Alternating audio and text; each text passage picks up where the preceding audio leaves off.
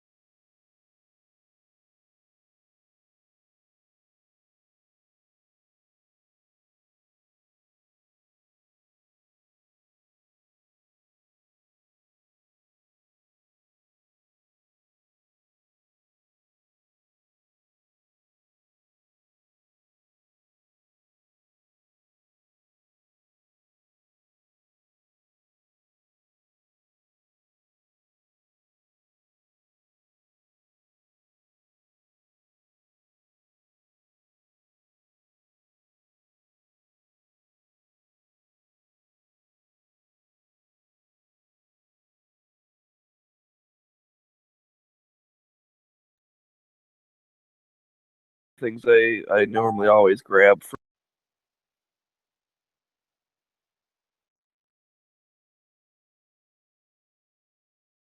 What's up, Nice?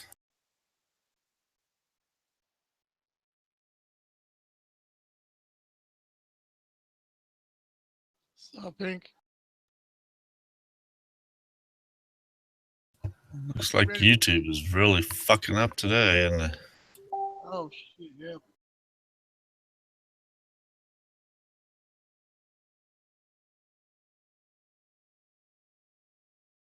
YouTube's been on rampage lately.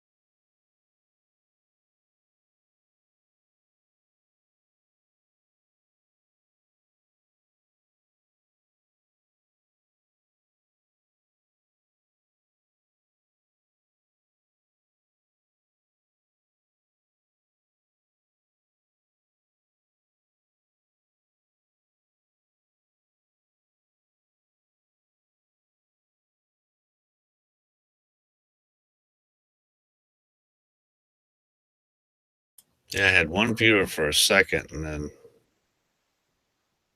that was it. Trying to refresh the chat and it still won't show up. Yeah, everybody's doing that.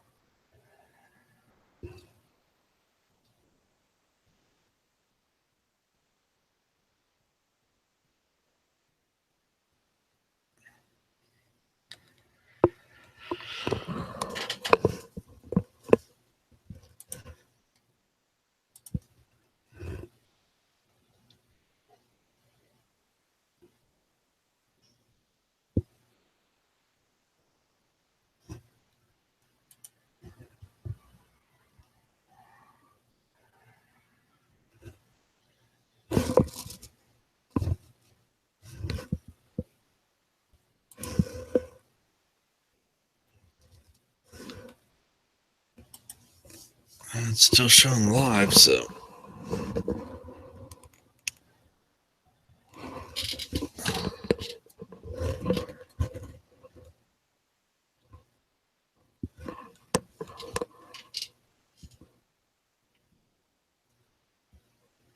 Have you tried the YouTube side? yeah, that's why I keep trying to refresh it. I guess if people want to chat, they'll have to jump in.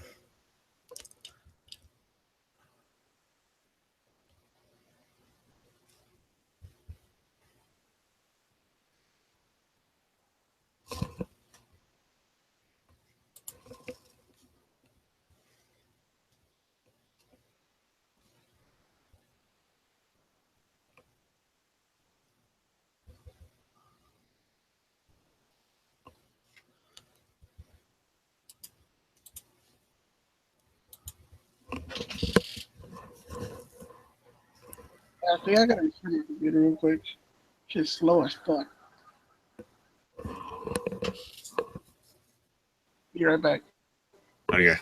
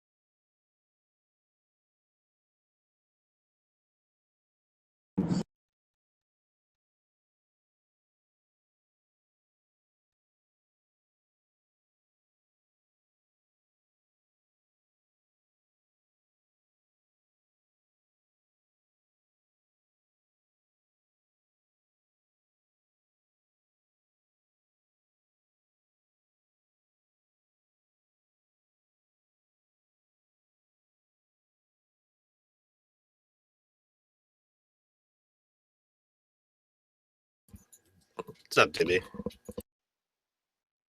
What up? Driving, going to the supermarket. Doing my supermarket. Yeah, for some reason, YouTube is fucking up. Oh yeah, It's not letting people view the chat. it's private. No, it's not private. It's just like blocked or something. Yeah, it's doing that on everybody's chats. That's why Yankee shut his down. Okay. So people, when they try to watch it, it just says what, private or something? Not private, but like. Well, the wheel spins and then it comes up with an error message. Oh, okay. That happened to me. Okay, that happened to me before I left the house. I was trying, and it wasn't even a live video. It was like a fucking regular, someone posted video. Yeah. All right. Yeah, so I have a, because it looks like G, the early watch, or the what's this called, Liberty Watch Radio. He only went a couple minutes on those too, because must have been having the same problem. Oh, weird. But whatever chat I jumped into earlier when Flippy was in, it was all good. It was like that shit was on for hours. Yeah, that one.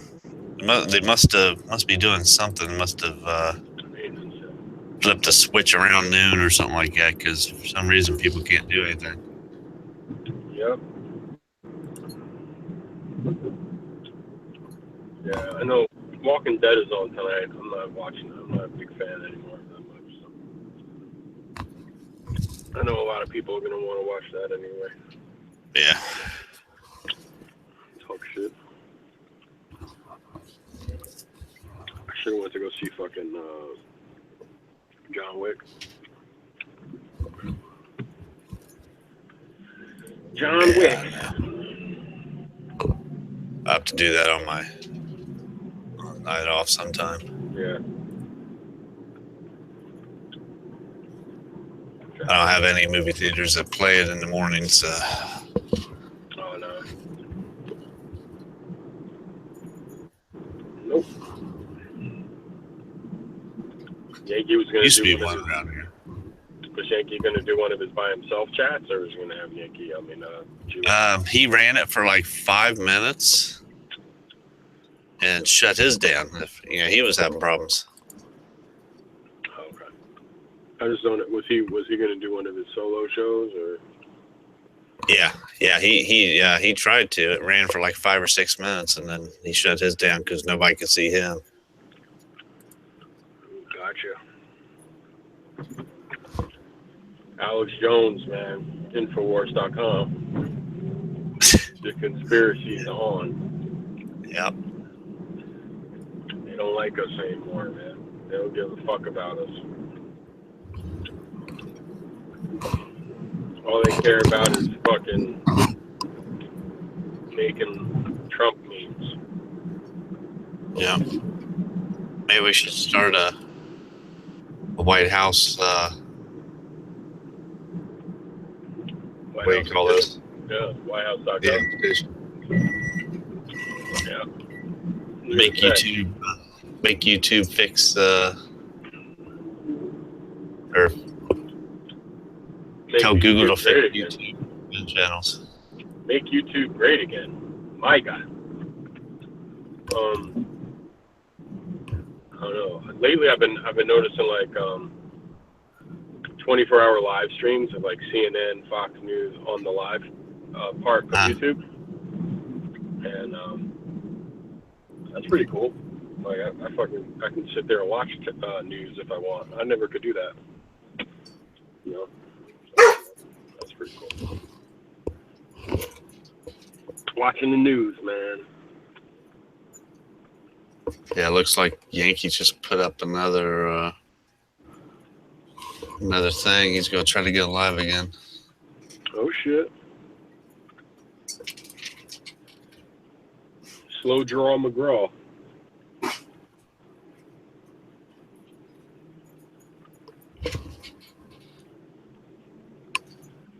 we're basically off air. Yeah, you could say that. I mean, even though it's live, I don't know if everything we say is gonna eventually pop into a video or not. But I doubt it. Anyone in this bitch? Knives was here.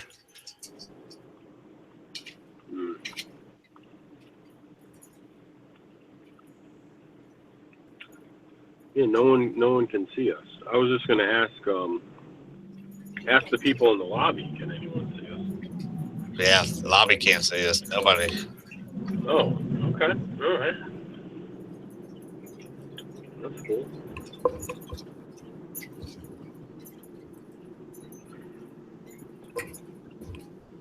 I can talk shit about everyone then. Even better. I'll lay up my headset. I'll hop in there and shop. I see. It says one person watching now. We got one shit. viewer. There you go. Oh, Squib got in. So I don't. One viewer. That's like normal. That's like a record.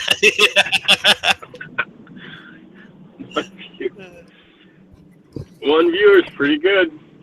Pretty good.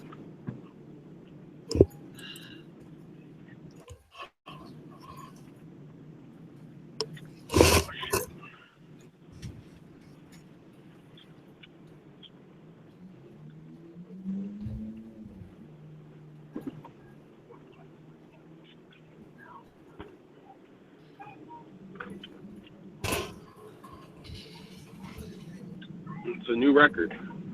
Yeah. Pretty soon he might tell a friend. We might have 2 viewers. Yeah, I mean, the education that we're bringing, the great info we're bringing is fantastic. To the gun community.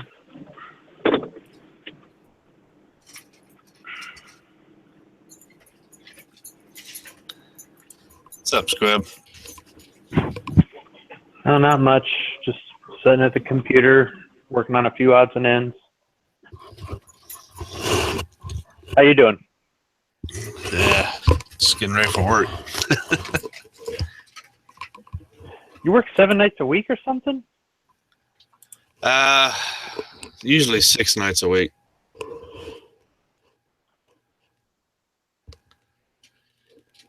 You prefer nights, or that's just what you got stuck with? No, I prefer nights. No management. And now that we close, I don't have to deal with the customers half the night. Yeah, but you still got to deal with that kid. Oh, actually, he didn't show up last night, so he's pretty well gone. Well, there you go.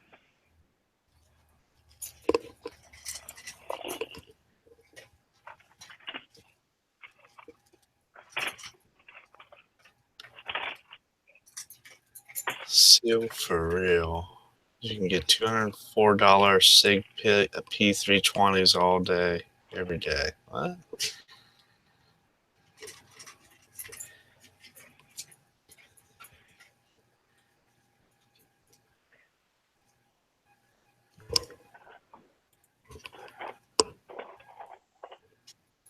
$230 for a SIG. $204 for a 320. Is it missing pretty much everything but the slide? I don't know. It's what Sean put in the lobby chat. Has it been demilled? What's huh?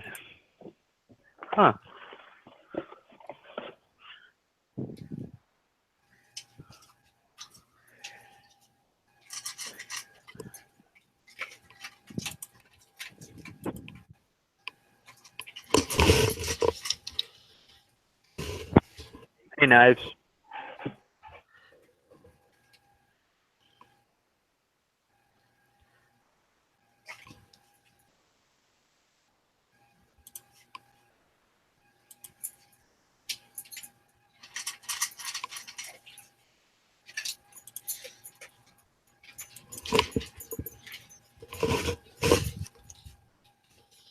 Hey, you guys hear me okay?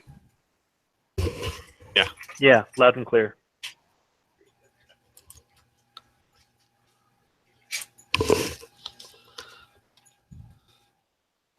God damn, who's acting shitty today?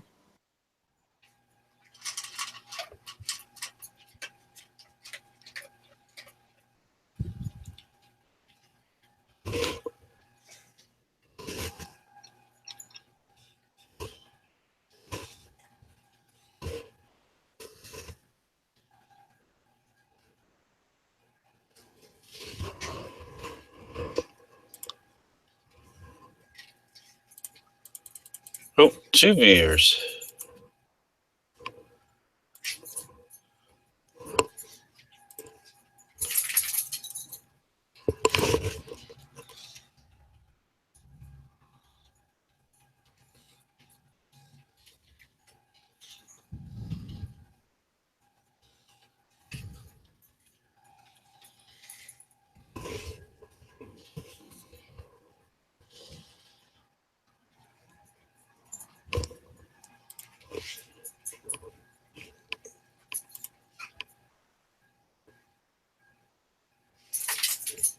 It's probably in some foreign country that isn't having problems.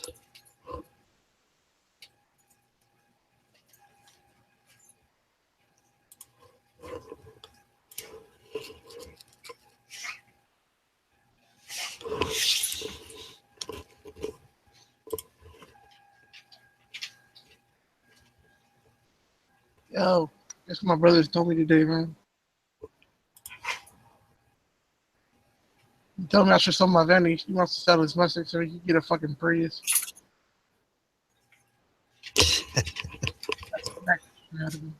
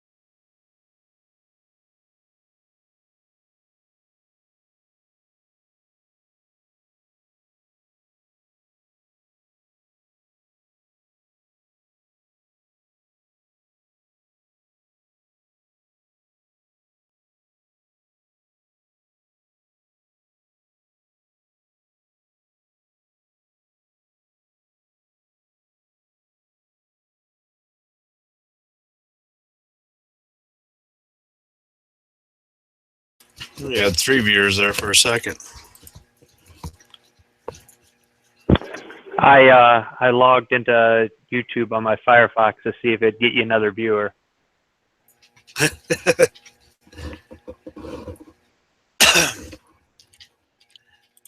Didn't go live, huh? Spinning wheel.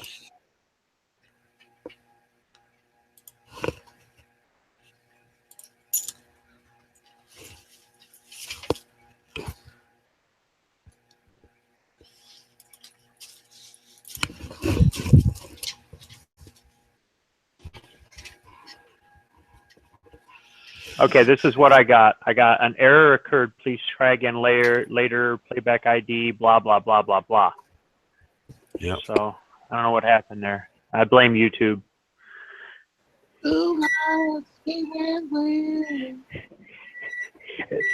There have been nights where I've gone on YouTube with my cell phone onto a chat or a show that was on after I was going to bed, and just turned the volume down and left my phone on, so it showed one extra viewer, just so whoever was in there was going, oh, we're up to 4 now.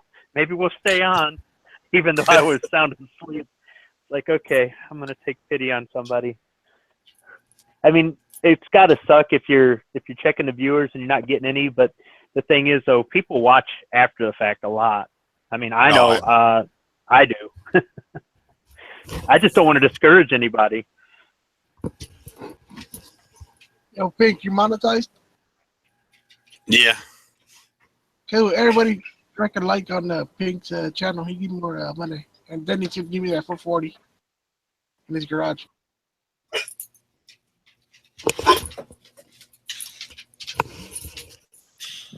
Oh, so that's where those likes are coming from.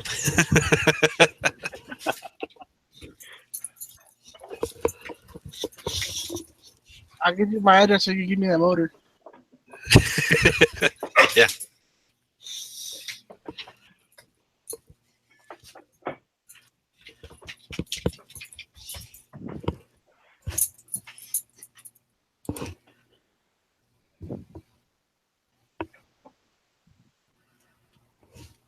Oh, crap. Flippy was in the chat today?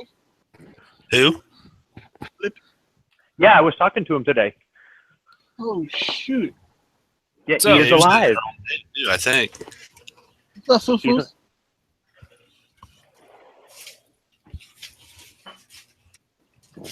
Did I hear that there was a Flippy sighting, or at least a hearing? Yeah. Oh, okay. Absolutely. The cat's always good if he comes out at night. Maybe the cousin did.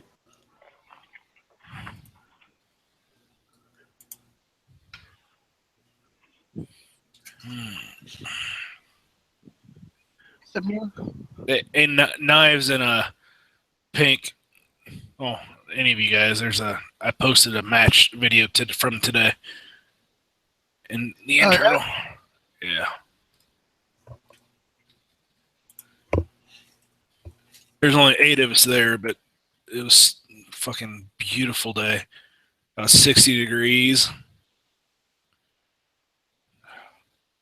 Such awesome. How was the visibility? About 10 miles. Yeah, beautiful. Sun was bright. I helped set up a couple stages yesterday, and I got sunburnt doing it. It's not bad for being January and getting sunburnt because you're outside in shorts and t-shirt.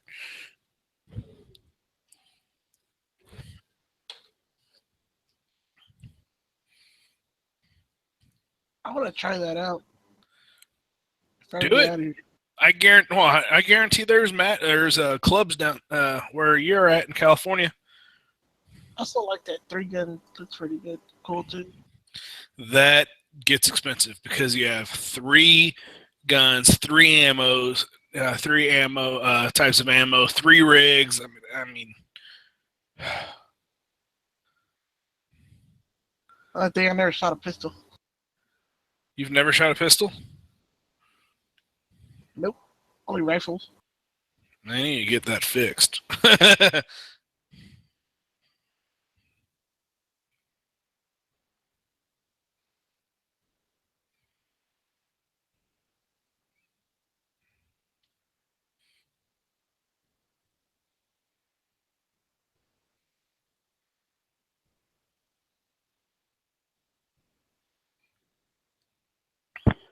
Knives, if you had a pistol, what would be your first choice?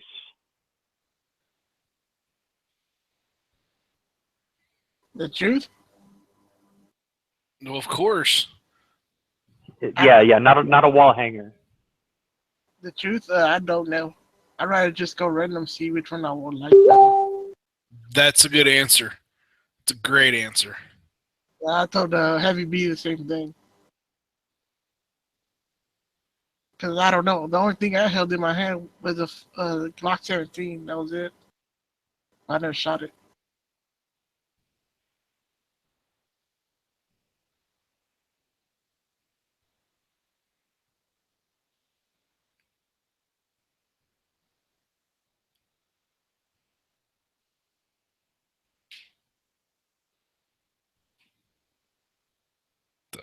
fuck?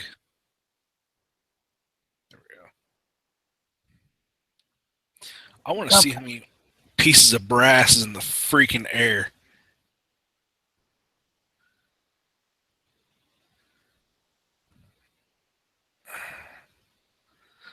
I was having 7.17 splits and transitions on some of this stuff and some of these on this one stage.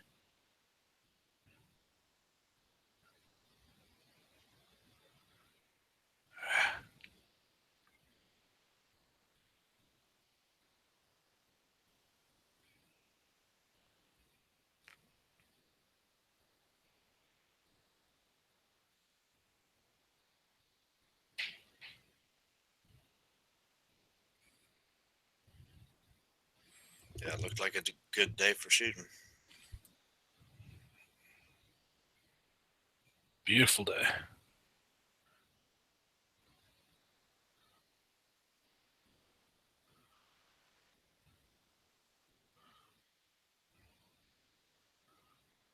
One,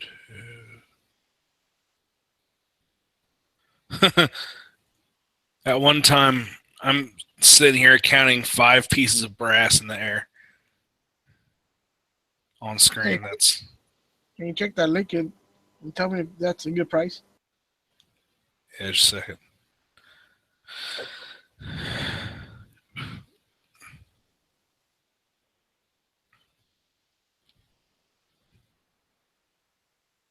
Yeah, that's out of mine. I think that's for pink.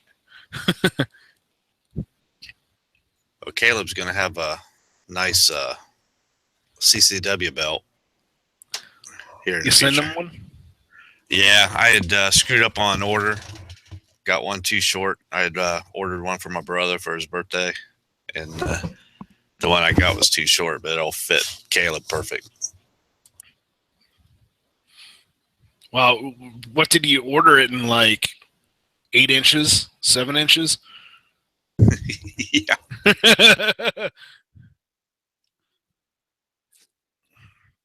Well, knives, I mean, that I'm not an expert, but that body looks straight. Of course, it's kind of hard to see because of the white.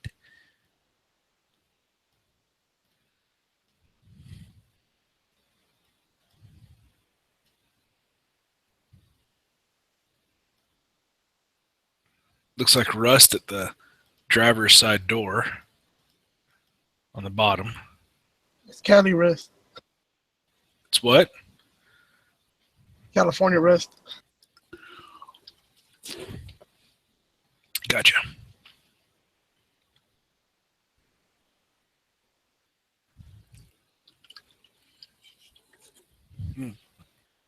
Serious buyers only. Don't waste my time. Nice.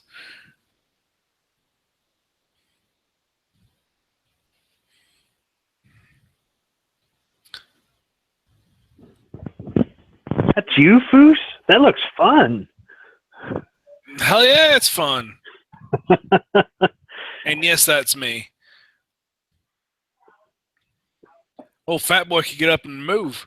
Yeah, I was gonna say you're zipping around there. I'd be stopping to look. Be like, am I on target?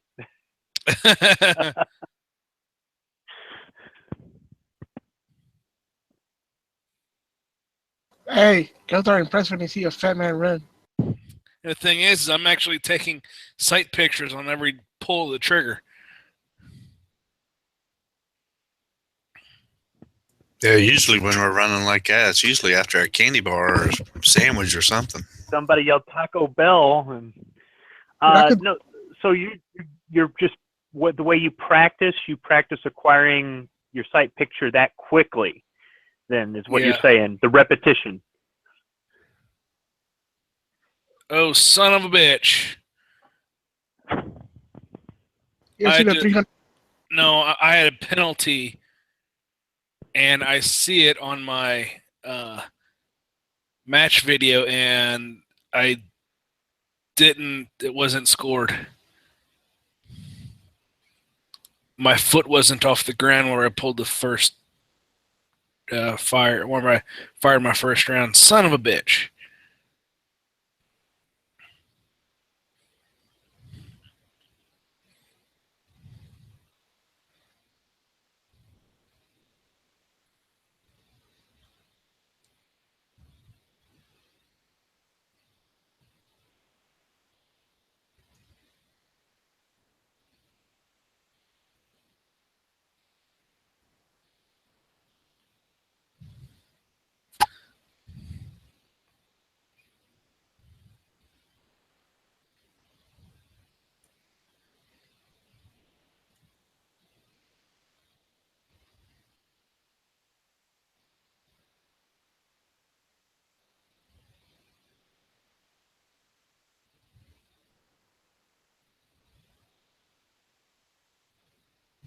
Which stage was it?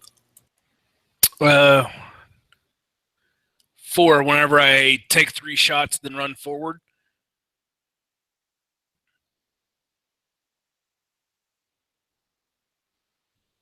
If you look, my foot doesn't come out of the or the slide starts moving before my foot leaves the ground. I have to be all the way inside the stage or inside the shooting area.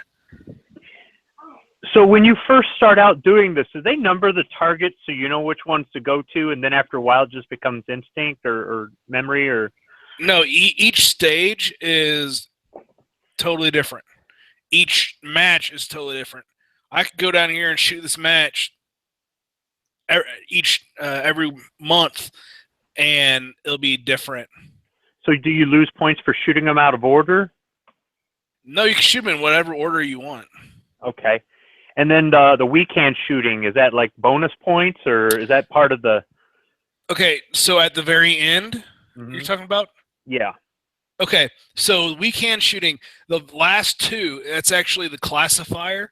That is a set stage that the entire nation does at some point, and you send that in to see how good you are ranked nationally. Now, do they have different, what you want to call it, different classifications where one is like a stock handgun, one is tuned out, pimped out handgun? I mean... Yeah, mine is, I shoot production division. So it's basically the stock handgun. You could do internal stuff to it, but the external, everything external has to be, it has to look stock. Then there's single stack for 1911. There's revolver. There is limited. A lot of those are your double stack 40. That's what Pink has. Then you have open gun, which is kind of looks like the space guns, the big old red dot and everything on them. And then you have production optics, which is double stack production style, like the MOS and stuff like that. Guns. Nope, and pistol caliber carbine. Oh, and PCC, yeah. I don't consider that a. Could you go into pistol caliber carbine with a lever action? If you want. Yeah, you'd have to shoot. Yeah, 38s.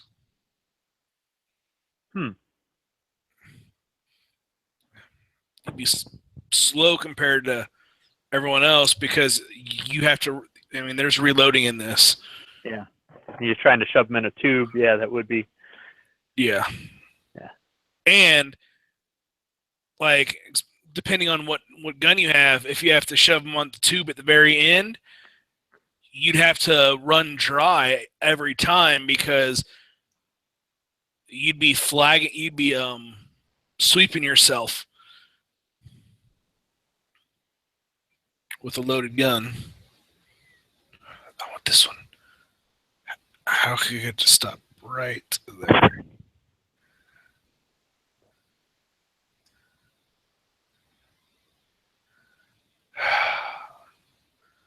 Damn it. Screw it. So you were talking about where you went from the box to the next shooting area. Yes. I was going to say, it looked like your foot hit inside the shooting area before you shot. Yes, but your entire body has to be inside the shooting area. So my right foot still being on the ground outside, that's where the fault was. That foot had to come up off the ground before I pulled the trigger, and I thought it was, but evidently I didn't get my foot up off the ground before I pulled the trigger. Oh, well. It's been after an hour, so they can't. They can be changed. I'm still gonna win production. There's only 2 of us there, and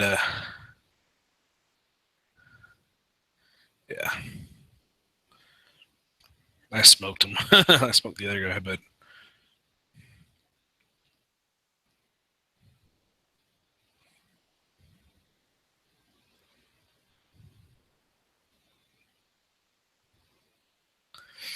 it's fun.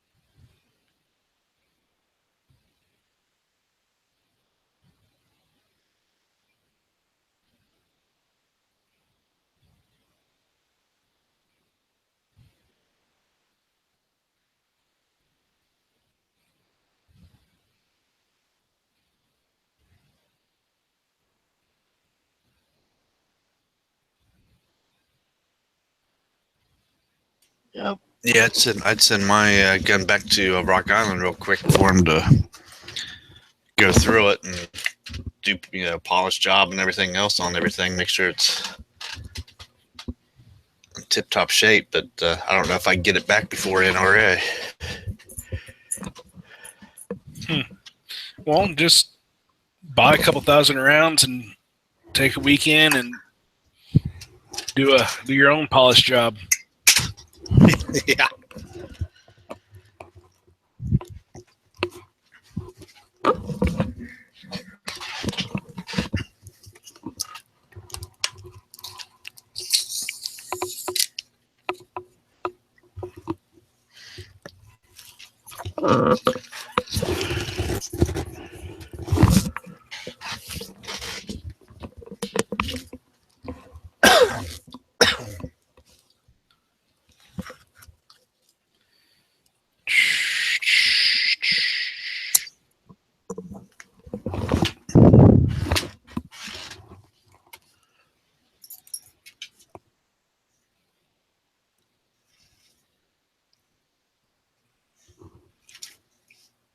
Pink, do you know if, since that error keeps coming up on YouTube, will they pull the video or will it straighten itself up at some point?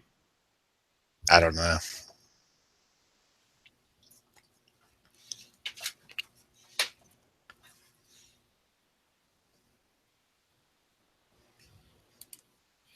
So what's going on with YouTube? YouTube. Let me see if Yankees. Yeah, I saw he's still going. Oh no. Oh no, his first one didn't. No, the shooting with the Yankee. I started watching it. Well, not watching it, but I flipped to it and. Okay, he's got 117 watching now. 112, but it's just. Oh, it's up there. It's working. It's live. I see mine's still spinning. Yeah, I'm watching right now. As you guys can probably hear it. Yeah.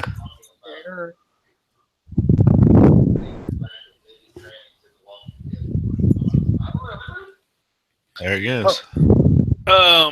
Walking Dead's tonight, isn't it? Yep.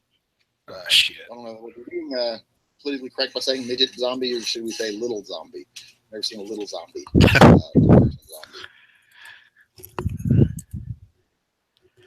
One day, a little bit. Nah, midget zombie. Agreed. Oh, I'm live.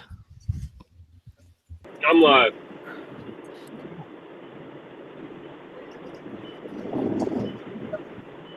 How many viewers do we have to now? 2? 2 or 3? I'm live. I'm live. You got 4 viewers? They'll probably be coming. Yeah, 2 now. They'll probably be getting more because YouTube's actually working. Uh-oh. Okay, I'll stop talking shit about people. Why? Yeah, YouTube's up. I've got it on my Firefox. All right, fine. The fun's over. No more shit talking, fuckers. 5 watching now. I just gave you a thumbs up. 5 watching, you motherfuckers. DB, you need to say motherfucker a few more times. Maybe we'll get some more. Yep, motherfuckers. Yeah, motherfuckers. Motherfuckers. Hey, cocksuckers. How about we'll switch it up. Motherfucking cocksucker. That's another one. I'm sorry, guys. It's a family show. My bad. Fuck that. No, it's No, not. some people are watching with their kids and they don't want to hear foul mouth stuff. Filth, floor, and filth. Filth, Well- floor, and filth. Then they could watch Yankees chat. Yeah, right. Like, you don't curse.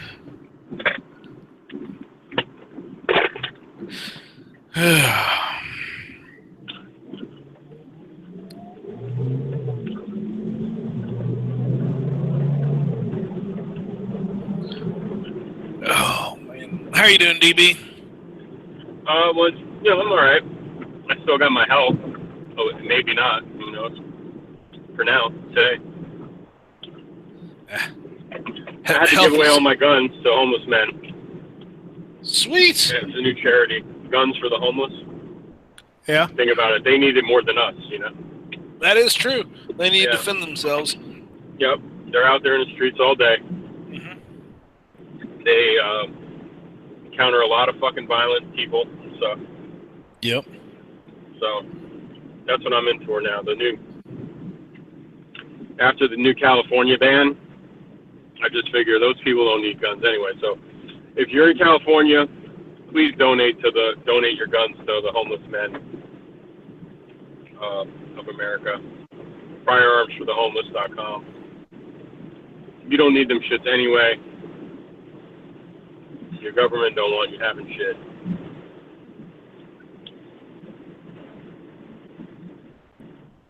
Man, can I be homeless for a little bit just to get a couple guns? No. I want to be homeless up there in Washington, right beside Yankee's house. If you had to be homeless, you take one. The best And it all place, you ever depends. noticed? That The all best depends. places. I'm sorry. Well, I was just going I'm to say, on- if you're homeless and you get a free gun and it's a High Point, was it worth it? Yes. Yeah, at least you know it works. The best places in the world to be homeless are the most anti-gun. Hawaii, Miami, well, no, not so true. I take that back. Because Miami's a pretty nice place to be homeless. And they're pro-gun, so.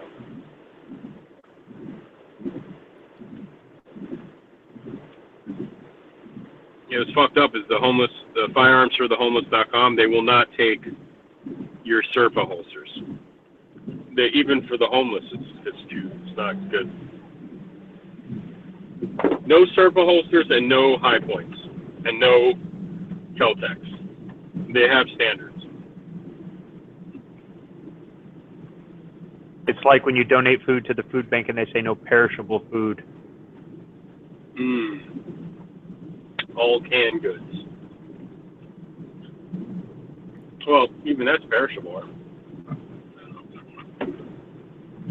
Yeah, canned goods are perishable in about 35 years. I think they mean no fresh produce. What? You can't walk in there with a cow? I'm donating my cow. It's not perishable.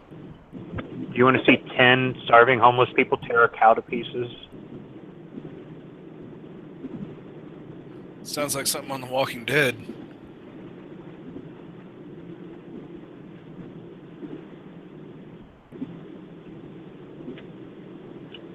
That Walking Dead starts at 9, right? Yeah, I think so. 9 Eastern. I'm not watching it. I'm not watching today, no. I didn't watch the last few episodes, so I'm not interested. Well, jumped in to say hi. Hi. Driving home. Cops are following me. As they should. their sirens have been on the last few minutes. They're going off a tip. Yeah, they're going off YouTube tips. YouTube tippy. I will say, I was looking at Instagram just now. One of my favorite YouTube channels, and I'm not being sarcastic, it's Practically Tactical, and they have a lot of great guests on and stuff. And he just posted in that anything having to do with shooting, mass shooting, terrorism, any kind of they would do a mass shooting or active shooter episode. And they'd have a SWAT guy on or a firearms instructor or something. They demonetized every single video having to do with shootings or terrorism or really strange shit, man. Because it was pretty informative, man, those shows. They'd have a cop on, and they would get his opinion of what to do in whatever situation. And YouTube's being YouTube again. They're pretty fucking anti-gun, right? Mm-hmm. Could get worse.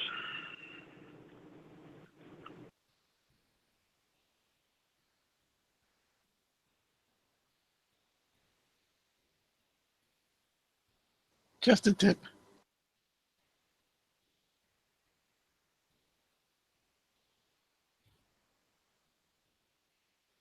But what we need is a pro-gun version of a George Soros to make a gun-friendly YouTube.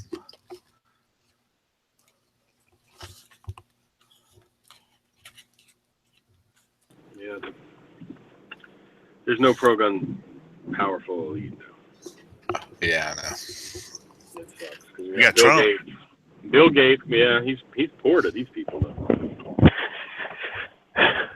What if we could get G-Webs a bitchin' server so he could just have a gun channel's YouTube where he could store all the videos? Mm-hmm. I mean, I don't know what that sort of thing, how much capacity it needs. Yeah, you don't even want to think about what kind of capacity. That's just kind of ridiculous. Well, I mean, the one he's using right now, we're not even hitting the tip of the iceberg on video storage. Well, he's not storing videos. Right? Right, but I mean, I've got 10 gigabytes of storage on my computer, and I download lots of videos, and I haven't put a dent in it. I don't compress them or nothing. I mean, I'm probably only using, well, I shouldn't say putting a dent. I'd say everything I've got together is probably somewhere between 5 and 6 gigs, and I've got 10 gigs total on my computer. So, I mean, I've got a lot of videos. I don't know. I guess it just depends. Do you have to back it up? Do you have to have another server in another location just in case, or do you have to pay a service? Or I don't know. I'm not computer savvy enough to know enough about that.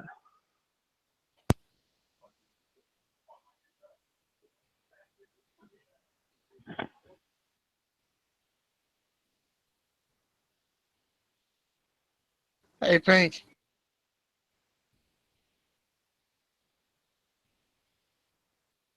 Pink. He's up to 7. Yeah.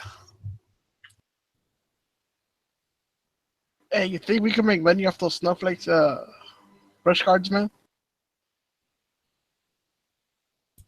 There's a market for it. Put little snowflake designs in it.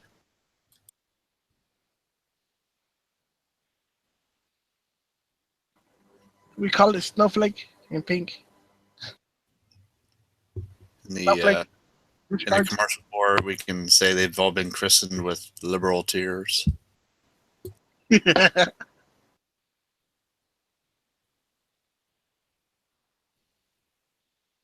I don't know. I can't stop watching the video. That video's funny. I'm tired. I gotta finish getting ready for work, so I'll talk to you guys later. Later, Pink. Later, Yep. Pink.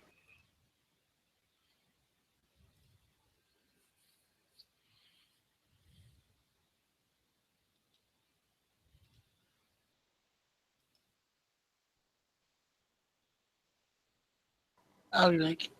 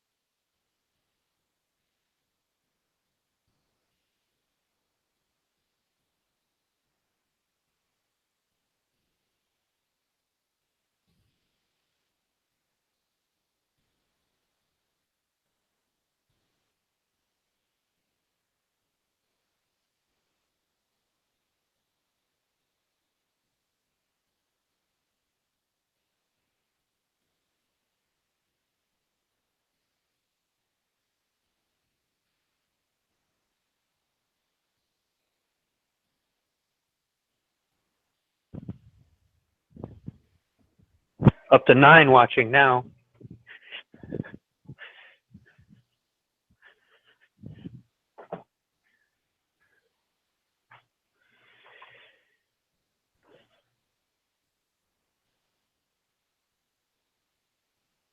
Picked up some Winchester Super Clean 9mm, 90 grain, zinc core, full metal jacket, lead free. I have not used this before. I'm gonna try it out. Well, that's why it's so light. It's zinc core. Yeah. It's gonna be really hard, really brittle. So whenever it hits steel, it's gonna go crazy. I'll be shooting a paper with it. I can't shoot steel targets where I shouldn't say I can't. They'll let you, but it's not like the course you've got. Like when they call for changing targets, if they approve it, you can set up a tree or something out there. Mhm. But you'll be shooting that right next to 10 other people that are shooting at paper. So it's a little bit different. I haven't seen anybody take anything out there. They said, you know what, if you set up a tarp or something, they'll let you shoot watermelon or jugs of water or something like that, as long as it doesn't make a mess and you clean up whatever you leave out there. You're not gonna, just leave busted up fruit or plastic or metal or whatnot. So I haven't taken them up on the offer to take. I don't have any steel targets, but if I do, I'd have to take them up there and check first. So this will be going through paper. I just want to see how it feeds, really. I'm okay with the environmentally friendly stuff as long as it's not too pricey. This was $13, and I figured I'd give it a shot. Gotcha. Okay, this is going to be loud, even though it doesn't sound loud to me.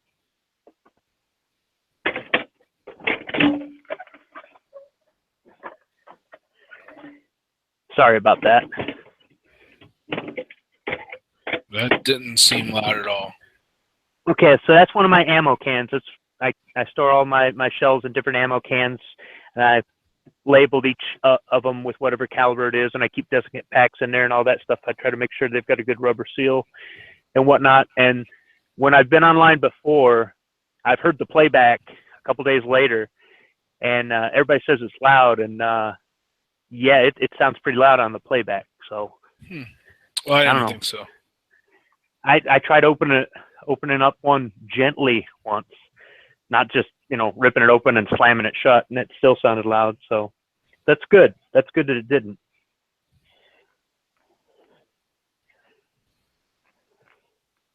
Yeah, I went down to Bass Pro Shop today to pick up some primers, bullets, and powder, and I was waiting my turn in line because they keep all the primers behind the counter. Mhm. So I was number 40 and they were on 36. So I said, oh, let's go and look at some of this ammo they got on this end cap. And they had a bunch of lead-free stuff and whatnot. And I'm like, yeah, I've shot the UMC lead-free. That works okay. And I seen this Winchester and I said, oh, haven't shot this yet. But you're saying the zinc will be brittle, huh? Well, I mean, it's lighter and harder than lead. So if it hit, I mean, as long as it's not hitting your barrel, you're fine, which doesn't sound like it is, since you still have your jacket on you. It's copper jacketed, so yeah, I'm not worried about it. I don't think it's going to be like frangible where it shatters on impact or turns to powder or whatnot. No. Like I say, screw all that. Lead is their nature. All I do is buy lead and deposit it back into the hills of the Ozarks. I'm okay if I had to go to a range where they said you can only use certain kinds of ammo for environmental reasons or for their cleanup. If it was a good range, if I liked shooting there, if they had rules that I agreed with, if the cost was right, that sort of thing, I'd be okay with paying extra for the ammo. But I'd have to have a trade-off. I'd have to have something, like, for example, the range I shoot at is real nice, but they won't let you shoot with more than 6 rounds in a gun at a time. Or they won't let you rapid fire. Or the stations I shoot in, it's a box, and it's so shaded, it's so dark in the box, I can't even see my sights. So it's kind of a pain. But it's 10 minutes down the road. It's $4. You can shoot all day long. You can leave and come back and not have to pay again. And you can pick up all the brass you want, and the people there are really nice. Where are you at, Squib? I'm in Michigan. So I mean, if there was a range that was like that, but they said you can load a full mag, you can rapid fire, you don't have to have this crap over you, so you can actually get some light down on you where you can actually see your sights because it's not shaded all the time, or something like that, then I might be willing to say, if they said you can't use lead ammunition, I might be willing to pay extra for that. I guess it depends on what I get. Just like I found out why the Bass Pro Shop near my house, they sell reload equipment. They sell reload supplies, but they will not let you shoot reloads at their range. And I didn't understand why until I talked to the manager, and he said they had an accident at one of their locations, and since then they won't allow it because if you double charge a shell or something and it explodes, a lot of indoor ranges don't allow you to shoot reloads, because if you're standing there next to someone, you have that happen where a squib or something like that, and you blow up a gun and fragments go into and injure into another lane and injure someone. Right. It's on the range. I mean, it's going to be on you too. But both are going to be sued. So if they say no reloaded ammo, that is them getting away with liability issues. And for that, I get it. But when you go up to the range and they got some kid up there and he goes, no, can't shoot reloaded ammo, or the girl at the register goes, oh, I see you're buying reload supplies. You can't come back here and shoot this stuff, but they can't tell you why. That's kind of discouraging. I mean, I wasn't even going to the manager about the range. It's just I ended up talking with the guy online about some of their policies, and then he explained it to me, and I'm thinking, why can't they just put that up there in a sign, or at least make it knowledge that their employees know, so that when a customer does say something like that, they can at least answer it and then go, okay, yeah, that makes sense. I understand. Instead of going, well, F you then. I bet you their employees don't know. I don't think they do. But see, that's just it, though. I just think it's kind of ironic that you sell reload supplies, but you don't allow reloaded ammunition. But I mean, they've got a good reason. It's just kind of ironic. That's all. Yeah. I don't know where I go. Of course, I live out in the middle of nowhere, and I shouldn't say in the middle of nowhere, but most people would call where I live the middle of nowhere. And I go to where I consider middle of nowhere to shoot. So it's in a lady's backyard. Well, that'll do it. The outdoor range I shoot at, you can shoot reloads all day long. You can, I mean, they don't have restrictions on a lot of stuff like that. You can put a 30-round magazine in your rifle, but you can only load up to 6 rounds at a time in it, and no rapid fire. And you know, it's like, okay, that's fine. You know, like I said, they're real nice people. It's a decent range. And for $4, I got nothing to bitch about. You know, What do they consider rapid fire? more than once every 3 seconds. But Oh God! If you double tap, as long as you're not doing it consistently, they usually don't say anything. Like if you go pop pop, realize what you did, and then you slow back down, they don't even say anything. But if you go pop pop, pop pop, pop pop, pop pop, they're gonna get on the horn and they're gonna be like, lane number 15, slow it down, no rapid fire here. And you know, you might go, well, that sucks. It does, but I mean, $4, man. You know, so it's not that big of a deal. I mean, it's not an open range like what you were at there, you know, where you can run around and shoot. They've got these baffled boxes. It's almost set up like a silencer because it's in, it's kind of got these chambers in them that your shooting station. So it's covered. You've got a small bench, you know, with the table and a bench, and then it's a box, and there's baffles in it. And they was actually designed by some sort of engineer to reduce the sound level because the rich people on the lake don't want to hear the gunfire a mile away. So that'll do it. Yeah. So, but the problem is though, it's so damn dark in there, and I'm getting nothing but older, and my eyesight really so much isn't that I can't see. It's just if it's really dark, I need reading glasses to kind of amplify the light. And I've tried shooting with reading glasses, and that just don't work. So I use regular glasses, but it makes it hard for me to pick up that front sight with it being so dark. Yeah, I understand that. It's $4, you know, so whatever. I understand that. I mean, I used to have glasses, so I get that. Yeah. So if I found another range that wasn't that much further away, and there wasn't a you know, a long line, or it wasn't that expensive or whatever, but they had different rules, and I could deal with the rules, I'd probably go there. I mean, there's an indoor range right down the street, and I bought 2 guns from the store, and I've shot at their range before, and it's okay. But you know, it's sometimes there's a wait, and I mean, not to say the outdoor range I go to there isn't a wait. I mean, sometimes there's a wait there too, but it's, you know, they got 50 stations, not 6.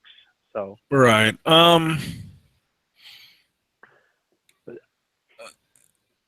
Let's see. If I had some property, I'd just shoot on my own property if I did.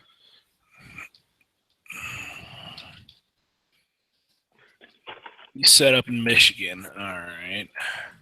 Oh, there's stuff around here. It just depends on how far I want to go. I mean, it's not. I could drive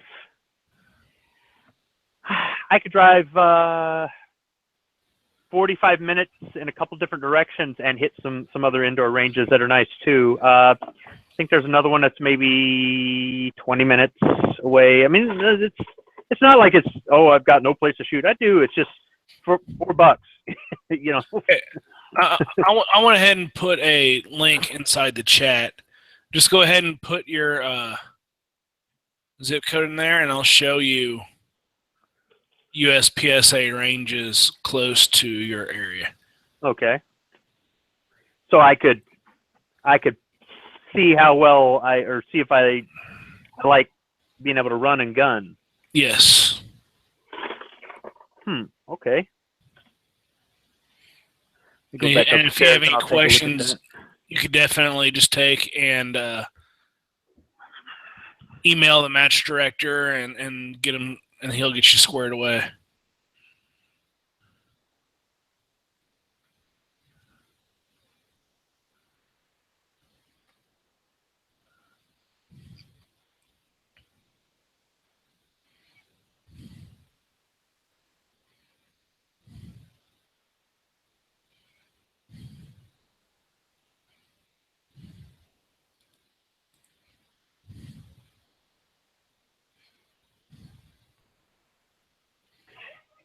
Yeah, first location, it's exclusive club. Never going to get in there. Well, okay, just because it's exclusive club, that doesn't mean anything.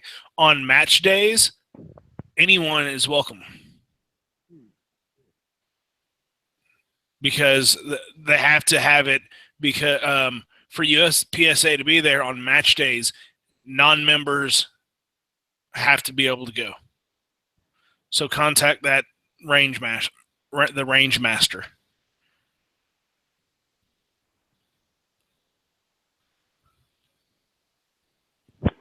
Okay, I'm gonna save this. I'm gonna save this link. Yeah, because some of the clubs around here, they're really particular. I mean, you have to have another member of the club vouch for you, right? Okay. Yeah, but because of USPSA on match day, for it to be associated with USPSA, the range has to let anyone in. And so they're just using the facility. Correct. Okay. And usually the first match is free. That's how it is around here. I think it's USPSA rules, but I'm not 100% sure. Mm-hmm. It may differ. I wouldn't mind just going out there and just seeing. I mean, I haven't engaged targets anything close to that since the military. That was a long time ago. You know, where they got you going down the trail and you got the pop-up target and you have to, double tap it and then move on or whatever. And they're seeing how your reaction time is or junk like that or, but, or I'm trying to think if I've gone, let's see, have I been shooting on the move when I used to go down to the farm? No, I'd set up oddball targets all over the place, but yeah, not on the move. So it's been a long time since I've shot on the move. So I wouldn't mind, if they had something where, you pay a fee, you go out there, you put some lead down range and, okay, you say, okay, yeah, I'd like to try this more, or okay, maybe not, or maybe later, or maybe I need more practice. What do you got to do to get practice? And that's where they hand you a pamphlet and take your money. So I think the best thing would be is if I had my own property and I could set up something and just practice all I want, and then get good enough that I could go up there and then not look like a total tool. The thing is, if you do that, and you get out and you practice to where you think you're good enough to where you're not going to look like a fool. Yeah. You're still going to look like a fool. You're still going to get spanked because you don't know how to practice without going there and seeing what's up. Well, I'm really not that worried about being embarrassed. I mean, a few years back, I got invited through a friend to a gun club. It's one of those exclusive gun clubs, and I drove way out there to go to this thing, and they had a shooting match with M1 Garand or M1 carbine only. They made an exception for one person and let them use a 03 Springfield. And it was freezing cold, and I hadn't shot in a match or anything like a match since the military. And I went out there, and I didn't get last place, but I got pretty damn close. I really sucked compared to the other people, but most of my rounds were on target, and my hands were frozen. I didn't dress warm enough and stuff like that, and I had to go work the butts there, and raise and lower the targets and mark them, and all this stuff that I did when I was in the service. And it was great. There were a lot of veterans out there and stuff like that. And by the end of the day, the president of the shooting club invited me to join the club. So it was a great experience. It really made me want to get into it. But then I was like, man, I don't know if I feel like driving 2 hours one way to come all the way out here. So I do know that, I'm not afraid to go out there. And if I suck and people say, man, this guy sucks, I'd be like, I don't care what you think. I don't know you and don't really care.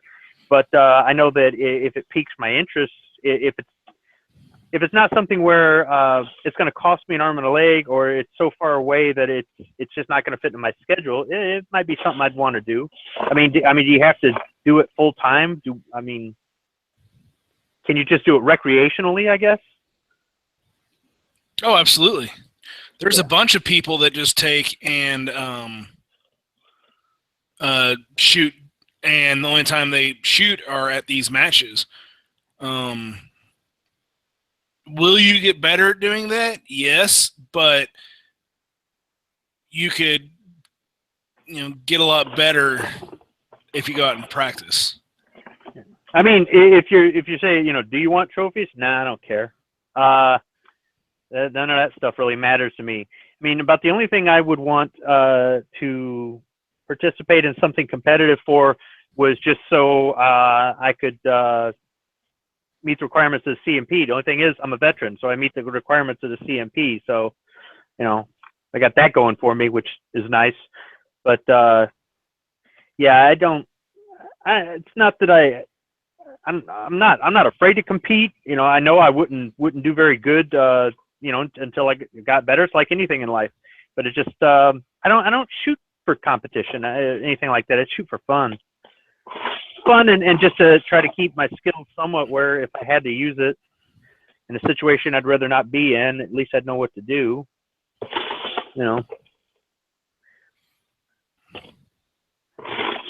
So when it becomes something where it's not fun, then it's just not fun.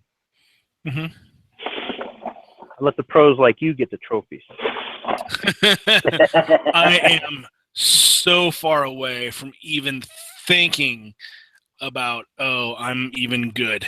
I don't even I consider myself better than most, but I don't consider myself good.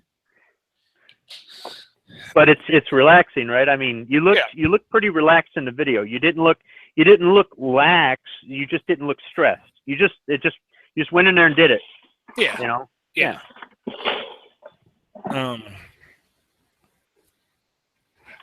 I mean, compared to whenever I started, I would if I looked at myself then at my current skill level, I would say I'm freaking awesome.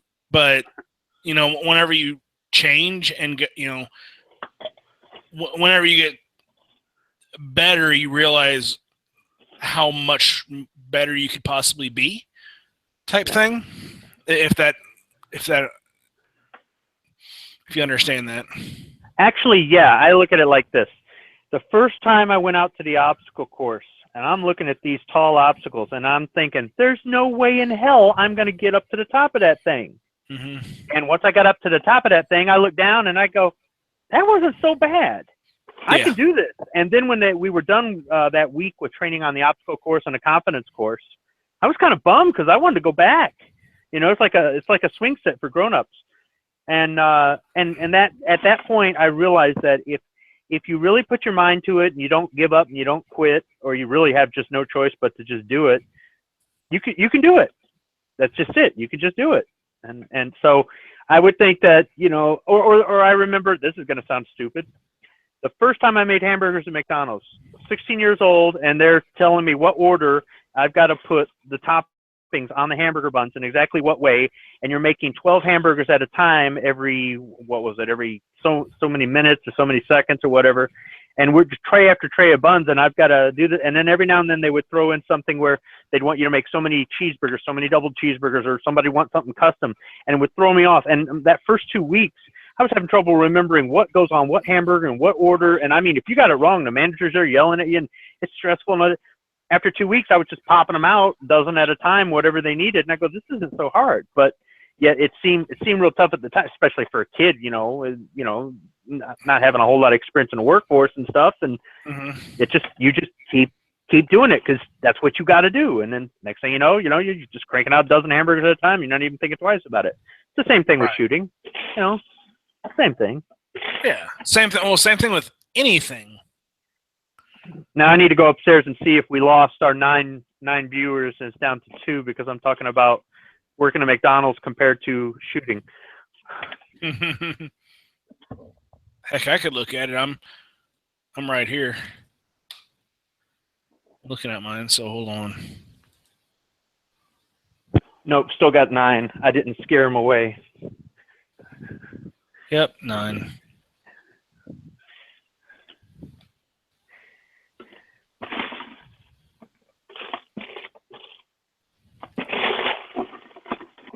Yeah, but just watching that video. I mean, it's 2 minutes long. It's not even 2 minutes. And in that time span, I was just watching you going, man, that looks fun. I mean, I've seen some of it before on some TV shows and whatnot, but I guess it was just I don't know. It just looked more. It looked more like fun than a tournament. Oh yeah. Well, I mean, I knew everyone out there. It's different whenever you know everyone. It's kind of like, hanging out with your buddies again versus going out and being the only one there and knowing no one. You'll be a little bit more tense. Yeah. Then, I mean, it's my home range. I go out there all the freaking time. So.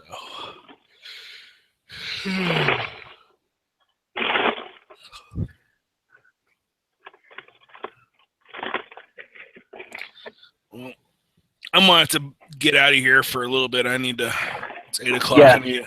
I need to cook for the upcoming week yet. So it's almost bedtime. What? I gotta stay up late tomorrow. Ugh. Yeah, I gotta stay up late Monday night. That's not always easy. All right. Yeah. I'm gonna go and put the link out in the chat one more time. So, all right. I gotta go do a few things, and so. All right. Talk to you later. Later.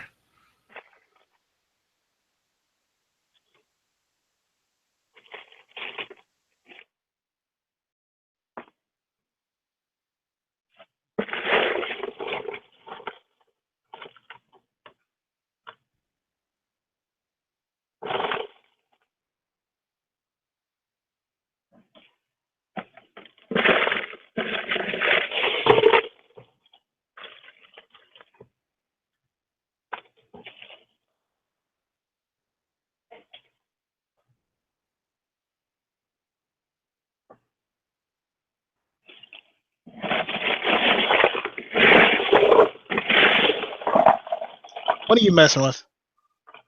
What's that? What are you messing with? I'm sorting through some range brass looking for 44 Magnum. Good luck. Yeah, I've only found about 3. Did you pick up the whole floor or just part of the floor? I pick up everything at my station, and I pick up everything at all the stations where the guys just take off and don't clean up after themselves. And then my son, he'll dig through the buckets for me, and he knows what to look for. He's got a pretty good idea for it. And then bring it home and put it in a bucket. And every so often I'll throw some in the tumbler while I'm doing something, and then I put that in a box. And then every so often I go through the box and start pulling out what I need. So I've kind of got it in stages all over the place. I don't pull out the calibers and just tumble all of the same caliber at once. Sometimes the stuff's got to go through multiple times to get it cleaned up a little bit more. Yeah.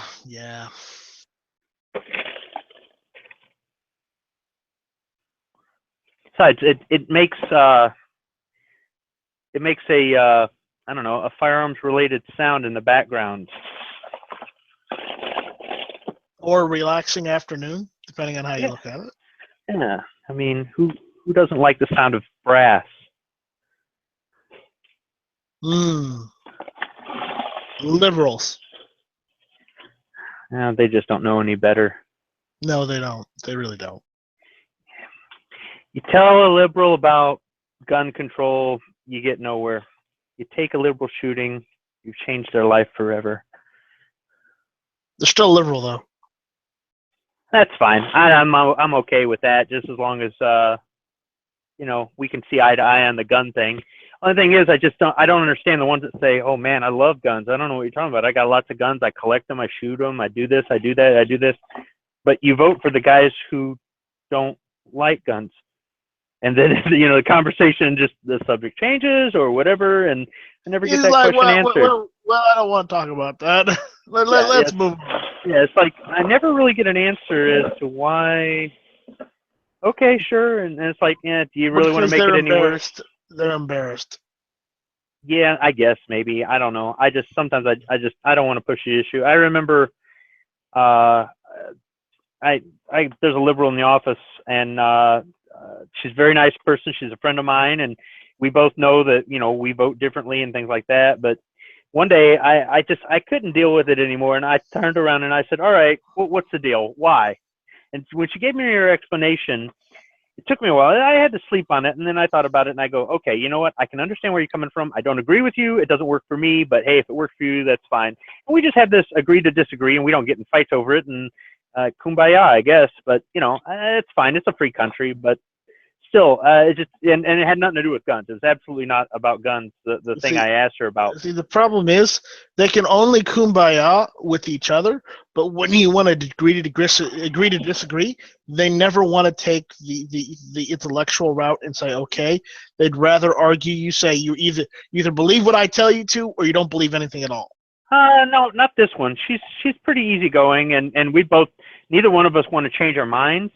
But we've talked about where we're coming from different opinions. Not about firearms. Once again, not about firearms. It's about other things. Right. But there's still things that the liberals have one view and the conservatives have another, and blah blah blah. And we've actually come to the whole agree to disagree, not hold anything against each other. And we get along just fine. And I don't think either one of us are ever going to change. But it's fine. Now with the whole gun thing, I don't want to say I'd get more defensive. It's just because she's not into guns, that we really don't have a common point of reference. If she was into guns and she said, yes, I'm very much into guns, but I voted this way, then there'd be the whole what? There'd be an avenue to, are you crazy? Well, no, because I with somebody that I like, I respect, I'm not gonna intentionally start a fight with. I mean, if she was poking at me. No, if she was poking at me, I suppose, but she doesn't do that, so. It's a free country. It's made free by guns, but.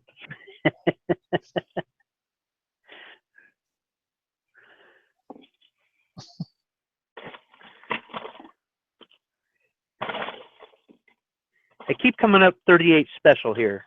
I see a straight wall, I go for it, and they're like, no, you could tell the difference.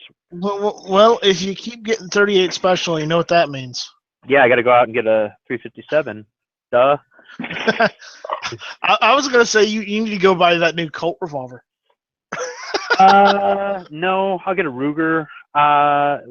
If Colt starts making, I mean, that Cobra is a Snake series revolver, that's come back. But if they start making all the guns that they used to, and they're the same quality, and they have similar sights and all that other stuff, I'll be interested. But I don't need a little snub nose. I'd like to have a something with a 6-inch barrel and decent sights on it. You're gonna be waiting a long time. Yeah, might be. Well, Pieta was supposed to start making replicas and they never did. So whatever. Yeah. Well, there's also the fact that Colt may start making them, but they may decide to overprice them like they did those those A1 copies, and at that point you're better off just buying an original. Well, I don't know. I mean, all right. To give you an example, I would like to get a Colt Diamondback. I had one before. I had one 12 years ago, 13 years ago, something like that. Right? No, maybe more than that. Okay, maybe 15 years ago. $400 used at the gun show. $400 in mint condition. Well, divorce. So anyhow, I'm sorry. Yeah, I'm sorry about the gun. I'm not sorry about the divorce. I was sorry about the gun too. Oh yeah, I traded up for better, but she didn't have a Diamondback. Anyhow, so now to get the same gun is about $3,000. Same exact gun. Yeah. So if Colt started selling them for $1,500 and it was the same 38 special 6-inch barrel, blue finish, nice target sights on there, double single action, blah blah blah. No, they're not going to sell them for $1,500. They'll sell them for $2,500, like they did those A1 copies. That's still less than 3,000. Yeah. So it's $500. $500, $500. Yeah. Yeah. But yeah, if I get if I get a revolver, because all my revolvers right now are just black powder. If I get a revolver, probably get a Ruger, and then at some point a Smith. But Tell you what. I'm gonna be blasphemous here and say, I don't see what the point is. You've got actual real revolvers instead of faux revolvers. Instead of what? Faux revolvers. Oh. Because a real revolver is in black powder. I guess a modern revolver, it's nice, but it's not black powder. Yeah, but I mean, I like revolvers. I got nothing against them, whether they are cartridge or black powder or whatever. I know. I'm just arguing semantics here because revolvers were originally black powder, and if revolver isn't in black powder, yes, it's cartridge conversion. I see the reason why, because it's more modern. It's great. Yep. But there's something about a black powder gun, man. Yeah. Something about one. Well, actually, replica cartridge conversion would be one of my choices for a revolver. Mason Richards, Cimarron or EAA or not EAF. So one of them companies, I think, distributes a replica conversion in 38, and then I would love to get a Smith & Wesson Model 29, a real one. That would. I don't want the 629, any of the new stuff. I want this thing that looks like it's as old as me. That would be cool. But. So you want to dress in an old suit from the 70s or 60s, and you want to be Dirty Harry. Oh, I mean, I want to be Dirty Harry. I want to be Josie Wales. I pretty much just want to be Clint Eastwood, but Well, there are good, plastic surgeons. So Well, I'm not talking about it in that way, but so yeah. I know. I'm just teasing. Yeah. But no, I would like to have it. I would,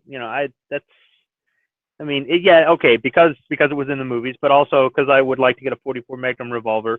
Although Ruger makes really nice revolvers too, so I'll probably end up getting the Ruger because to get a 29 is a lot more money. So it's all good. It's all good. They're on the list. Eventually, I'll get to that point. It's just what I'm going to have to end up paying to get them.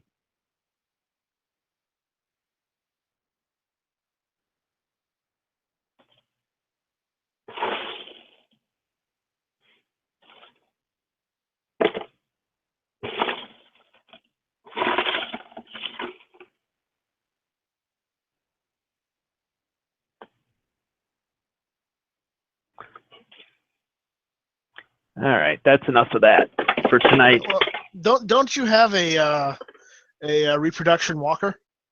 Yeah, I got a reproduction walker, a reproduction Lamat, but how come you don't have a Dragoon? How come I don't have a lot of things? I just I mean you've got a lot of reproductions, but why didn't you get one of the reproduction Dragoon instead of the? I wanted to. You wanted to upsize? No, I like the idea of the Walker because in a way it's the original 44, even though it's not cartridge. And then I like the whole Josie Wales thing, but I mean any of his westerns, any of Clint Eastwood westerns. I mean, but I mean I'd love to have a pair of 1851 Navies. Wild Bill Hickok, he had a pair of 1851 Navies, right? I like the cartridge conversion, the Richards Mason's cartridge conversion, because not everybody back then had enough money to buy a Colt Peacemaker, so they'd buy the cartridge conversion handguns or revolvers because they were cheaper. And if I was alive back then, I'd probably be as poor as I am now, so I wouldn't be able to afford the more expensive gun. So that would be more that gives more realism to it for me. Plus, I just think it's kind of neat. I mean, I want to get a trapdoor. I don't know. Off the top of my head, I can't think of pretty much any sort of cap and ball revolver. 1860 Army, 1849 pocket. I don't want a Patterson though. I don't have any desire for a Patterson.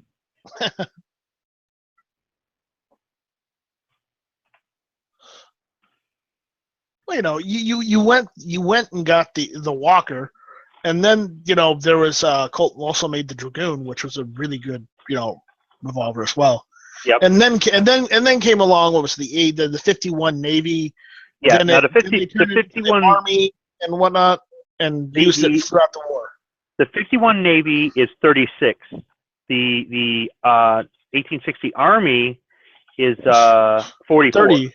44. That's right. It's Yeah. 44. And I think the Dragoons aren't the Dragoons 44? Or are they? I'm actually looking it up right now. So, Okay.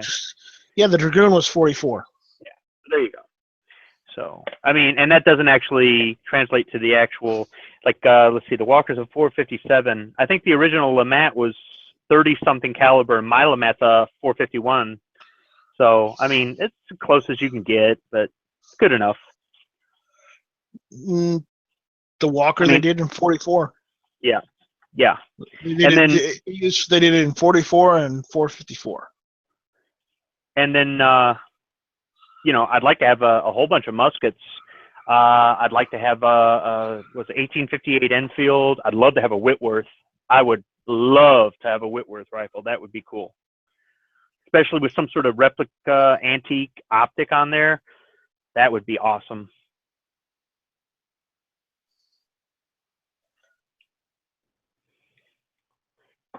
Yeah, there's one reproduction or replica I'd like to have. I'd like to have a Menard carbine. Mm-hmm. Just because the factor that, I liked it. Isn't that the one that uses didn't it have the paper strip on the side for instead of you using percussion caps, they had it look like a cap gun or something. That's cartridge. Oh, it's a cartridge. It was single shot cartridge, 1851. What am I thinking of that they put a box on the side and they had this roll of, I don't know, it looked like cap gun stuff. Looked like a roll of caps for a cap gun, and that was the ignition system. I can't remember what it was. It could have been a spring. It could have been a Springfield. Because the Maynard was a breech loading carbine, so single shot. Like a Sharps or something like that. Yeah. I'd like to have a trapdoor. Yep.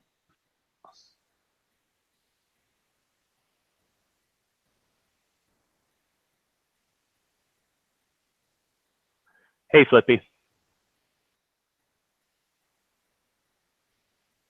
Do we have proof of life? No, you don't. No proof of life, huh? Oh well.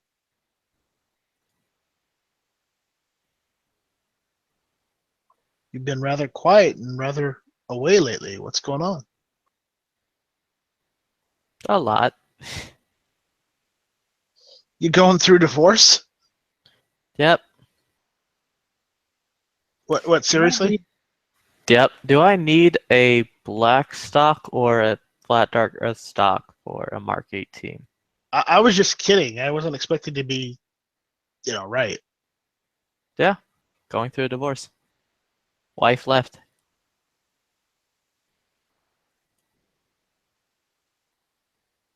Wow, I'm sorry. I was only saying that jokingly.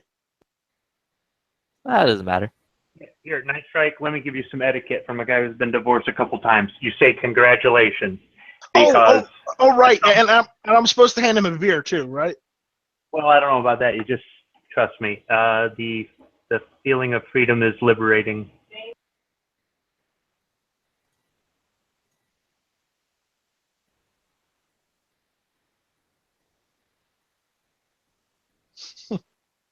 Well.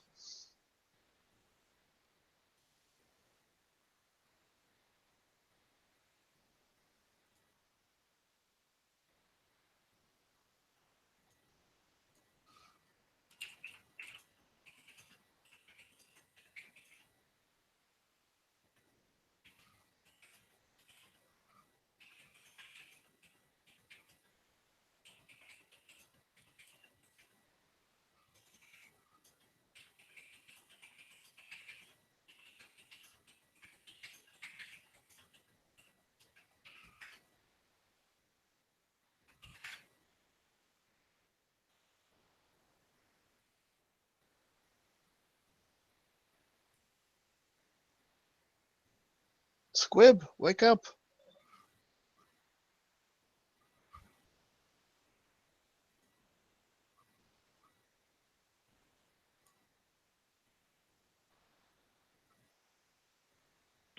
I really don't think you want to hear the sound of me brushing my teeth for bed. Oh, yeah. No, we don't want to hear that. So, what else is going on?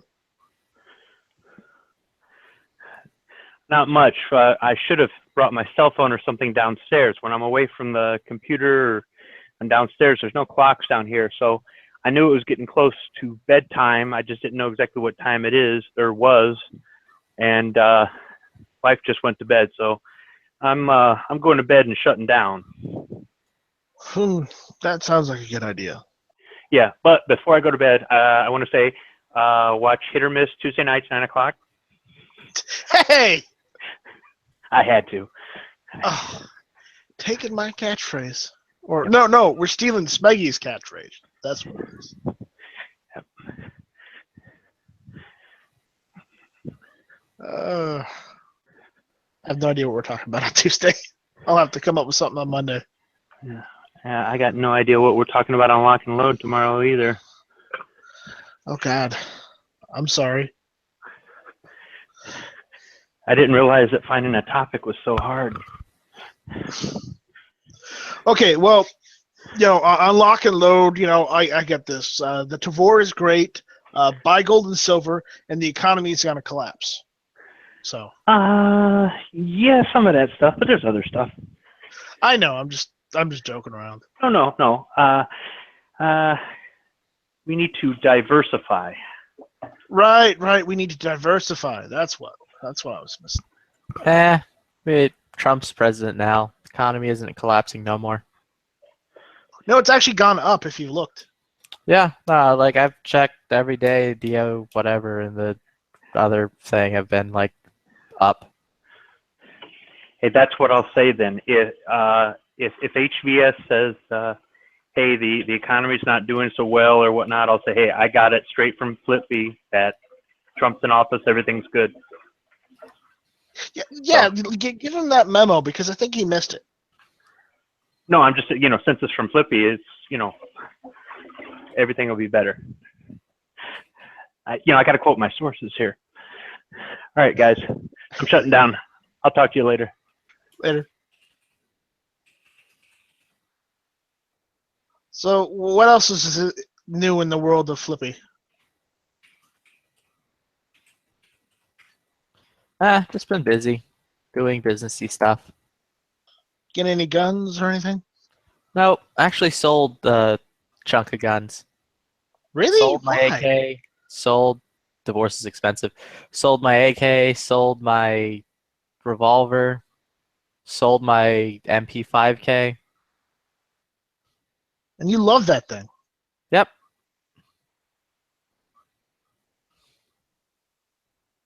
So are you going to move from that house of yours to a different one? Maybe later, but for right now, no.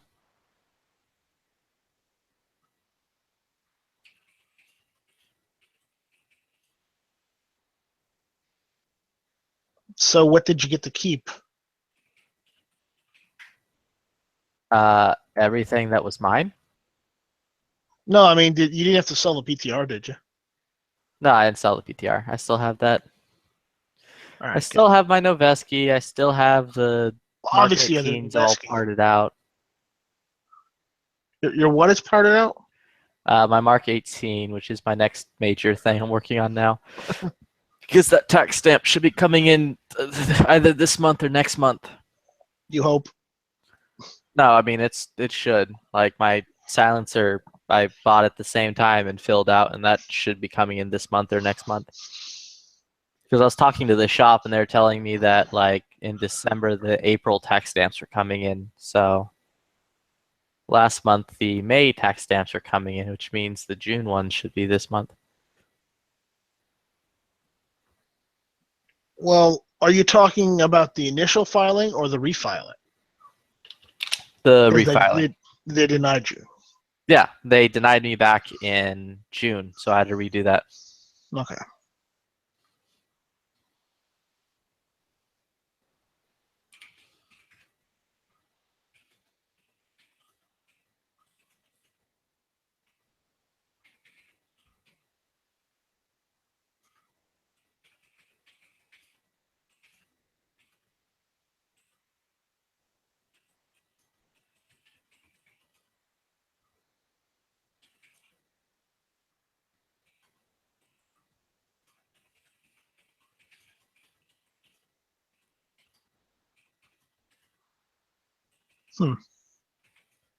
Still have like 100 tabs open?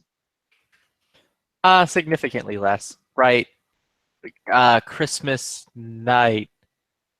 So Christmas night or the day after Christmas, all my tabs got lost. So they all got wiped and I had to restart again. You do realize there's this awesome invention called a bookmark. You can just bookmark your stuff and come back to it later. Yeah, no, I can't. There's a lot of bookmark. It's just a lot. There's a lot. Oh god. Plenty good games lately. Just been playing a lot of Siege, some Arma with Gavin and them, and Siege. yeah, a lot of Siege. Which A lot game of is that? actually even more Arma than Siege because that's Are you all they playing do Arma is play 3? Arma. Yeah. Yeah. That's all they do is play Arma 3. I never liked Arma. I even picked up Escape from Tarkov, and it's just like, It's not really that fun. it's. I bought the big stupid edition of it, and after I played it for a day, I kind of sent them back.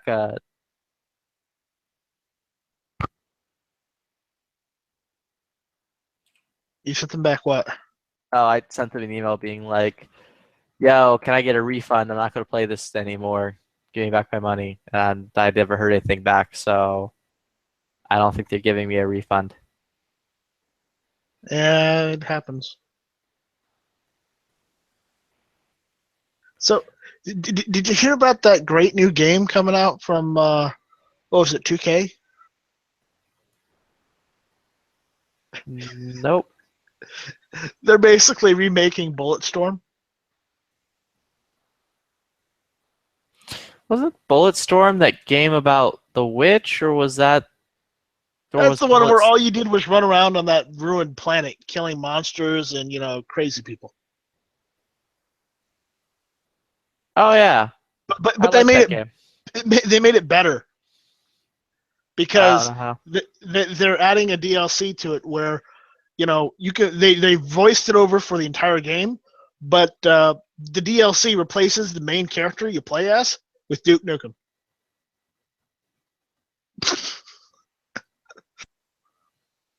That'd be great.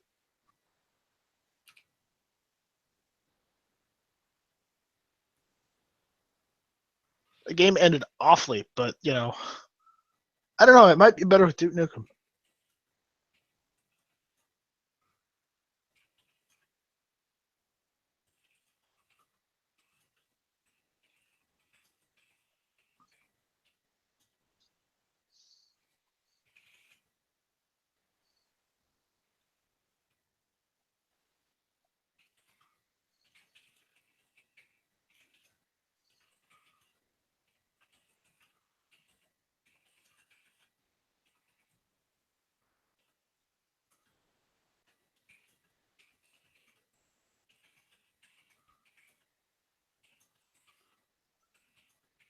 Hmm.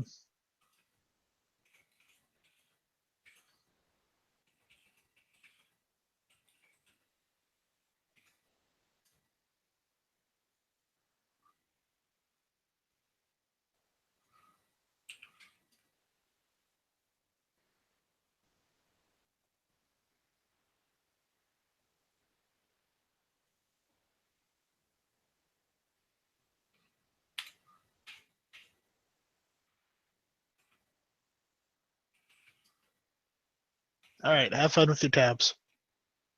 Okay. Yep.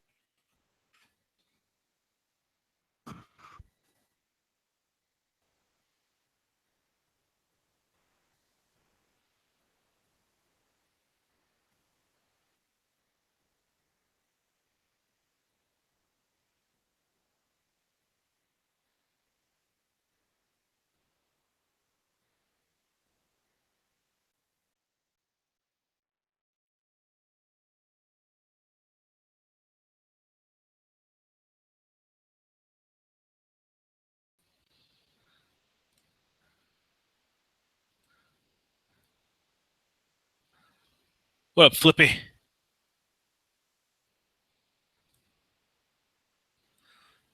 Eh. You get to shoot your SMLE yet? Huh. I actually forgot I had that gun, to be honest. I should go pick that Jeez. up. That has been sitting at the gunsmith since I got back from Tulsa. Why is it at the gunsmith? Oh, because I took it in because I was just like, yo, can you guys do a quick run through to make sure this thing's safe to fire? And they're like, we'll do, and we'll call you when it's done. And they never called me. And I just kind of forgot because, yeah, I wasn't thinking about it.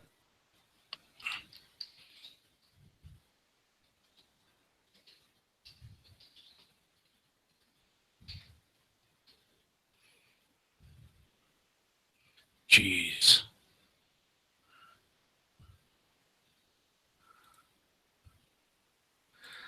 How can you forget about a gun? Well, I mean, yeah. Super yeah. easily. Yeah, I can understand that. I've forgotten about one before. Just because it's tucked back away.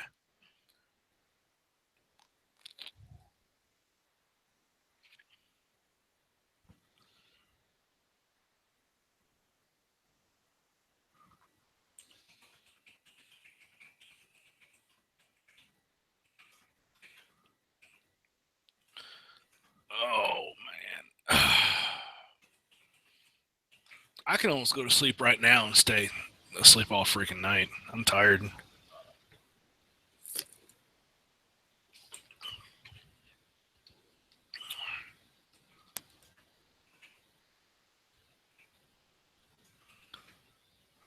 Yeah. I'm actually just sitting here staring at combat pants for literally no reason.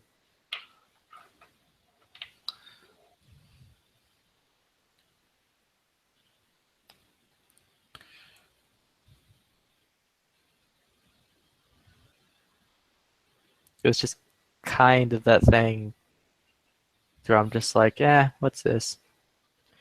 Should I buy this?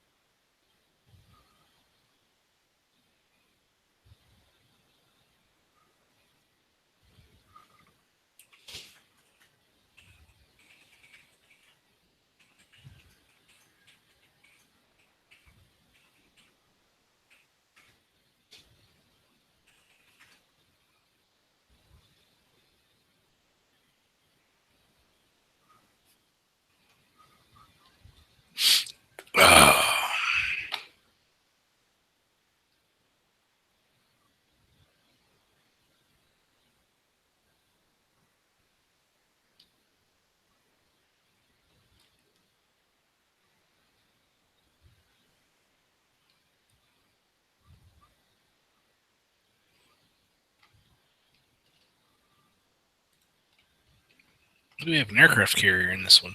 Okay.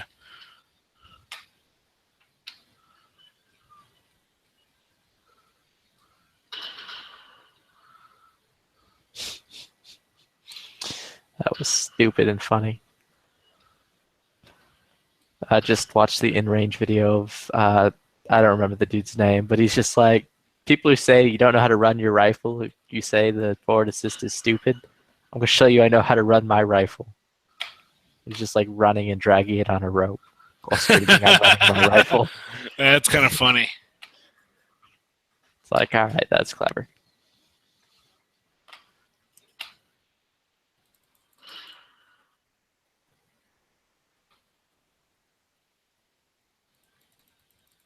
Also, I didn't get to see much of SHOT Show. Apparently, all I really paid any attention to was the fact there's now a 5.56 Galil coming out, and Well, the Galil, that was the first chammering for the Galil.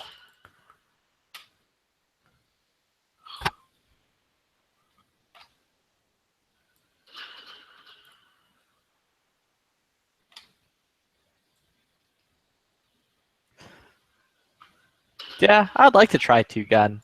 I'd like to try 3-gun and all that jazz. It seems like that'd be fun. I'm in the process of getting into shape now, so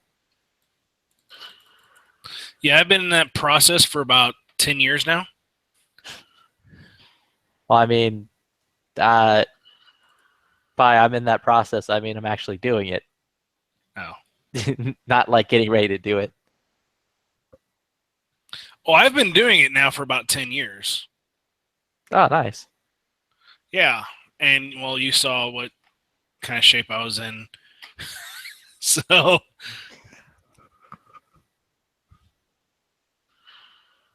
Yeah, like now I run every morning. I go to the gym about 3 or 4 times a week with a buddy to do weight stuff that I have Cool. no idea, but he assures me I'm doing it correctly, so cool. that's good.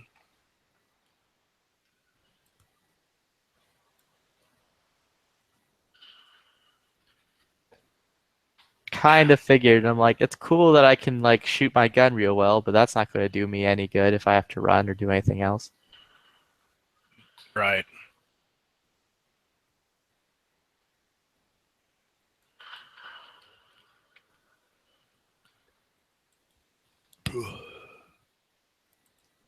Did you see Yeah, that good. SLR 104 survived Yeah, and didn't have any malfunctions.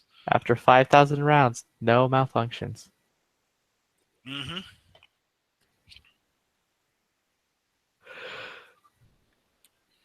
I did see that.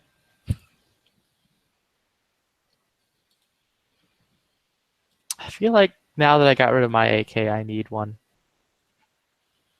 What AK did you have? I sold off an SLR 107 with all the magazines. Why'd you do that? Reminded me too much of Stacy, so I just wanted it gone.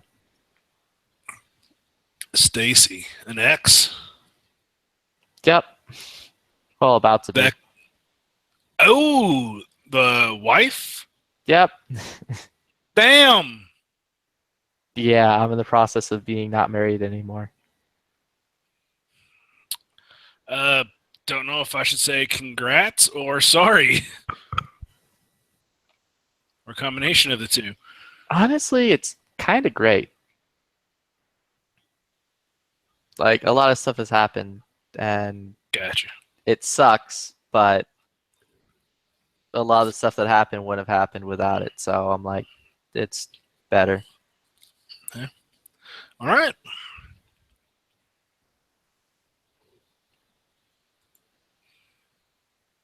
Not gonna pry.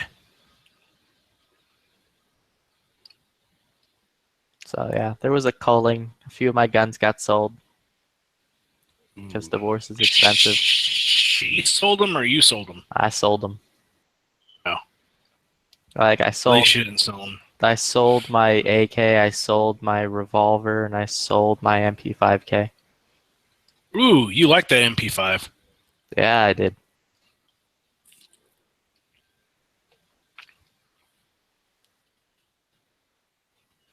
But it's okay. My dad found out I was selling the MP5K, so he just straight up bought it. So like Hey, I still have access to it, so it's not a big deal. I was gonna say it's still in the family. You're good. Yeah.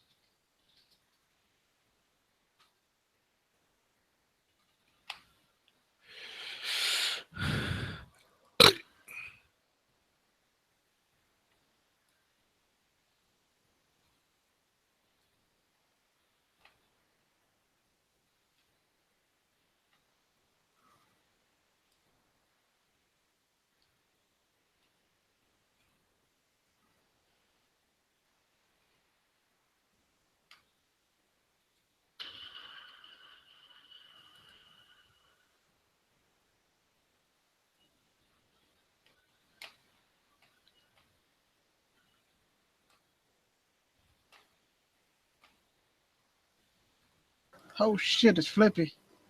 Mm-hmm. Flippity doo dah, flippity yay.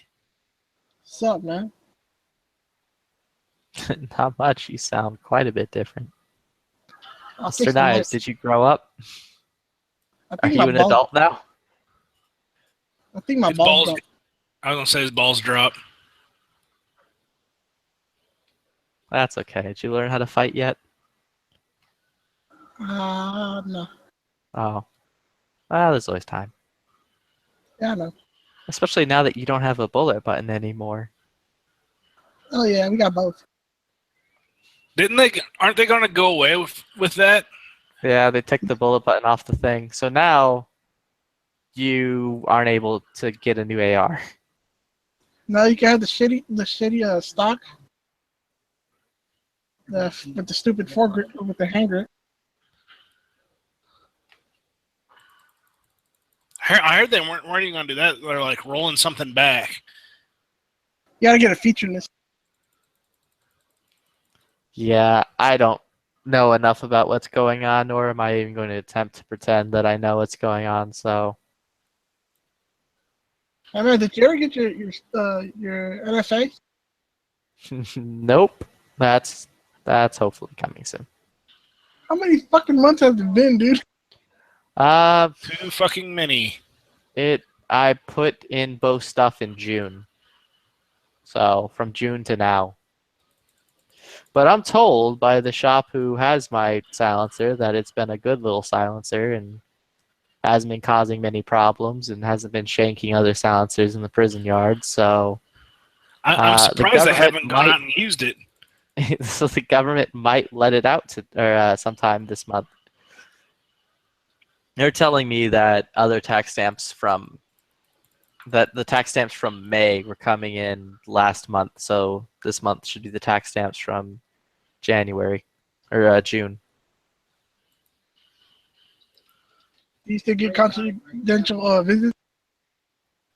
Occasionally I show up and I let it know that hey, the world outside is changing, but it's okay. One day you'll get out. I'm still thinking about it. I haven't moved on to another project yet. Which I kind of moved on to another project, but it's nice to lie to it to give it hope. Oh shit.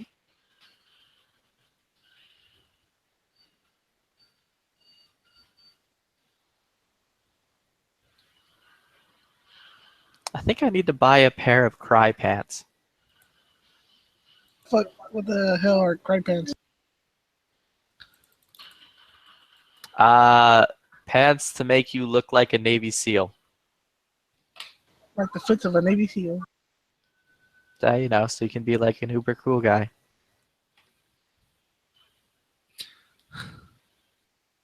Or, pretend to be an uber cool guy.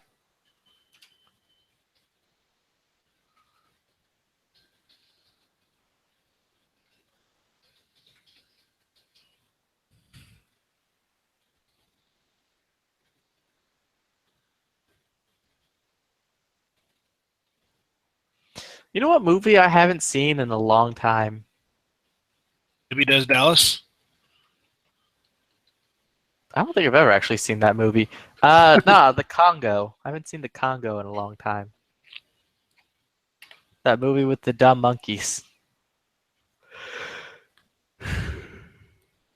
Oh, the white monkeys? Yeah, the weird white monkeys who are picking on the nice black monkey. And the nice white people. That's racist. And what's his name? Al Sharpton? Who's that crazy guy who has the weird sounding voice? That's like 90 people. Tim Curry? Yeah. I think Tim Curry's in that movie. I don't know what the hell you're talking about. You don't remember the movie Congo? No. Dude, it's that movie about the monkeys where they're trying to go get diamonds, but there's super evil monkeys that Yeah, I apparently. can't Evil monkey. And then they start zapping evil monkeys with lasers. That's actually the most important part. The fact they're shooting evil monkeys with lasers. I like that part. Yeah. Now the best part is when like, what's the good monkey's name? Daisy?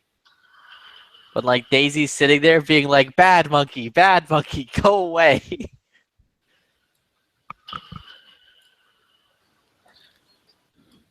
Hey, which is the part when they're on a circle camp and they got automatic machine gun? Wait, which one? Sorry, yawning, tired, late. Late. Yeah. Oh, yeah. A lot of stuff has changed. I now actually go to bed fairly at a time that is normal, and I wake up early and actually do productive things. Wow. Yeah, it's the whole new everything. It's weird. But what were you asking? Monkey with the machine gun? No, didn't they have those automatic robotic machine guns? Oh, good turrets. I think you're thinking aliens. I don't think they had those in that movie. I must be thinking something else. Shit. I just remember they built like a laser cannon at one point to kill monkeys, which was the coolest thing ever. And then there was like, man, what's that guy's name who plays Ash Williams? I don't know.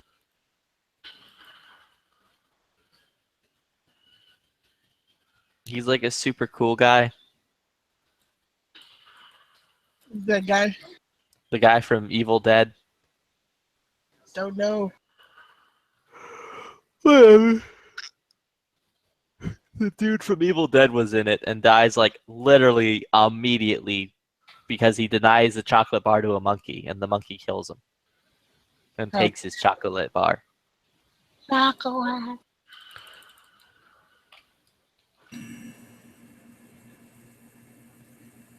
Hey, did you go see John Wick? Flip? I have not gone yet. I think Same I'll probably here. go sometime this week to see it. I don't I've know when seen I'll it. be able to go, but I've seen it. It's good. 9 magazine changes, about 6 handgun disarms and takeaways, 1 AR disarm and takeaway. In the Roman catacombs, he switches from Glock 34 to AR to Glock 26 to Benelli M4 you are ruining the entire movie.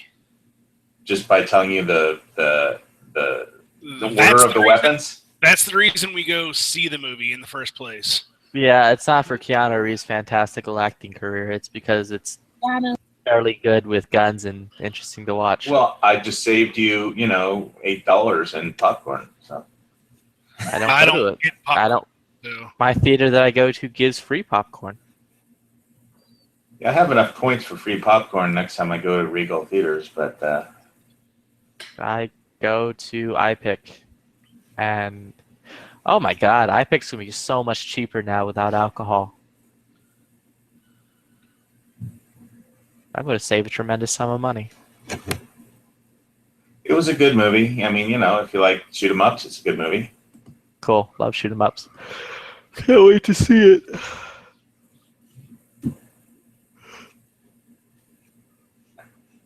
I think we'll watch Magnificent Seven tonight because I bought that and I had never watched it. The new one is good. I liked I had the urge to run out and buy a Gatling gun, which are illegal in Hawaii because they're gravity fed, hand cranked, and not full autos. But the only problem is their Colt sells them for $56,000 each. So that kind of put the nix on my owning a Gatling gun anytime soon. I have to wait for my gold and silver to increase in value, which it may do. Speaking of which, in 15 minutes or 16 minutes, the How the World Ends is on American Heroes channel. Huh? Yep, How the World Ends. It's a new series. Have you heard of American Heroes channel on cable? No. I don't have cable. Oh. Sorry. Well, yeah, well, they've been having Nostradamus shows for the last few hours and talking about the last the lost book of Nostradamus that they found in the 1990s somewhere in Italy. And so they've been just going over his quatrains, which are basically means 4 lines, and trying to decode what they actually mean.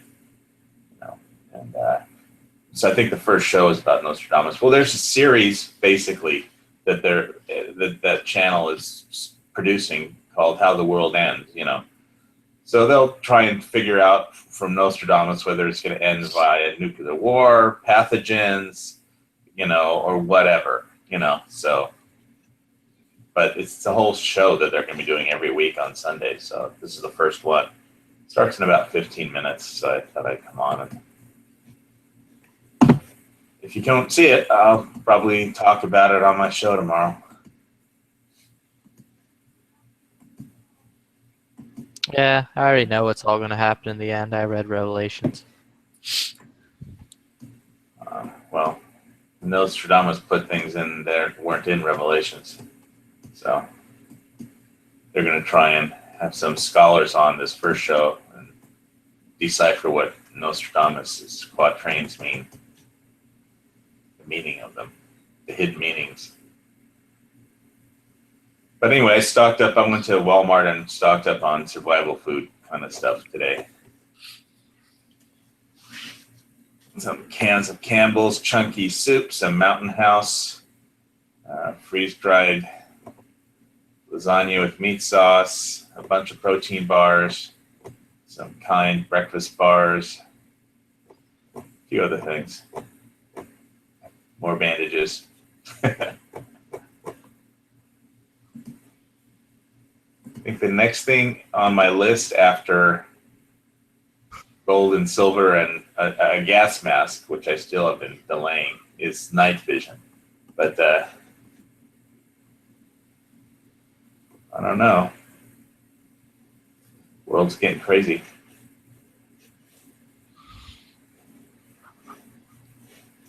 Yo, I'm out. I've seen you back, Flippy. All right. Later. Take it easy.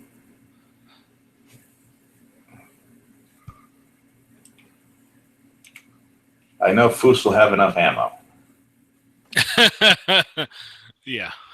I don't know how your food and electric and all your other preps are, but I'm sure you have enough ammo.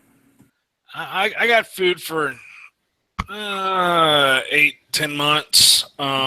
That's a lot, really? 8 to 10 months worth of food? Yeah.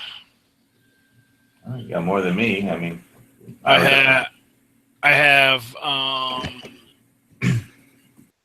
have enough water storage for 150 gallons, but I don't have that. I have 50 gallons right now.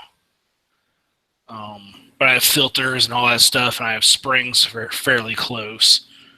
That's good. A close spring and some. What kind of filters do you have? The ceramic ones. Okay, ceramic. That you work like on a gravity system.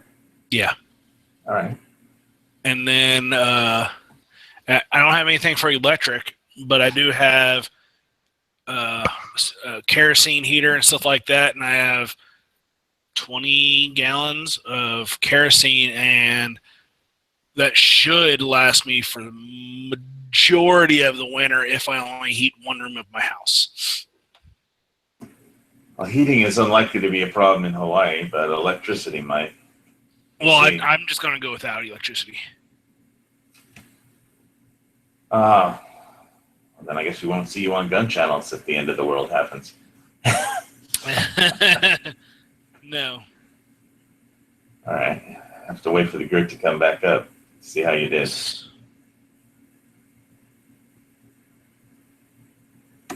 I'm trying to figure out whether I should buy any more gold or silver next week. Gold and silver only helps you after you after the world has gone to shit and society is starting to come back.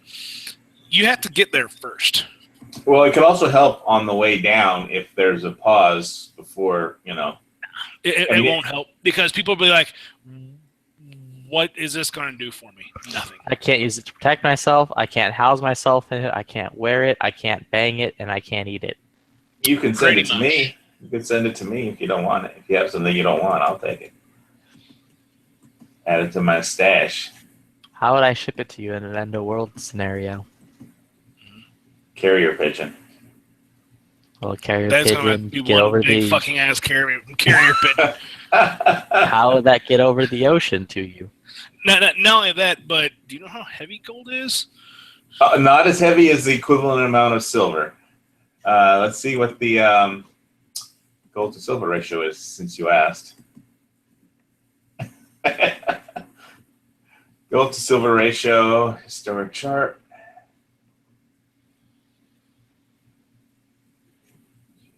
Put up an ad for Ameritrade. It's like it's about 70 to 1 at the moment. So Was Hacksaw Ridge good? I never saw that one. What It's- movie? Hacksaw Ridge. I haven't seen it. I saw a really good war movie that was on, a World War II movie this morning on, I forget, one of the cable channels. It's a 1953 movie starring Richard Burton called The Desert Rats. Heard of it. Richard Burton is like a British commander that's put in charge of an Australian battalion, and then 3 Australian battalions, and then basically at Tobruk, they're surrounded by Rommel at Tobruk. He goes on a raid to blow up an ammunition dump that as the Germans are closing in, they move up their artillery and their ammunition, so he goes to blow up a dump. He's captured, and then when they're moving him in a truck, the German trucks are strafed by Royal Air Force fighters, and he manages an escape, and then he gets put in charge of 3 Australian battalions to hold off a strong point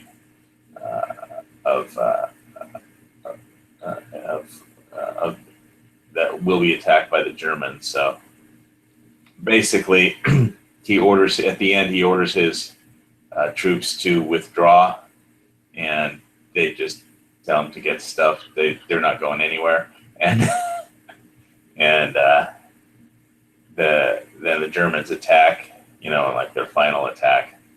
And at the end of the movie, the line is, "Come out of your holes, you desert rats."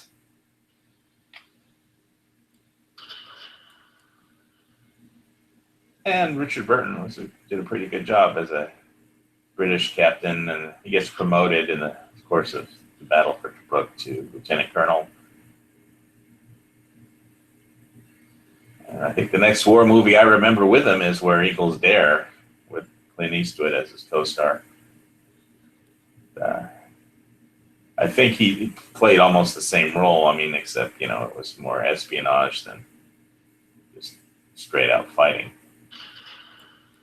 But he made a pretty good guns actor. I mean,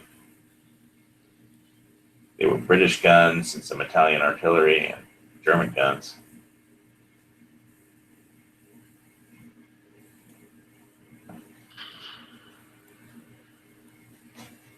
It's a black and white movie, 1953. Just because they had color doesn't mean they necessarily used it, all the Hey, time. don't be racist. Black and white's perfectly fine. Right.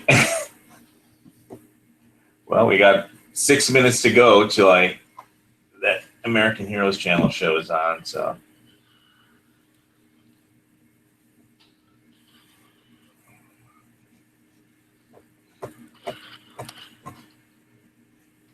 So I hope everybody has signed that petition for the whitehouse.gov. I signed that on day 2. Well, we still got time, so I just thought I'd chat. If there's anybody listening that hasn't, I know there is a link on Gun Channels, and no, I'm gonna plug it during my show too. We still have till the 19th to get a ton more signatures that we need. We try and find the link on Gun Channels to repost. The sad thing is it took that freaking long. Oh my God, I can't believe that. I thought, I'm like, okay, maybe a week would take to get 100,000. Well, you got to remember the whole thing with green tips is that green tips became a viral search term, and the Hughes Amendment is not going to become a viral search term. You know, I wish they would. If they would have called it the full auto, you know, make full auto legal, you know, maybe we could have had a viral search term. But and green, like green tips was, I mean, it got so during the whole height of the green tip mania, you know, and green tip psychosis. I could make any video called green tip, and just I literally made a video just of me looking at, you know, ammunition on like AmmoSeek and stuff, and see what stores had what, and that got like, you know, 1,000 views, you know, in one day, and I was like, what the the hell is going on? You know, it was just there was a mania for that. You know, it was a viral search term. You know, because everybody went to the internet and typed green tip when they heard it might be banned, because either they didn't know what it was or they just everybody was searching it. You know, so I think that's why it hasn't caught on, because there's no viral search term. I mean, Hughes Amendment is not going to go viral. Anyway, let's put that link in the to the WhiteHouse.gov petition in the lobby text chat again, if somebody can find it. I'm looking through the whole thing, the feed on the front page. Oh, here it is. Dead Horse posted it. Nah, there's really no point. It's on the same website that's saying Trump needs to release his taxes, and that has like 500,000 more signatures. So, is there one that's saying Ivanka Trump's line should at Nordstrom sucks or something too? I mean, you know, Jesus. What is this world coming to? All just like all the top related things were all like thanks on anti-Trump stuff. So it's like, thank you, G-Webs, for posting that. I was just about to do it too. Plus, the NFA thing had already hit, and it's that part of it's done. So we'll even see if any of it actually pops up and they mention anything to do with it in any way. Well, we're at 26,570 signed, and that's about 10,000 more than yesterday. So we got like 10,000 signatures in a day. Because we looked at it last night. I mean, if you look at last night's lobby chat, at some point yesterday it was like at 16,000, and now it's at 26. So it's picking up faster. You know, so we got a long ways to go and a short time to get there. So I'll try and plug that during my chat. Not that that'll maybe push us over, but every little bit helps. Honestly, I'd find it absolutely the funniest thing ever if the NFA got repealed before the Hughes got repealed. That would actually that'd be great. Because now you'd be able to transfer those machine guns with no issue, but there would still be no new machine guns being created. Yeah, then I got to worry about there's no machine guns allowed according to the Hawaii state law, and no suppressors in case the Hearing Act passes.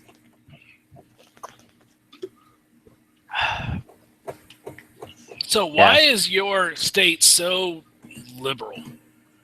Because everyone there is on welfare. I will address that during my chat on Monday, so tune in. I'm gonna go watch the American Heroes channel. I won't be there. Well, I won't be listening. You can. I'll give you. Listen to the playback anytime. Anyway, I'll give you a sneak peek. It's because they're all on government assistance, and if you're on government assistance, you're a liberal. Because conservatives don't do government assistance. What about veterans? What about veterans? They're on government assistance. Are they all liberals? I mean, you know what, Flippy? Later. I wasn't aware that all of Hawaii was nothing but veterans. That's amazing.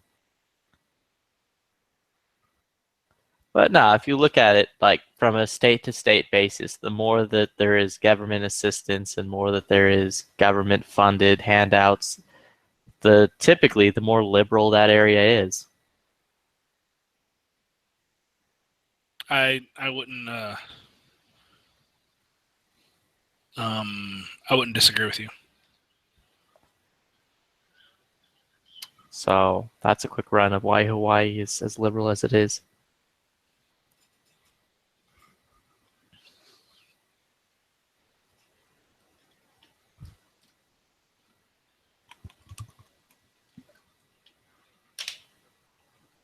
So Foos, are you done building AKs? Are you now building 1911s? I'm not building 1911s. I still have one more parts kit for an AK parts kit, but it's gonna stay a parts kit for a while. Oh yeah, that reminds me. Chi, we need to talk about parts kits at some point if you're listening. Yeah. The reason this is going to stay a parts kit is last time I put it together, I put the pin in a little wrong, the cross pin to hold the barrel in, and it closes on a no gauge, but it doesn't close on a field gauge. So I mean, it's still shootable, but I'm going to have to either populate another barrel or something with it. I don't know. Or I don't know what I'm going to do. Yeah. You should learn how to build 1911s and get into that hobby. No. I hear it's very cathartic to sit there and just grind away metal until everything slides like, I don't know, insert something sliding pun right there. No. I don't think I'm going to do that.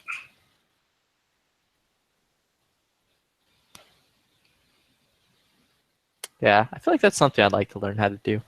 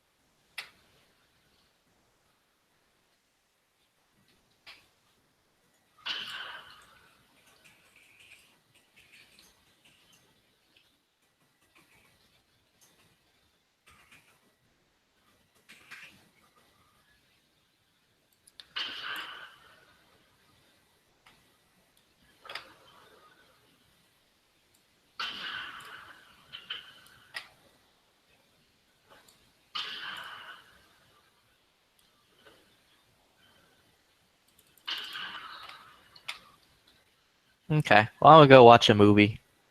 I'll All right. maybe be back on later. I don't know. We'll see what happens.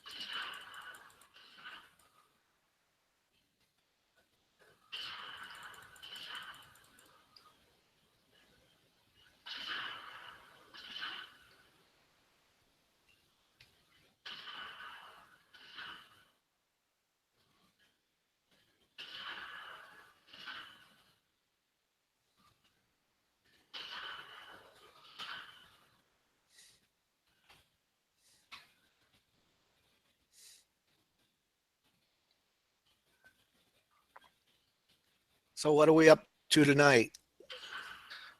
Jack shit.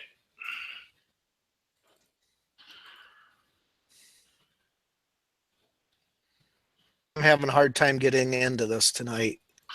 It's kicked me out more times, and Huh.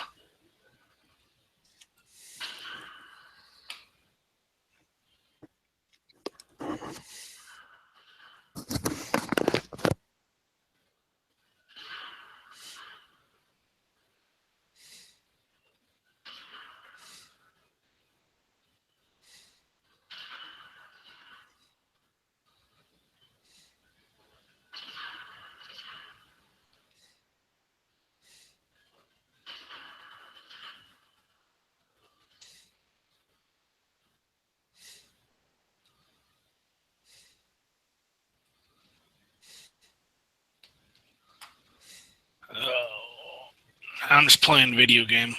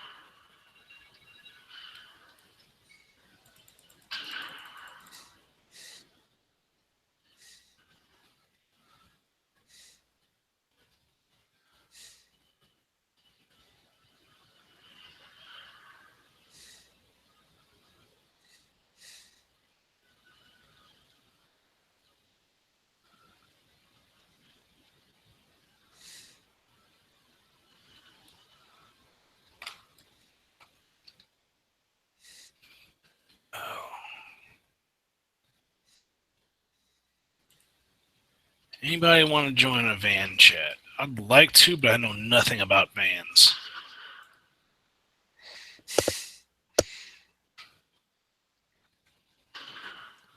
that come from G-Webs. Yeah.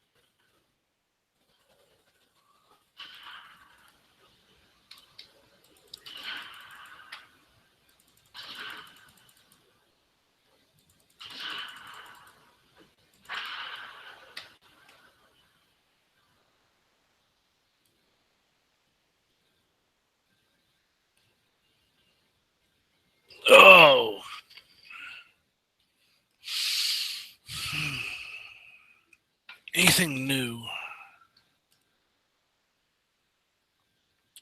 How's it going, Patrick?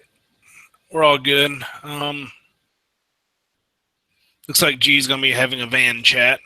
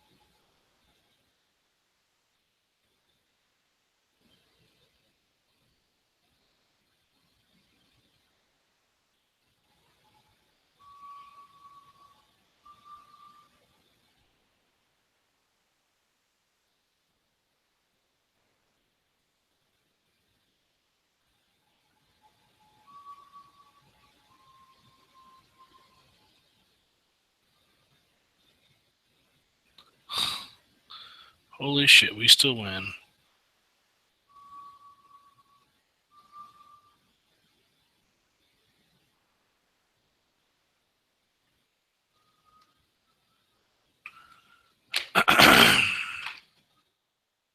There's a van chat. I'm gonna go to it and listen to it.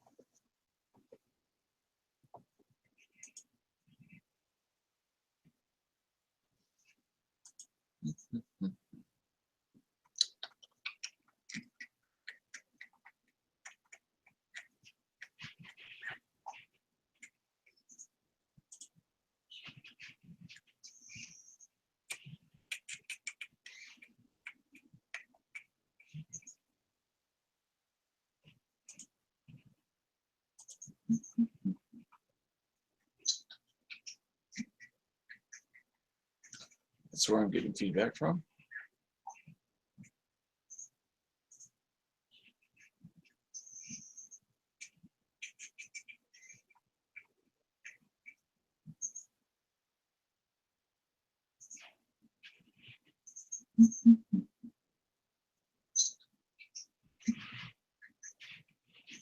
That's where I'm getting feedback from.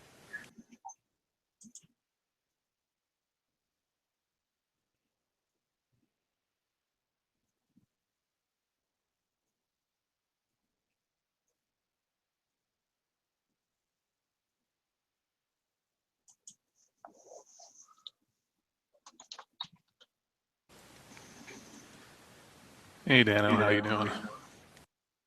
All right.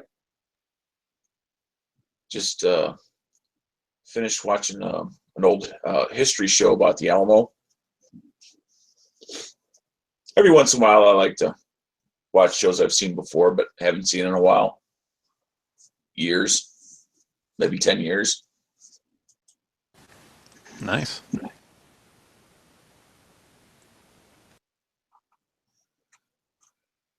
Dead Horse had mentioned something about, I don't even know how to exactly pronounce it. It's Jebus, but finding Jebus. I don't know how to pronounce that word, let alone what it is. Jebus? Jebus? I guess so. I don't know if it's a who or a what.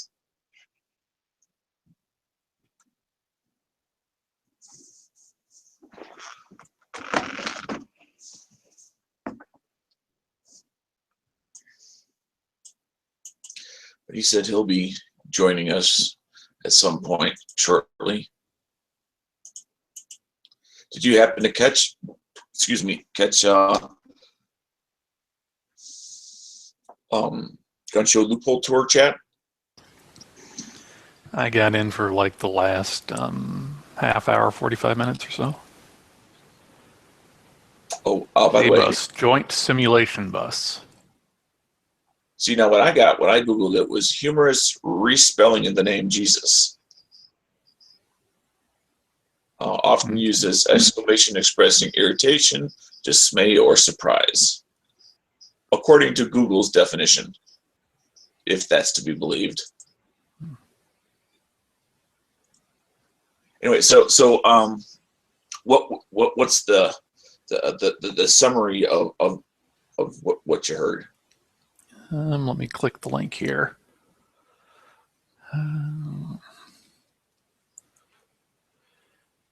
JBus is designed to enhance the joint training architecture and reduce the overall cost by providing certified framework and promoting interoperability and reuse of live virtual constructive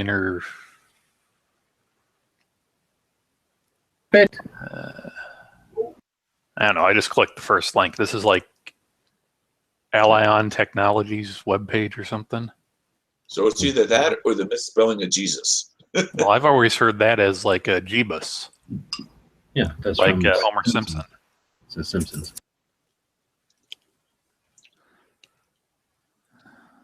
Let's see, Snyder Electrics.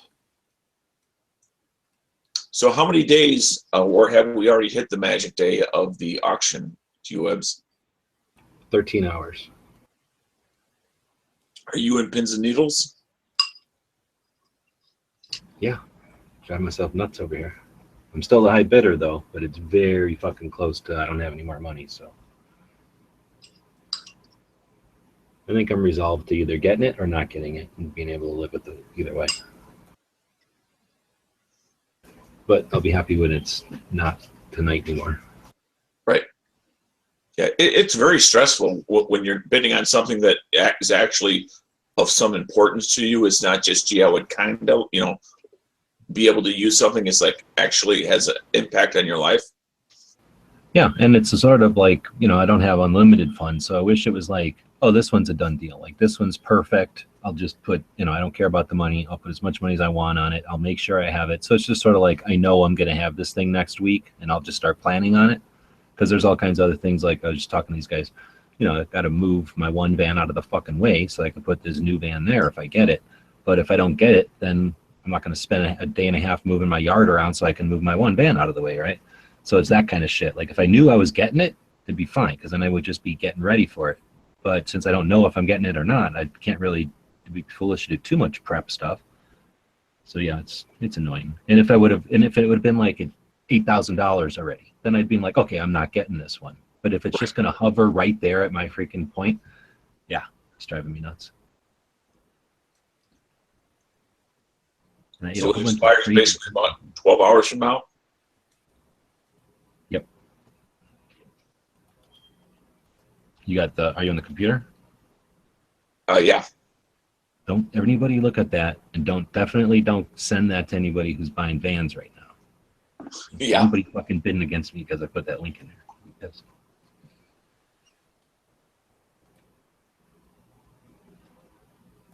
So my limit is that. Yep. Fucking close. But I was just telling these guys I could put basically the phone bill on there and just not pay my phone bill. Like, the worst they'll do is yell at me for a month.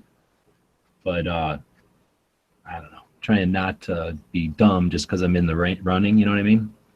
Yeah. But that would also bring it to basically Blue Book. Yeah, I would definitely reinforce the cautionary tale on taking bill money and throwing it in that. Although it's very tempting, I understand.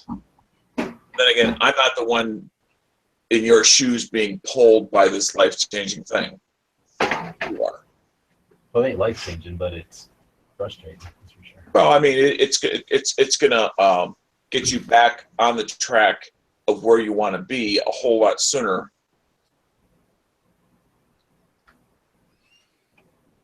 Well, in a different way too. That's the other thing, is it's a little bit of it's not the same thing because it's a little bit different van, a little nicer or whatever. So it is appealing now that I've had some experience in the shitty van, at least with the shitty, as the condition it's in right now. It'd be different if I've had a chance to soup it up, obviously.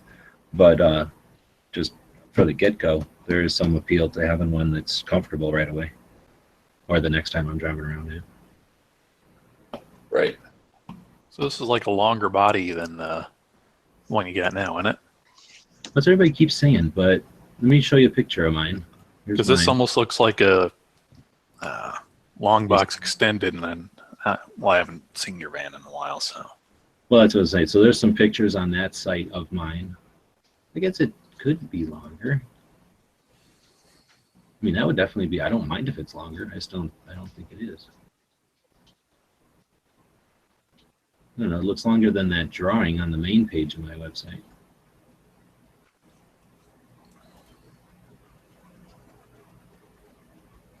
But under van resources, there's one of these is the maybe the shop manual has got a ton of cool pictures.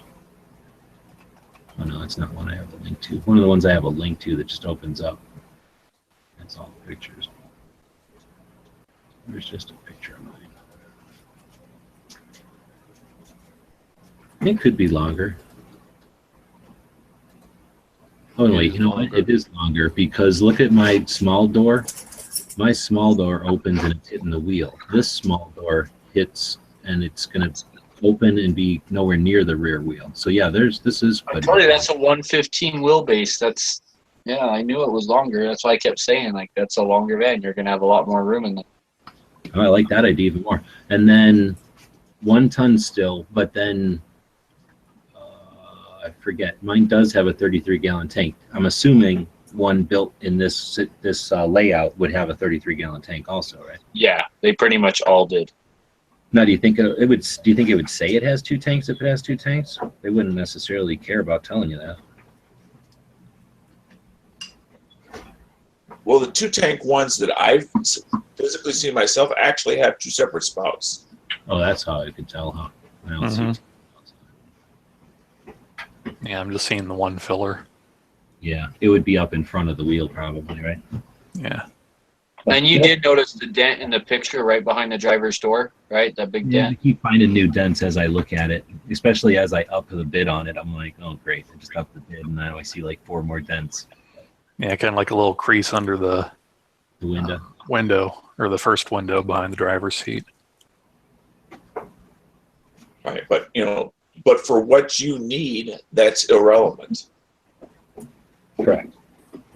Actually, it's almost appealing, really, especially if it scares somebody else away. Like, oh, I don't want a van with a bunch of dents in it. Like, good, and leave it for me. Somebody's not going to want to buy it if they think, oh, I just fix this one thing and it'll be perfect.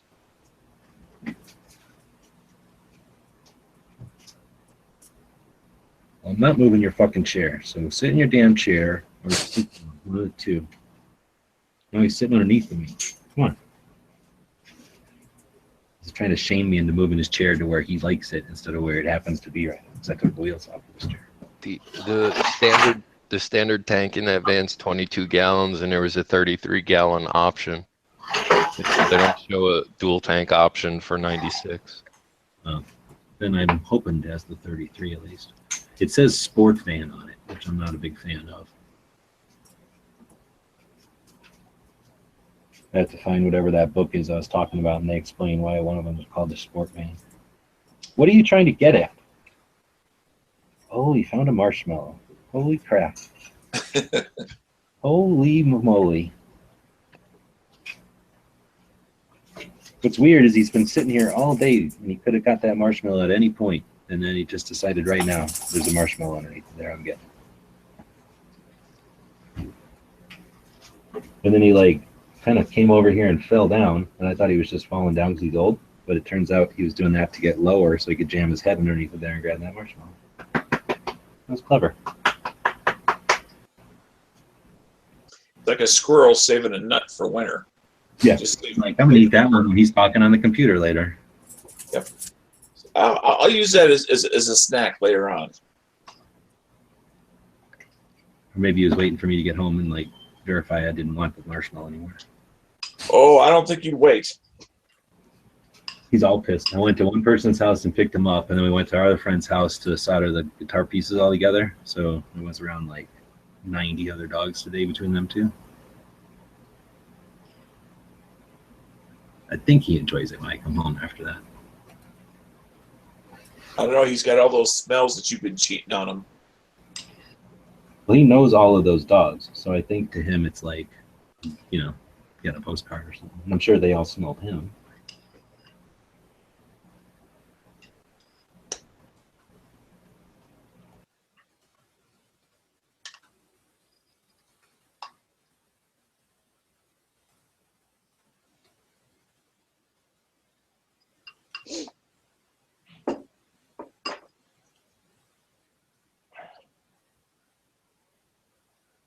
So what else has been done on this weekend?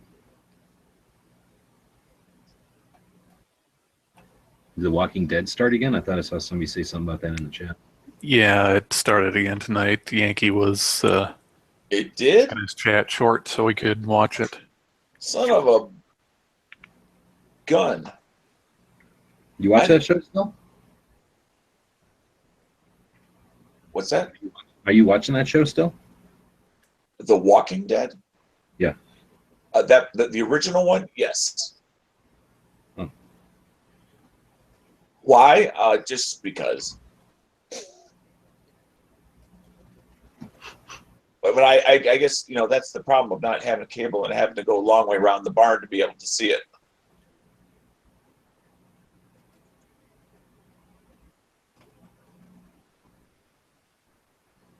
So was tonight episode 9? I have no idea. No idea. Talking about it in the chat earlier. Oh. I think it's not the end of the thing or the beginning of a season, right? It's just the middle of the season thing. It's like the start of Act 2 or the second half of the season. Yeah. They'll do 4 shows and call it a year.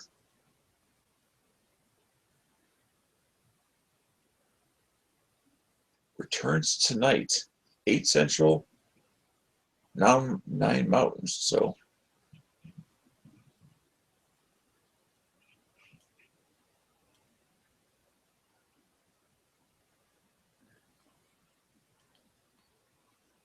I tried to put on Liberty Watch this morning, but it kept like going through on my one computer like if it was live, but then I couldn't retrieve it from any other computers and nobody else could see it. So it would just like sit there saying, this is going to start soon. But it never started. Right. Kind of interesting. But then I started up the van chat, no problem. Yeah, Yankee said he was having issues. He tried starting his live chat 2 or 3 times and it finally went for him. So whether YouTube's being YouTube or...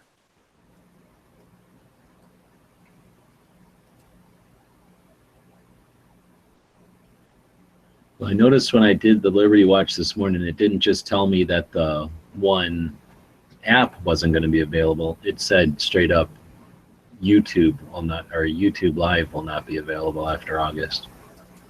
So that's making me thinking maybe they've got more sinister shit in mind after all. Hmm.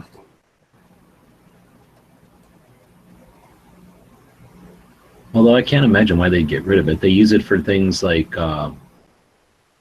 you know, real things like political things or TV shows or like big time events that you would think they'd want it on their list of, you know, reasons to go to YouTube. unless it's going to become a premium pay per session sort of product. Yeah, or they could put some kind of qualifier, like, remember, I don't know if you remember back in the olden days, like to have all kinds of options, you had to be a, I forget what they call this. Yep. YouTube Red, premium member. It was like premium, or it was your channel had to be a certain size. No, it was, they had a name for it though. What the hell was it?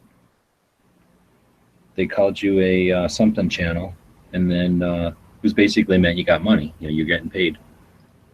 I think it was just being a channel. No, I don't know. But for a while there, you had to be of a certain, you had to be a certain size, certain amount of views or something, and then they made you a premium channel or something, and that's when you could have thumbnails, and that's when you could have your own channel layout.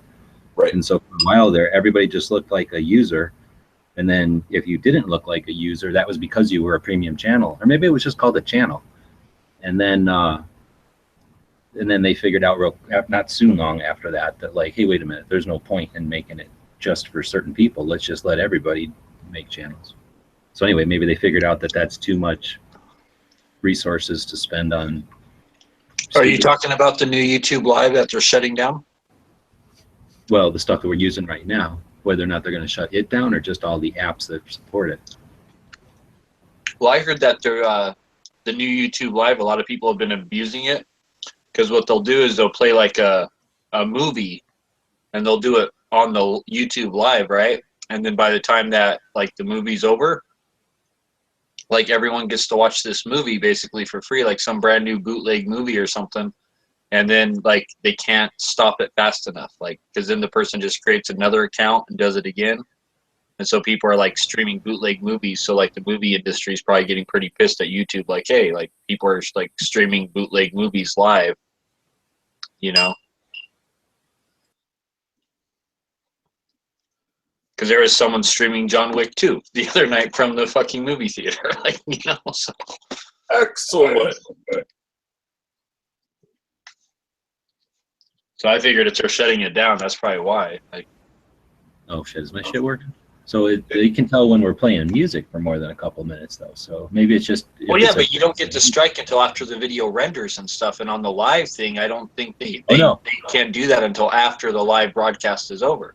No, back a long time ago now, whenever I did the 24-hour assault rifle chat, where I was just on for 24 hours and I had to do it in 3 8-hour chunks. I was bored in the middle of the day, so I was doing it like a radio station. I was just playing songs, and first they came up, like a little screen thing on the screen said, you know, quit it, and then it came up a little while later and goes, quit it, we're going to shut you guys down in 5 minutes, and then another one came up and said, we're about to shut your channel down, and that's when I turned it off. So Okay, but see, that's for like stuff that's already like known, and that they already have like an algorithm to listen for certain sounds and stuff. true. If it's And a John Wick, brand and new you've never movie. heard of it before, yeah. Yeah, like because they're like literally on YouTube. There was like someone streaming John Wick 2 live from the movie theater. Like so like and like and I've heard about it from other people, and I heard that like people are getting pissed over that. Like it's being abused, so to speak.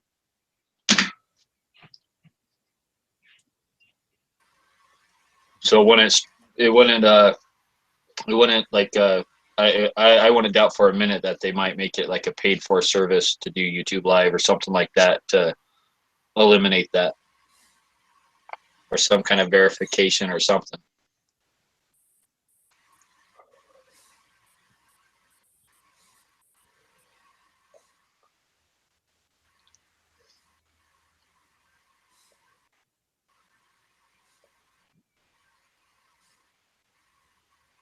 Well, depending on what they do, I mean, it may create an opportunity for Skype to open up its service. Well, we have a chat inside of gun channels that can hold up to 12 people. So what they might end up doing is creating an opportunity for places like that are using that chat system, because then one person could rebroadcast it to YouTube, but the actual 12 people are hanging out in gun channels.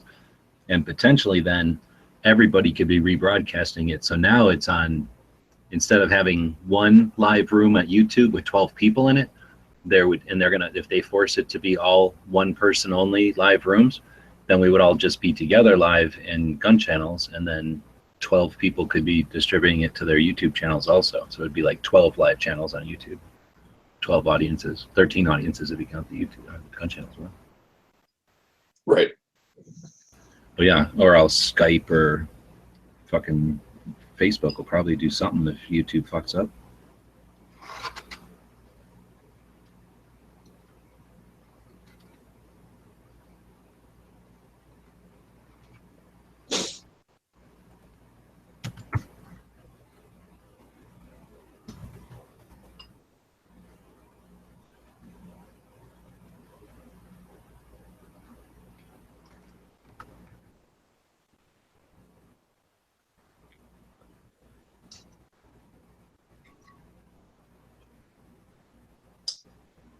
So how's it going, everybody?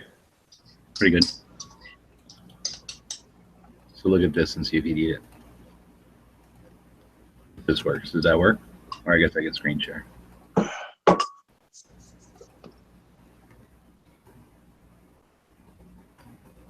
that work on screen share?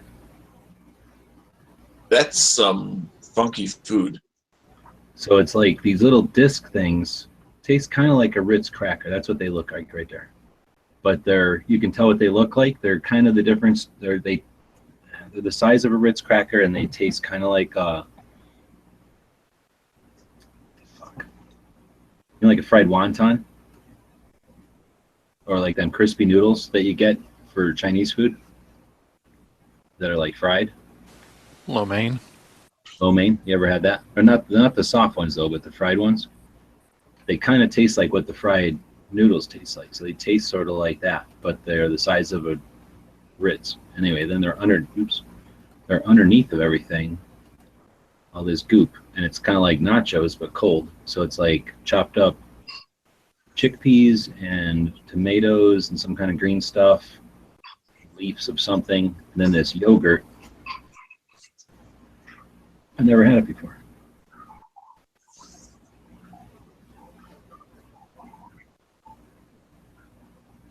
Chat Patapy. Chat Patapy. Anyone? No one? No one's had that? Never even heard of it. Okay, G-Webs, I'm going to ask you one more time, and then I'm going to give up. Do you have a Yugo bayonet that you want to sell? Because you mentioned that you've been wanting to sell. If you fucking want it tomorrow, then I'm going to say no. Do I have one? I have more than almost anyone you know. yes, I have shit tons of Yugo bayonets. If you think I can go, it's $12, I can't, dude. You're asking me to rip apart my collection and like tear my babies off and sell them to you at the price you can get them at a thing. I'm never gonna be able to sell it to you for what you can get at like some store online. But yes, I have them. So if you want to buy one off of me, then I will sell you one. If you want to buy one off of me like soon, then that's asking me a favor, and I would probably do it. But I'd have to actually go dig into them and find them and then do them. Well, I'm not asking you a favor. I just thought that since you could use some money, and you told me numerous times over the past several weeks, if not months, that you're trying to sell this stuff. Yeah. But I'm trying to say, I took them all out of the shelves and buckets they were in and laid them all out in order to get prices for them and sell them.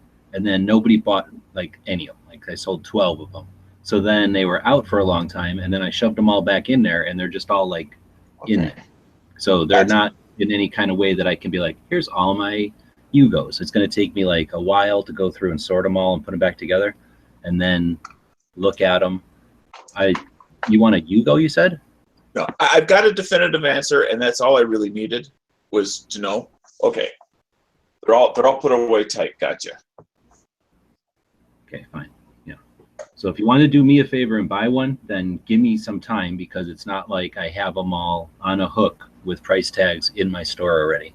I have like 12 individual ones on my cart, and they've basically not sold. So I kind of went from, okay, nobody's buying bayonets at all. Like I put the word out there to putting them off the front burner, you know?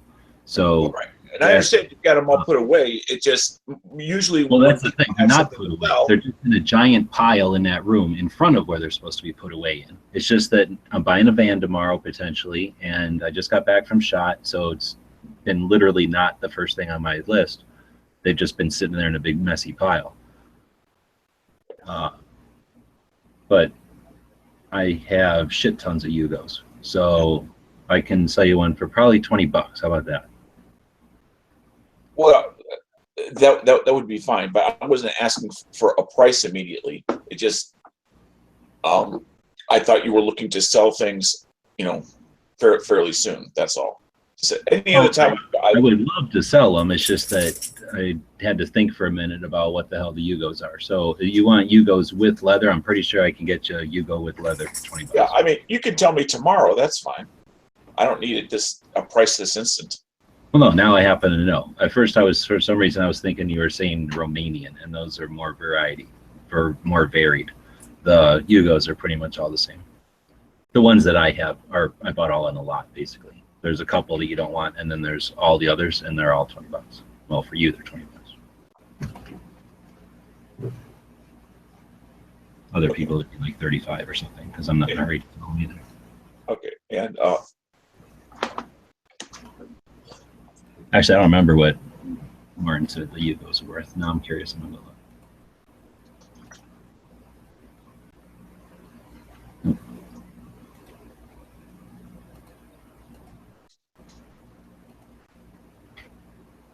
No.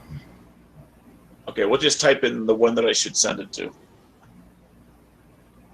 Yeah, he said I should sell them for 35, so that's what I'm gonna sell them to regular people for. Okay, 35.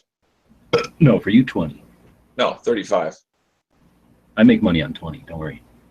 No, if the going rate is 35, I'm not looking for an insider price. All right. It's not going to shatter my world if I spend an extra $15. All right, 35 shipped then. How about that? Just make sure it's the shittiest one of the bunch. Well, no, you don't want my shittiest one. Plus, I wouldn't sell you my shittiest one. That came with my one parts kit. But I'll send you one that's decent. And I mean, I don't know. Do you want a certain serial number? The difference on Yugos is mainly serial number. So I don't remember exactly what I have, but the variety is 0, like no serial numbers, all the way up to, I think, 6 or 7 digits. And I pretty much have, 0, 1, 2, 3, 4, 5, 6, or 7. I'm not particular about serial number at all. Just. Do you have a serial number on your gun? Yeah. Or I shouldn't say serial number, but an arsenal number, a number that's common in all the parts? That I'm not sure if it's consistent. I probably have 20 of those. So if you want, don't worry about it. Hurry. I'm not worried about what your number is, and then if I happen to have that, that'd be cool. I'm not worried about it.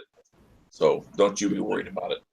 So just type in the side chat the location you want me to fire that off to.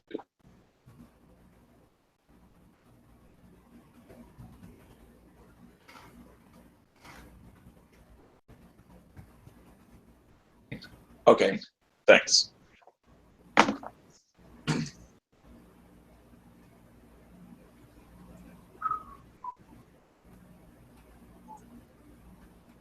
There is.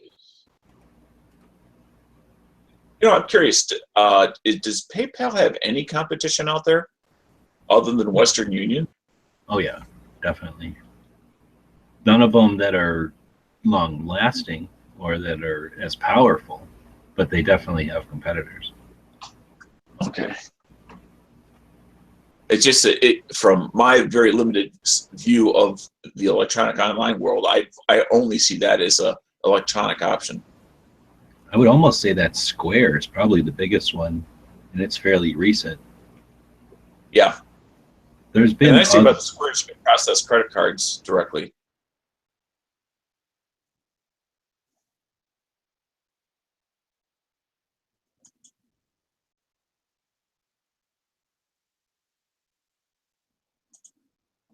Okay, copy that. Email address. Paste. Next.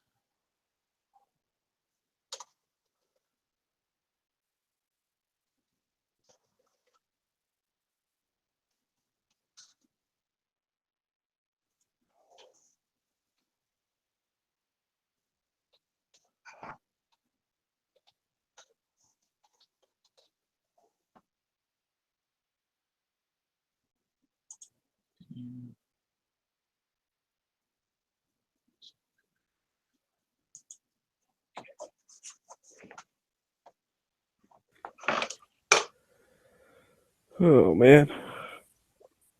So what's going on with the van? I missed the chat. I was. Are you feeling any better, Smeggy? I am now that I just woke up. I was feeling crappy this afternoon, but Well, you've been feeling crappy for almost 5 days. yeah. Well, why don't you give us your mom's number? We'd like to talk to her. Yeah. Because Uncle Dano has something he's got to say to Mom. Get the chicken broth out. Got about 11 hours. I'm still a high bidder, but I'm very close to not having any more money. So I'm hoping nobody else bids anymore in the next 10 hours, 11 hours. So 11 hours from now. Okay. So it's going to end tomorrow morning. Yeah. So I'm trying to talk myself into thinking that anybody who is like, all right, it's time to go to bed. I'm going to put in my last bid and then I'm going to bed because I'm not going to be able to do it in the morning. But they would already put in their last bid. But then I think about all the tow truck drivers that probably get up at like 4 fucking a.m. So when it ends, it's like their afternoon, you know?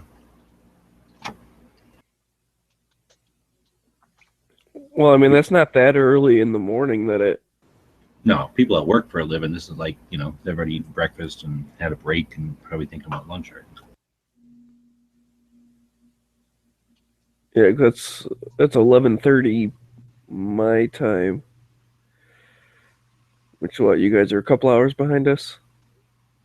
9:30. Yes, I mean that gives people enough time to get up and get into the office at work and have their cup of coffee and then check the auction. Get up, get into work, have some coffee, and then fuck me. But you know, you also in the morning when you first get in the office, you gotta check all your emails and you gotta deal with stupid people. Well, I like to You'll think get that busy. people that are like car dealerships or parts places, they're not getting up in the morning and worrying about shit. They know what their calculations were. They put in their high bids and then they walk away, right? They're not in this for every single van. They're in it for whatever, you know, like the deals. Well, that's certainly what I think because they look at what they're going to be able to sell it for, probably wholesale it, and then they're going to have some amount of work or some amount of time and effort put into it. They got to pay people to do that. So then they look at, okay, my absolute top is, whatever, this much. And they probably just pop that in right at the beginning, and then, like I was saying before, they'll put that same number on whatever 10 different vans and maybe get 2 of them. And the other 8, they're like, oh well, whatever. It went up over their price because they probably want to like double their money. That's like what I'm thinking of, like the pawn shop people, right? They're always like, well, I'll give you $50 for it because I can only sell it for 100. You're like, really? You're gonna fucking make a complete 100% markup? Come on.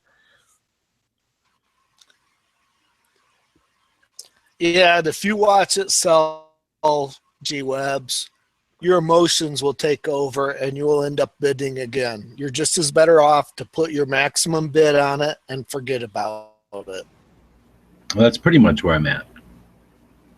Yeah. I mean, almost to the point of, the last, 45 minutes before it expires, leave your phone at home and just go on a long walk. Well, yeah, I almost thought about it. If I had a damn van, I could go camping. Say the only problem with that, though, right, is that there are still like your second and third choices out there. So I thought kind of the strategy was if you get beat on this first one, especially right near the end, you can go and jump in and put like all your money onto the second choice or third choice, and well, that's what I was telling maybe you. If you can win one of those. That I was trying to tell these guys something like that before. That's one of the problems. Like if this one was up to $4,000 already, I'd be like, okay, good, it's out of the running. Now let me go look at the third and fourth choice. But since it's still winning on my first choice, unless like if mine goes higher, then no problem. I can go look at the others. But if this one is like 5 minutes over and somebody bids me right up and I have to decide, should I throw $5 on it? Maybe one of the other ones is sitting there at like $1,000 less and it still has another 5 minutes because somebody kicked one in. That's going to be pretty nail biting. Like shit, I've got an idea of which ones I would go after, but they're all also getting higher in price. Yeah, and the other thing too is don't get the blue book thing out of your head. The most important thing is this: no matter what van you buy, plan on spending at least $250 to $500, out of the chute, just for things that are going to need to be done. You got the tune-up parts in there, etc. So if you're going to stretch yourself out cash-wise to the point where you're not going to be able to address problems that this one's going to have, that's not going to do you any good. I hear that, and that's definitely tough to keep in mind, because then it's like, well, number one, it's already past the point where I have that that kind of play, and then I'm going to end up getting this thing and then biting my nails that it isn't. Right, and you're going to leave yourself in a position where now you have 2 vans you can't trust. Or that I can't fix, or that don't run. Yeah. That would suck. So your top 3 choices, do they all expire tomorrow? All literally the same exact time too. Oh man. But because like Smeggy's saying, I thought it was 15 minutes, but it's 5 minutes. So somebody bids within the last 5 minutes, it's going to go for another 5 minutes. And then if somebody bids again, it'll go another 5 minutes. Then there's 5 minutes, and if somebody bids again, it'll go 5 minutes. So potentially, if there's any kind of bidding war on any of these, or more than one of these, like one of them might end, but 2 of them might push out 5 minutes, or maybe 3 of them will push out 5 minutes, and then 2 of them will push out 5 more minutes, and then, you know what I mean? But that means there's other people who are like, I need a van this week. And they're just going to keep jumping from van to van too. So maybe that last one will go for like $15,000 or something. But you're already at your maximum bid? Yes, technically, but I could not pay my phone bill and throw a couple more bucks on there. And I don't mind not paying a bill once in a while. I pay most of my If you're at your maximum bid, just let your bid go, and whatever it brings, it brings into emotional bidding.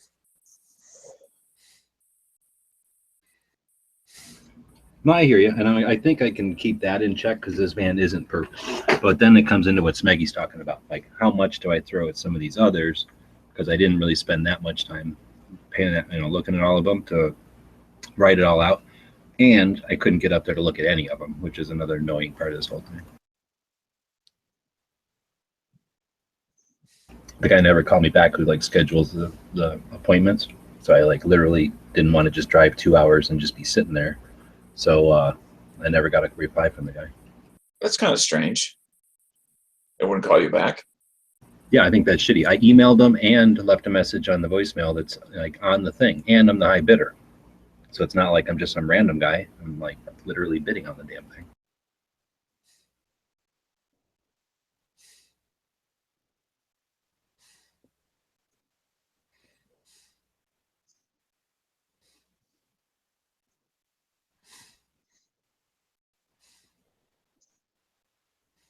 At least this way, if I didn't have an ulcer, I can practice.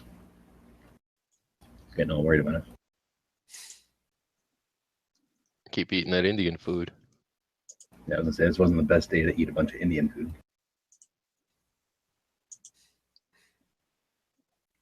Eat a bunch of papri chat. I picked a bad day to quit drinking coffee. I picked All a that bad Indian food's day gonna to... burn you up, kid. You're really trying to quit coffee? No, that's from Airplane. Oh. Yeah. I picked the wrong day to quit sniffing glue. Oh yeah, that I remember that. He keeps upping it. Yeah. Which I was gonna do, but then Dead Horse jumped in with a better quote from a better movie. So I was telling these guys in the van chat that it's not ideal because it's kind of a van with windows all around, right? Instead of being all closed in. Yep. But there's nothing welded in there, like shelves, like the one I got now has shelves welded into it that were kind of a pain in the ass. I left them in there.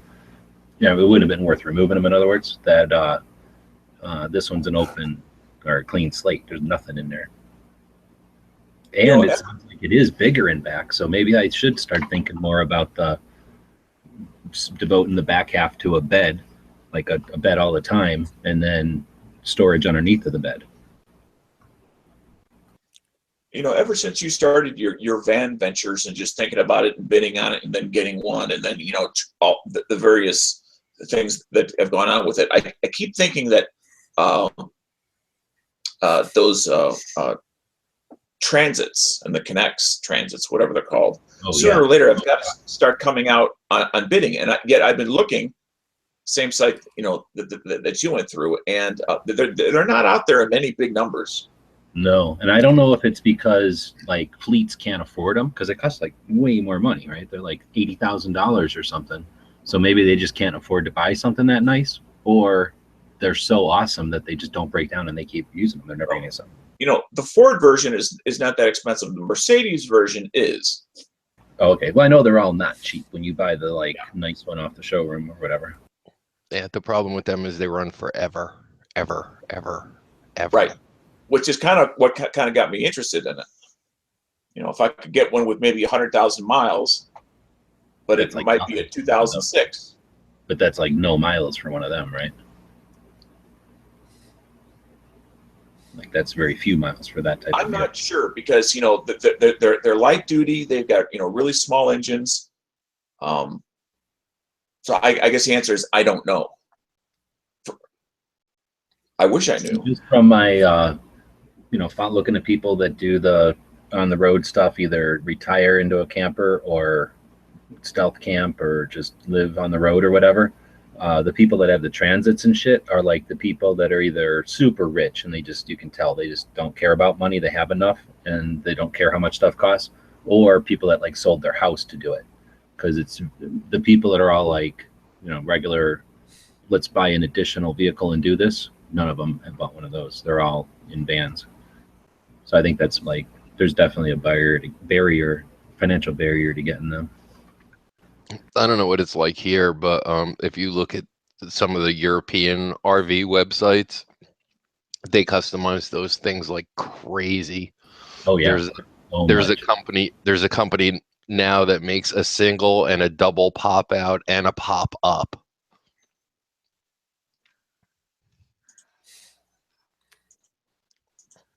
I have a screen share I'm going to do here. And this right here is this, although this is the 2017, they've been making these, I think, since like 2010. They're just like basically a minivan made into a cargo or utility sort of thing.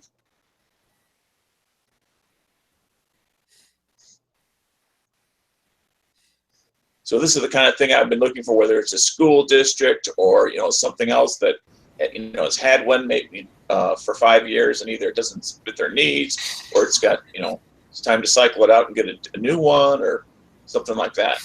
But I could then take and basically make it somewhere I could use it, pull over in some parking area, sleep for the night, and then get up the next day, grab something to eat and keep going.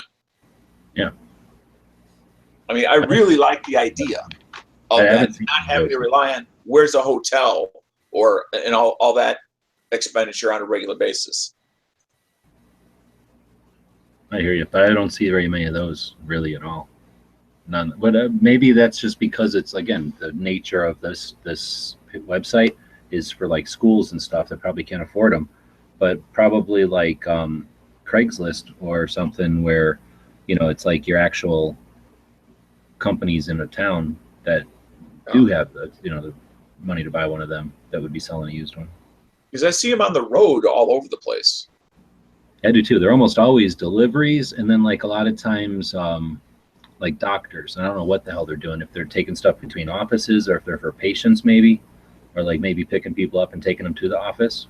I don't know. But I see them like with doctor's office, like kind of subtle, but doctor's office names on them.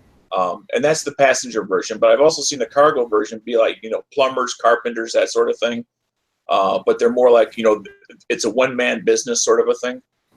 Yeah. And again, that's like you're putting, the money that you would have put your brick and mortar store or something into your vehicle. Into the vehicle. And I also think you'll find most of those are diesels. Actually, gas motor. And a diesel is going to have twice the life. That one, although it does come with a diesel, they've sold far more gasoline versions. Now, maybe with other makes, it may be you may be 100% correct, like with the Mercedes. I'm sure you're probably right. But the Transits are kind of like the low end of that market. Transit and Connect are kind of the same thing. Both Ford products. What is the other one with the higher roof, like a UPS truck? I don't know. There's that kind too. And, I can't remember if I want to say GM doesn't even have one to compete with it, but I could be wrong. I remember trying to look for it and I couldn't find a GM version of the Ford Connect to see if there was something else that just to try to search for. I mean, Toyota does. I mean, they have their version, and Nissan has their own version.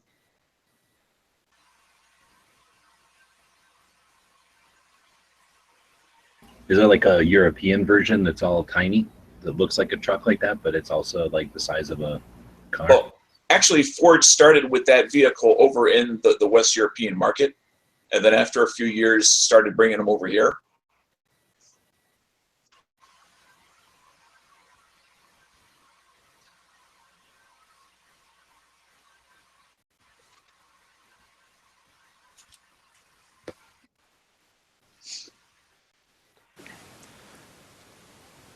So only caught the tail end of the van chat. Heard something about you were looking at like a used ambulance or something. Well, I've always liked the idea of a used ambulance because then it would be, like that jump seat that's in the back for the paramedic in the back. That would be like a good office chair / work area, like that I could sit up at. And then almost always, at least the ambulances I like are a Type 3, where it's a van that you can walk back and forth between the back and the front. So they'll have like a not what, like the stretcher is in the middle and it's gone. So then like that bench that's next to the stretcher, and then it's sometimes used to lay people down on if there's more than one person. Like I figure that's like a bed already waiting to happen. And then I got all those cabinets and shit in there. So I can basically, you know, have a little camper. And then I'd have all those places on the outside. So it could also be like a range type of vehicle, like have some targets and shit on the outside, or at least range supplies, so that it would be like a badass, you know, camping / road trip vehicle. But they're not cheap. No, they're not.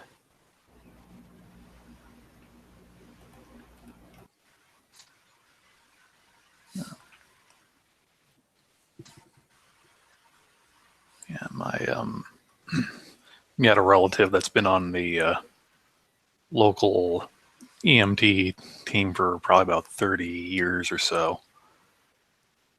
And, I think they switched from diesel to like what were they? I think like a V10 gas, and they're just kind of hear them complaining that they're pretty much gutless or compared to what the diesels were, and they're burning a lot more fuel through them than they were. But what's the Mark 18? The little one? Yeah, it's the 10.5 one. Well, ACOG's got or like small little retinas or whatever, reticles, and then they got the eye relief that you got to be kind of back off of them. So I would say they're more, and plus aren't they a ×4? Or are they're anything from like a ×3 to like maybe a ×10, depending on what model you get. Oh yeah. See, so why would you want to put something that's designed for distance on your shotgun? They're rugged. I keep seeing pictures of Mark 18s with ACOGs on them. Well, in the Army, they give you what they give you, so you don't necessarily get to choose what they're going to tell you or what you get to use. So sometimes you're just seeing what they gave them.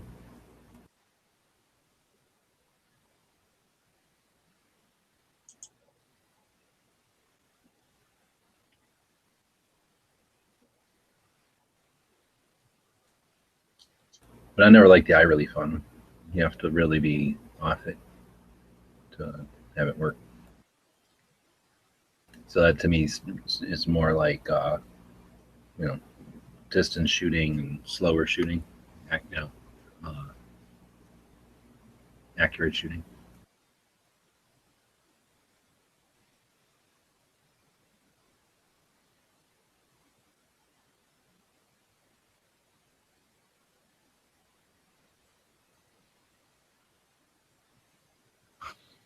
Yeah, I'm just kind of running through things in my head to decide what I want to do. I'm thinking, because I saw a bunch of pictures with ACOG, so I was thinking an ACOG, but now I'm just kind of thinking of tossing a Accu, what is it? The Accu Point is the one that is tritium and fiber optic. The Accu Power is the variable zoom one. The AccuPoint's the fiber optic tritium standard scope. Yeah, I think I'll put that on my Noveski and then, or buy one to put on my Noveski and then move the EXPS3 over to my Mark 18. Yeah, they're really nice, really clear glass, right? Or clear scopes.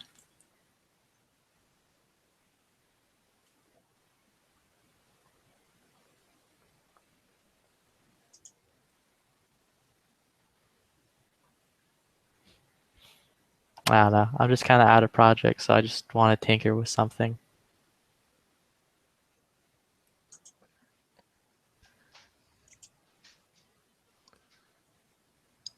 Hey G, you have a problem with the eye relief on ACOG being too long?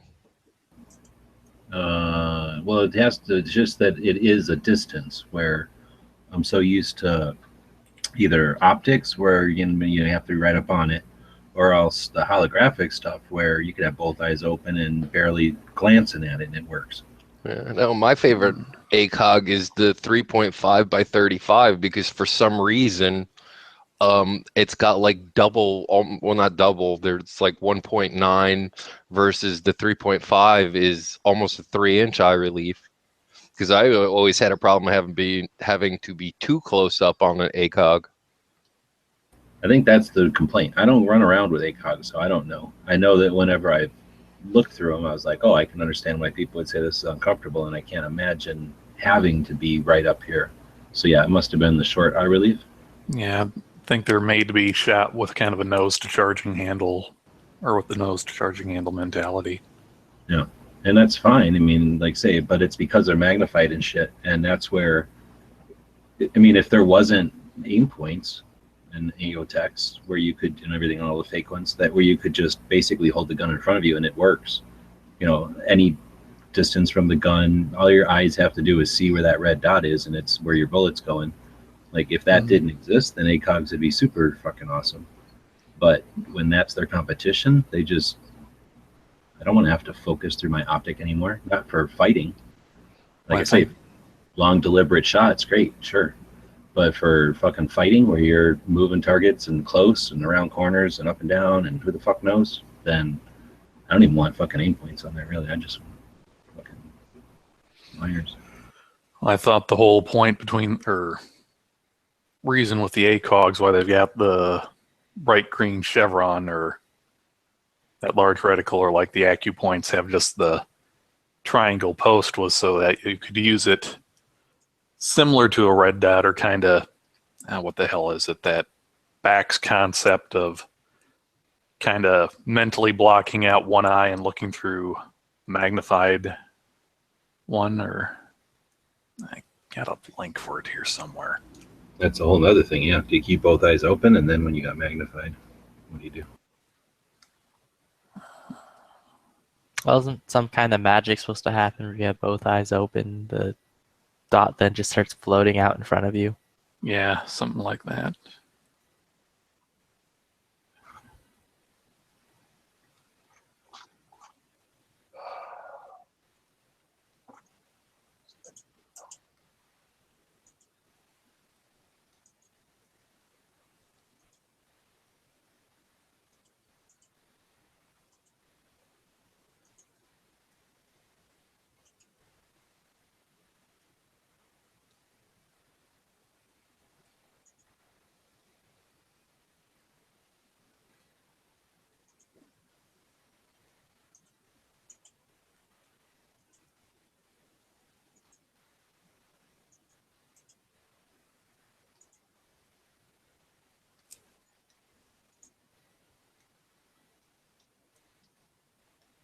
Yay for dead air.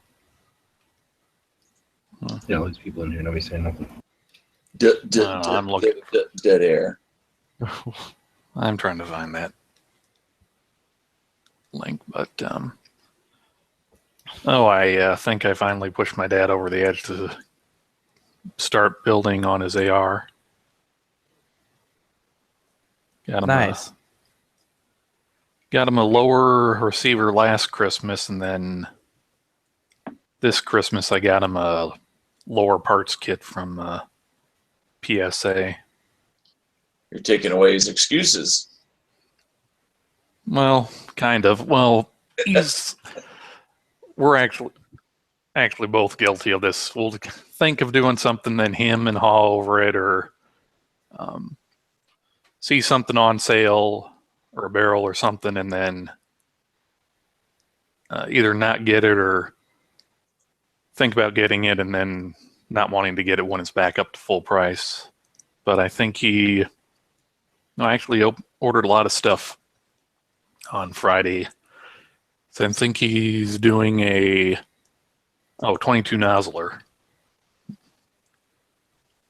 So then he's trying to decide whether he's going to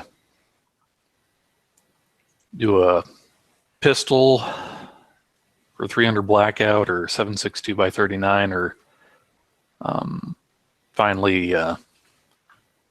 get a barrel for his Grendel, because he's got all the ammo and bullets and dies and all that to start to get to work on that. So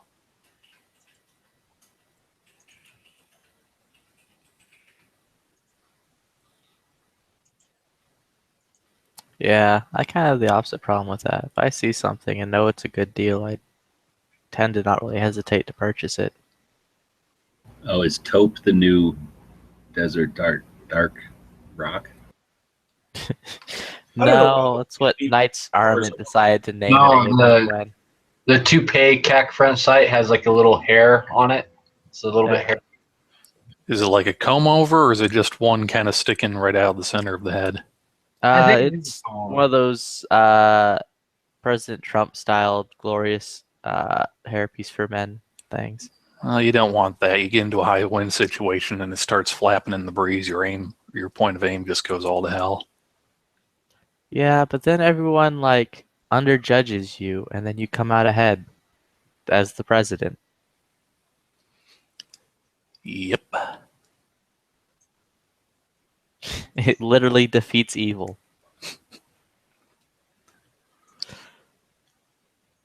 I did. They're sold out.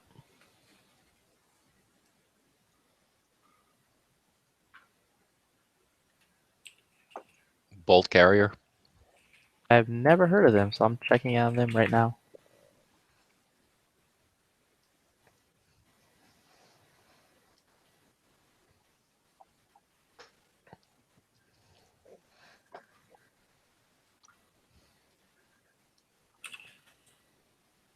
Is it the code for it's 9905? 1? Yeah. And they're sold out. Yeah, if neither of those places have it for a CAC part, you're probably just gonna have to go on a hunt, wait for eBay or see when somebody gets them in. Yeah, that's most likely what's going to end up happening. Oh, well, that's all good. I'll just spend way more on it than I was hoping to. Just like the front rail.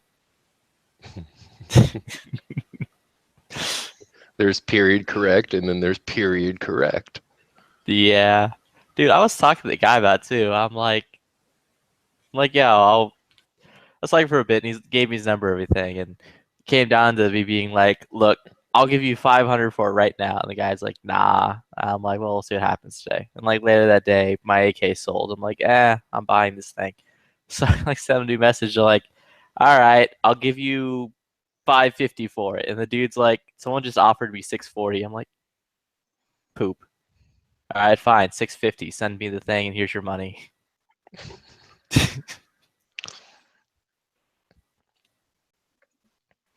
Yeah, if you actually have one of those, what I would do if I were you is get the gun together, and then any of the original parts, because trying to match FDEs together is like, doesn't usually work.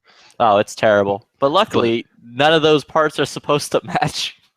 Yeah, I was going to say, so then when you have it finally all together, just have the rest of the guns Cerakoted to match the original parts. Don't refinish them.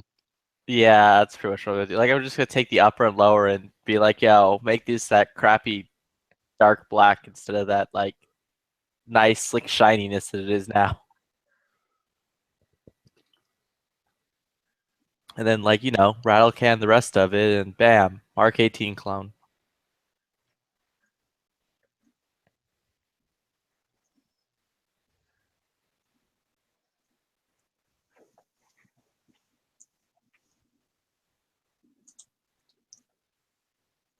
Dude, how much fuckery is this? What a bunch of fucks. So can I change the subject here? Yeah, go ahead. So my one friend has this pit bull, and I've known all his pit bulls, and then he got this girl pit bull, and she's 4, I guess, and he's had them before anyway. So the plan was he was going to breed this pit bull, and then he was going to give me one of them babies for my next dog or whatever, or at least that's what I was planning to have for my next dog. And then they changed their mind and they cut their pit bull the other day. So no pit bull's coming. So then I was like, all right, I'm going to go get a Doberman rescue, because I've been halfway thinking about that as my other option. So I'm looking through the thing here, and they have like this big list of like asshole qualifications for jerks. And one of them is all your present and past dogs were altered. So because of this dog ain't altered, they're gonna tell me I can't rescue a Doberman? I think that's fuckery.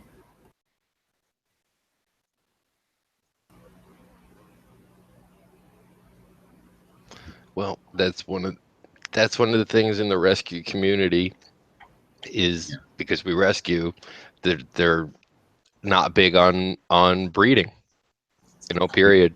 So I didn't breed though, so that's the thing. So they're gonna call me some sort of fuck because I didn't fucking cut my dog. I guess I'll just go get another new Doberman then. Oh, well, not necessarily. It's basically it comes because I volunteered in that area for about a year or so, and there's a lot of I don't know how to call it, double standard sort of a thing. As far as if you're so interested in dogs and especially rescuing dogs, if it's a good home, shouldn't that be the only priority? That's part of a good home. But that's not always what the organization is thinking. I had the one place when I was a kid not let me take a dog from the pound, basically. Not the pound, but like the fake pound in town, like just a private organization that kills dogs. And they had a Boston in there. And I was like, hell, if I'm gonna leave a Boston in here, right? I grew up with Bostons. So I was like, oh, I'll take this dog.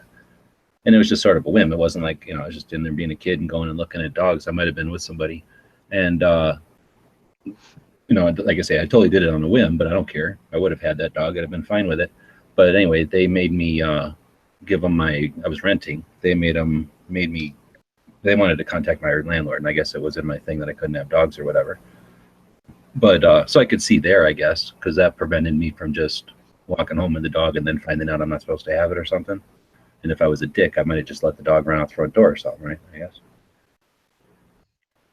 So I guess I can understand some, but that one seems like a freaking. Well, you don't have to say if you need a dog, just let me know. What do you have? Come on out. You can camp with them, sleep overnight with the 90 of them, and take your pick. How many do you have there? There's last count that I had was 94. Oh, I thought you had like 5 dogs. I have 6 personally as pets, but I have a no-kill sanctuary. Oh, so then those are all pit bulls, though? No, there's shepherds. There's mostly pit mixes. Some Rotties. Dogs that were tagged rescue only or dangerous. Oh, you have all the scary ones. Yes, I do. I'm curious, as far as how do you manage the with that many animals? I know how county places do it, but as far as a private separate place, how you manage all the waste from 90 dogs?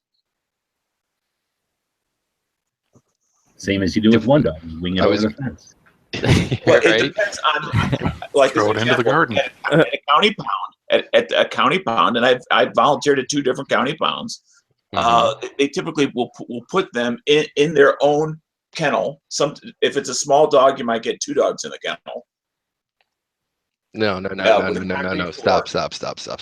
This is not that. Right. And I know it's not that, which is why I'm asking, okay, obviously if they're out and about in a chained area, then that also means it's scattered around. Excuse me? I didn't even catch the last part. So I'm assuming that they're kind of in a large open, free to run kind of an area. Yeah, there are separated areas we have. Right, but they all can run in their own area versus a cage. Right. Yeah. They have houses and pens, and it depends. Like, some of them need to be penned and separated. Others of them, there's basically like little shacks that they have that sleep like 4. They have a good life. But in any event, as far as the waste thing goes, it's like any other farm thing. You take the tractor, you spread it out to one of the fields, whatever. What my question was really, because dogs will do it all over the place, is I'm just trying to figure out how do you find them all? You don't go out trudging like each one at a time. You just rake. Use a power rake. And also too, because not forget the dogs are trained. I mean, to a certain extent, it's not like they just go everywhere haphazardly. Sure, we have a separate area where dogs are taken in and they're nervous and whatever. But after they get into their routine and their plaything is, you know, this group's going out in this field, that group's going out in this field, this group is the isolation group, and they have to be handled one at a time. Okay. So, but normally, even a housebroken dog, when they're let outside onto grass or whatever the outside happens to be in your area, they consider that to be a safe zone to let it go. Yes. But if it's, you know, 2 acres or a half acre or a quarter acre, depending on how you got it divvied up, yeah, then still they're going everywhere. I'm just trying to feel from a management point of view. How do you manage? You start from one end and you work your other way down. Yeah, Daniel, you rake. Have you ever raked a field or used a power rake? No, I have not. We don't go out with pooper scoopers when you have 90 dogs, if that's your question. No, we don't do that. I knew you didn't. I was trying to find out. So what do you do? And I've never done the things you're talking about. I've only had 2 dogs at once ever in my life. Otherwise, it's always been 1 dog at a time. You could rake a field, okay? Put the waste in another field. It decomposes in a couple of days. Right. Shit spreading, I understand because I've seen it. Okay. Yes. Got that. Okay. There. Okay, then we spread the shit. How's that? Yep. Actually, we have a little row of porta potties, and when we take them in, we teach them how to flush. Yeah, the sheds are require premium. The sheds are really cool. One of the local tractor supply companies, they have them. It looks like a wooden garden shed, like one of the nicer garden sheds, and then the inside you can get in different configurations. So like one of the sheds you can set up for like 2 people to live in, or you can set it up to have bunks and have like 4 to 6 dogs live in them and stuff. And they're like really cool because they're just like all these little tiny sheds. So we get those every once in a while, and put up some new ones, but they're pretty awesome. So is there somebody that goes out like every morning or whatever and rakes the fields or whatever, the pens or whatever you guys call them, corrals? Oh yeah, there's people that work there. It's not like I do this alone. Okay. By any stretch of Well, the it just imagination. when I hear 90 dogs, I hear a lot of work involved. Oh yeah. Yeah. I mean, that's a huge effort. I mean, just because again, my only experience is at County Pounds as a volunteer, and the chick that runs it does an excellent job. Actually, she was how I got involved with it. Finally last year, we bought property as opposed to being a tenant, so we don't have to worry about that anymore. And it's a pretty good location, and we have 2 other people that work there full time and lots of volunteers. Yeah, because with the County Pounds, and these were 2 different counties, not next to each other either. But unless there were volunteers, the dogs never got out. Never. Yeah, that's horrible. I mean, it was horrifying when I kind of went and found that out, and then it's like, well, we just don't have time. It's like, well, you don't have time to do any. Well, and then of course they'd say, well, if I did that, then nobody would get out. I said, well, isn't 3 dogs going out better than 0? I saw one of the coolest things, and it was like, there's some genius ideas out there, and this one, for some particular reason, was my favorite. One of the advocate associations, they have a program to get people involved, and the high school track teams in the town, they would have to go on their runs in the morning. They would bring dogs from the pound, and the students used to take the dogs on their runs with them. That seems pretty cool, and get them some serious exercise. Oh yeah. Not just sniffing out in the grass. or at least sneak in the woods when nobody's looking to smoke a joint. You know. Yep. I think that went on the track team more when I was in high school than actual running did. Well, that's cool. So you said shepherds and what else? There's some shepherds, mostly some sort of terrier mixes. You know, what people call quote unquote pit bulls. Right. Yeah. Because we always had them come in, and none of them were purebred, but people were calling them that. But none of them were. They were all mixes. At least the ones that we got. And the other thing too, people laugh at me when they tell me that when I tell them this, but I don't care what anybody says. It's like going on 24 years for me doing this. No matter what anybody tells me, a rescued dog has a sense of gratitude when he has his forever home than like you will ever find. There is a marked difference in just the way they are and how grateful they are than when you have a dog that's never had that kind of hard life.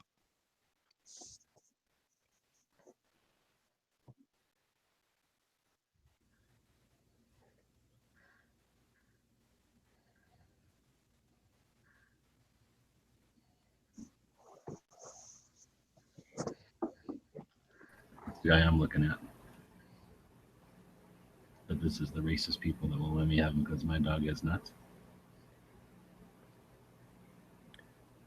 Yeah, that was like something I was going to bring up earlier when you were talking about, people being picky on who they adopt to or whatever.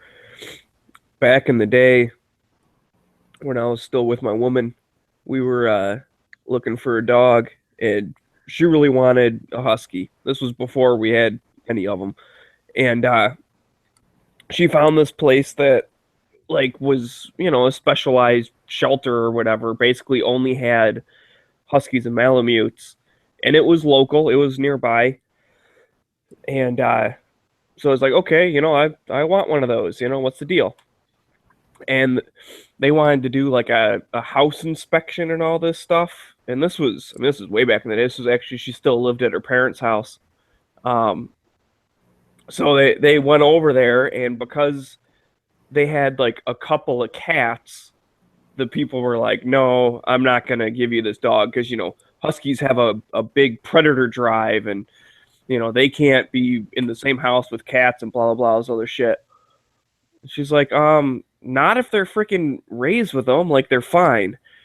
And I don't know, the person, it was one of those things. They ended up not giving it to her, like refusing. And then when you look at their website, they talk about how like it's so hard to adopt out and how they need so much help and, donate money now and blah, blah, blah. And I was like, dude, like, screw you people. You don't even like, this is a good home just because there's a couple of cats. Like, come on. I'm pretty sure you can teach a dog not to chase a cat and like try and kill it.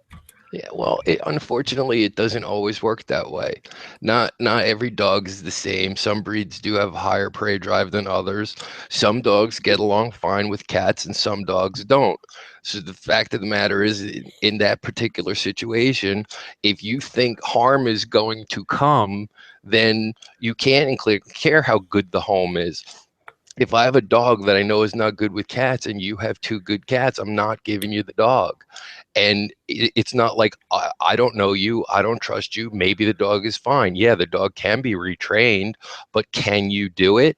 And then you turn around and something goes wrong and the dog shreds the two cats. And then who's in trouble? You're in trouble and the dog's in trouble. See, that's where I blame the cats. Well, it's always the cat's fault. That's why I don't have any. I'm afraid to sleep around them. They're always plotting your death.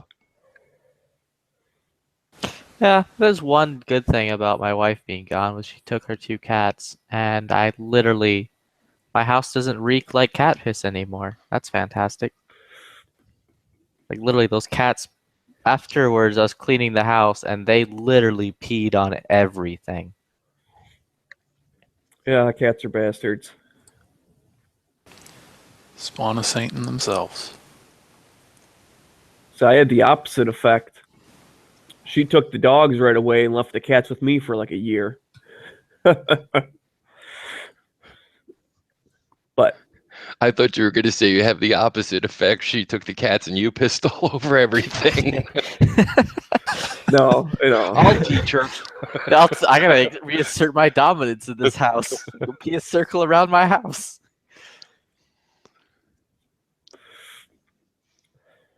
No, I just peed on her. Very appropriate name, G, by the way. It was like made for you. That dog there? Yeah. Yeah, I like that dog.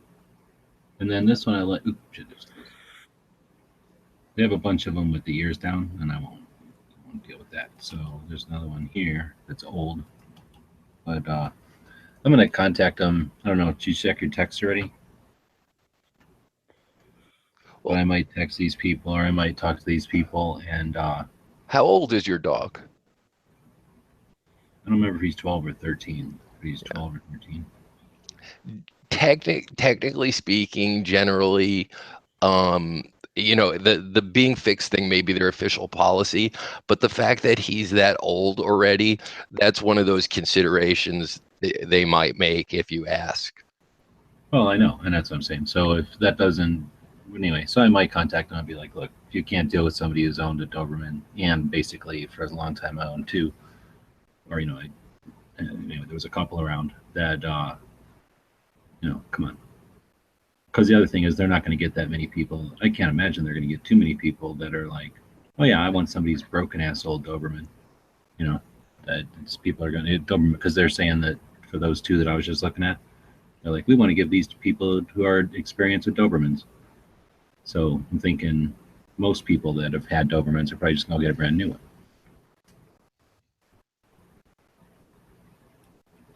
But I don't know. I haven't really thought about it because, like I say, I was halfway making my mind up to get one of their dogs, a pit bull. Are pit bulls good at jumping, or are they going to break their legs and backs and stuff jumping up and down out of a van? Oh no, they will like standing jump over a 6-foot fence like it's not there. Okay. That's actually like one of their favorite. That's what my buddies always did. They'd always get out. That's one of their favorite things to do. Old used up motorcycle race tires, because they don't have steel belts in them, hanging on a rope off a tree just like a few feet above, like normal height for them. They'll jump and jump and jump and then finally get a hold of that thing, and it'll just hang there for hours. Somebody bid me up. What, on the van? Yeah. 9 hours to go. The fucker went online at 11 o'clock and bid on it. Fucker. Still mine, but it's fucking getting close.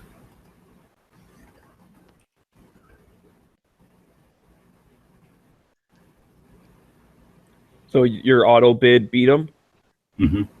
So he probably was just tossing a bid going, well, let's see if this lasts the night. Is it someone that bid before? Nope, not on this one. Some new guy. So he was just testing the water, I bet. I'm going to go see if he's on the other ones. It'll let me see who's bidding on the other ones too, which I guess is kind of nice. Like it lets me, once I'm logged in, I can see the bid history on all of them, even if I'm not bidding on it. Yeah, that's good. That's what I was telling you in the van chat. You can see if there's the same people voting on the same vans. Like, are they wholesalers or whatever? And they are, are they trying to snag one vehicle and they're bidding on 3? So you get an idea of how many people you're up against as to how much you want to commit to any one of these. Well, that's, yeah, exactly. So, yeah, there are definitely a couple that are on. So yeah, a couple that are on more than one. The fuck, is it raining here still?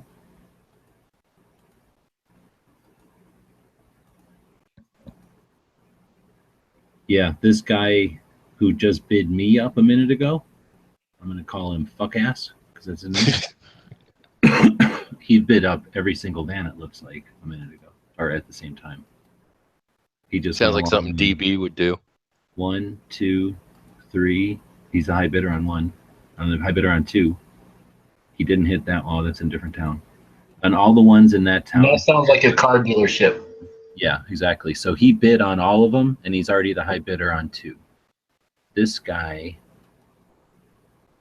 didn't bid on any of them except for the. Or no, he bid on 2. He's a high bidder on 1. So that's interesting. So one of the high bidders had been on the second one, but he's not. He didn't win that one. He's now the high bidder on a different one. And I can't imagine, except for dealerships, there's going to be too many people that are going to high bid on more than one, right? Right. That's where I'm talking. That they have a number in their mind. They've already figured out their total, and they probably just pop that in and see what happens. So hopefully he won't come back and bid you up again. He's probably like, you run the math, blah, blah, blah, whatever. Be like, okay, this thing's worth $1,200 to me. Pop that in, see what happens. So this guy who just fucking bid, we call him Jerkface. Yeah, he just bid at 1 minute ago, less than a minute ago. Fuck yes. So he bid on this one. When was that? Oh, no. Oh, shit. No. How the hell did that happen? Oh, I see what's happening. Oh, interesting. So anyway, this guy bid on 1, 2. He didn't bid on that one. He didn't bid on that one. He bid on 3 of them at the same time. See, what's happening is he bid right now, but then on this auction, freaking 3 people bid on him or bid against him already earlier today, I guess. Yeah, I have no idea how to interpret all these damn bids. I can see all the bids, though. It looks like this one car company is out of it. Like, they bid on all of them, but they have never come back and rebid at all. I don't know, maybe that's a bad sign. Maybe they're going to come by and redo all their bids in the morning or something.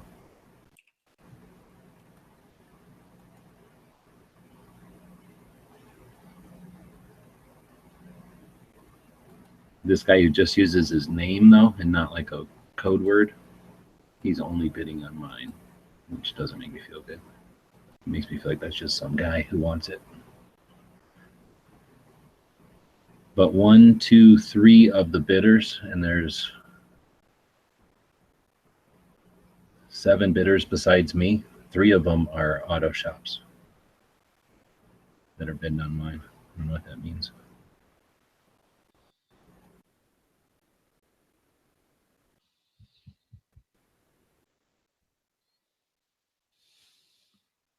Did that just kill the chat, or did my shit die? Both. Clear. I'm just looking at RMRs right now.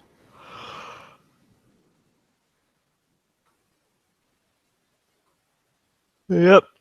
The battery is underneath the optic, so you have to unscrew it, put a new battery, and then screw it back down again. Lovely. But the battery is it'll last for 4 years with it being constantly on, so you only really have to change the battery like once a year. So that's a problem? No. Well, it's more like an It's inconvenience. fantastic. Okay, gotcha. Because like It's not as- I got Is a Fastfire 3 that I tried on my FNX. It just didn't really sit right. On that, all you gotta do is just take like a nickel or a quarter and open up the battery compartment without taking the side off. So Yeah, but I'm yawning because it's late and I'm tired. But The only thing that surprises me is that not a a name big brand deal. manufacturer that they would have noticed that sort of issue long ago. is it really even an issue? If you're putting an RMR on something, it's already Well- cut specifically for. Well, typically, if you're putting on there, it's cut specifically for it. But if that's why you're selling it, then clearly it is an issue. Who's selling anything? not I selling, think just looking to buy. You had one in the trading post, a red dot. Or are we talking about 2 different models? We're talking about 2 completely different things. An Okay. RMR is a small little red dot that you can put on a handgun. Yeah, they're the little micro dots or the What I put up in the trading post is a Comp M4 from Aimpoint, which is a rifle sight. Okay, so on the one that's a rifle sight, what didn't you care for it that you're selling it? About to go through a divorce. Just need the money. Okay. Ooh. That's not good. It is what it is. Nothing really Yeah. changed anything. Shit happens. Pretty much. Okay, I just didn't know if there was a issue with the actual device. It's as far as you didn't care for a certain feature or something like the battery. I thought that's what you were talking about. Oh no, we were talking about the little handgun mounted red dot. Yeah. The I would just thing put I an have is LCAN on your FNX. What now? Just put an LCAN on your FNX. No, I don't think that would. he could do Quite that if fit. he was a cool person, but we all know the truth. Yeah, I'm just a greasy shit throwing monkey. Ah, Well, when you need to reach out for those 400-yard shots with that gun, I mean, yeah, you just 400 slap- yards. I'm saying screw. slap the little throw lever forward, and you're good to go. No, I'm saying screw the pistols. I'm grabbing my M1 and just going to town. Iron sight. I hate iron sights. I probably should at some long point go and learn how to I mean, use as them, long as but you have good vision, I hate them. you're good to go. But at some point, if your vision goes, My you're vision's going to need. already gone. I've been wearing I've been nearsighted wearing thick glasses since, I don't know, grade 6 probably. I mean, I like having some sort of magnifying option because I wear trifocals and trying to battle the different focal planes of my eyes is enough of a pain in the ass. I could use a little bit of assistance with a nice, large front optic, at least 40 millimeter. Mm-hmm.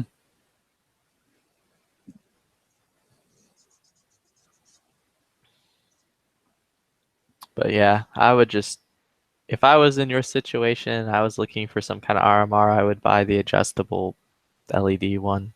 4 years of constant on means you only have to change the battery like once a year if you really wanted to, or you can just be lackadaisical and just change it whenever it goes out. Mm-hmm. You can adjust the brightness on it so you don't ever have that star problem, or you don't have the issue of you not being able to see it. Yeah, there's not too huge of a difference in price between the adjustable and the fiber tritium. So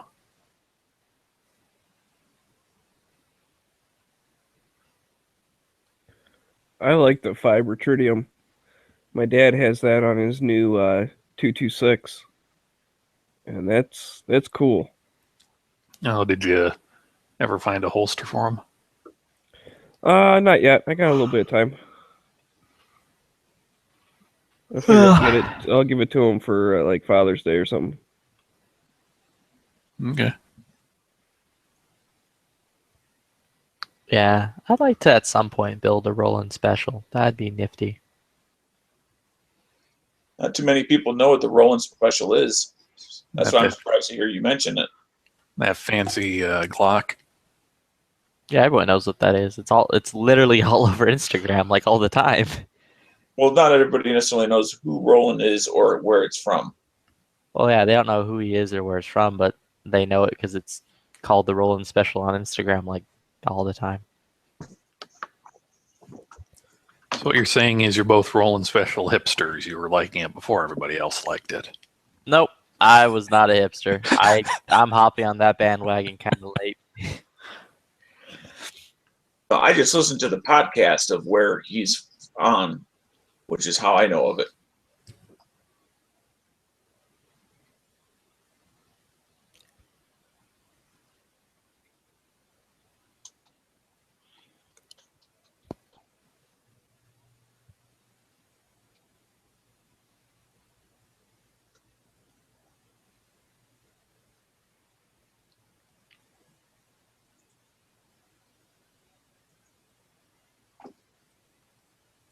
Yep.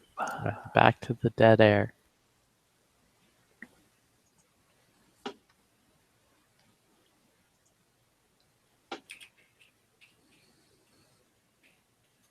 just can't believe some fucker came on at 11 o'clock at night and outbid it by like $118. Like, what the fuck? $18. Now he's got the thing all goofy. Welcome to hour 4 of the Vanxiety attack, where we wait all night for the auction to end. Join us again next hour when the hyper-vangulating app. I F that up.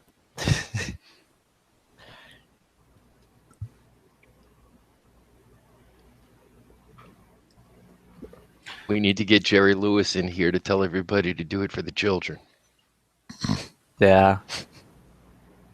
Who's that lady with like the big fun bags who likes to constantly go and stand in front of starving African children? And ask for Angelina Jolie. Sally Struthers. Sally no. Struthers. Yeah, that's it. Oh. We need her for this. You know that Angelina Jolie had her boobies taken away. Oh yeah, that's right. you know that Jerry Lewis telethon thing though? That was in Tucson. Do you know that? Or like the headquarters, I think, of that is in Tucson. I did not know. That. If it isn't the headquarters, it's something because they got like a whole giant ass building. MDA, right? Multiple District Association. Yep. Yeah, they got a giant ass building. I seen it one day and I was like, wow, what the hell? That's a giant building. And then somebody told me that their headquarters are here. I don't think they ever talk about where they're from or like where the place is, but I think that guy lived here or something one time. The Jerry Lewis guy. I would think he would have lived in Vegas. No, I mean like when he was a kid or something. Like somehow he had some ties to here, so that's why he put it here or something.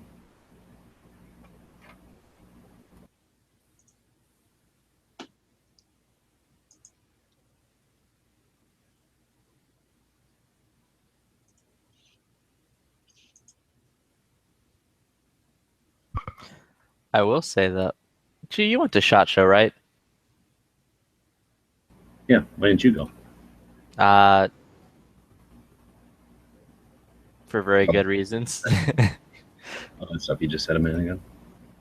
Yeah, I mean, I didn't go because reasons, but so did you go to the Troy booth? Oh, I actually didn't go anywhere to look at stuff, so no. Oh, okay. I tried to get people. I tried to accomplish a different goal at SHOT, so I was networking more. Is that what they call it these days? That's what I'm calling it because I was not successful, and I blame myself, not other people. So I don't want to. Anyway, I'm looking into it. I had an unsuccessful shot, but I didn't look at any stuff really. I looked at the Glock 40 because I don't think I've ever shot one. I wanted to shoot it and see if I still like it, and then I can't say I didn't look at any. I looked at a couple of guns, but I obviously can't even remember what the hell they were. Oh, I looked at some of the ones that Z wanted to see, just so that I could tell him I held them kind of thing, and he wouldn't have to rely on Bob only. And then, well, So how was that Colt revolver that Z was interested in? I like it more than I thought I was going to like it, or more than I want to like it, really. But I can't afford it, and I wouldn't get one still. But I do like it more than I thought I was going to.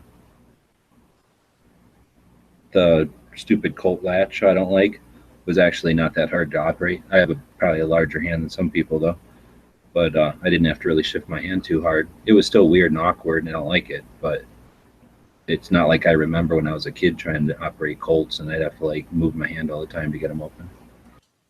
Right. Definitely well made.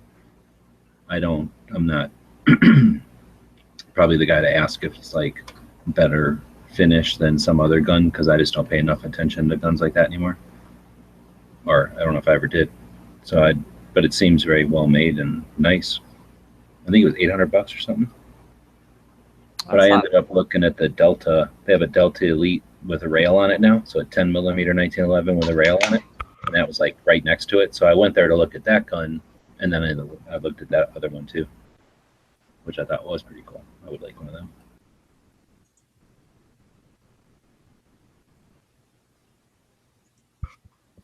We should look at the new SPS 1 that's 2500.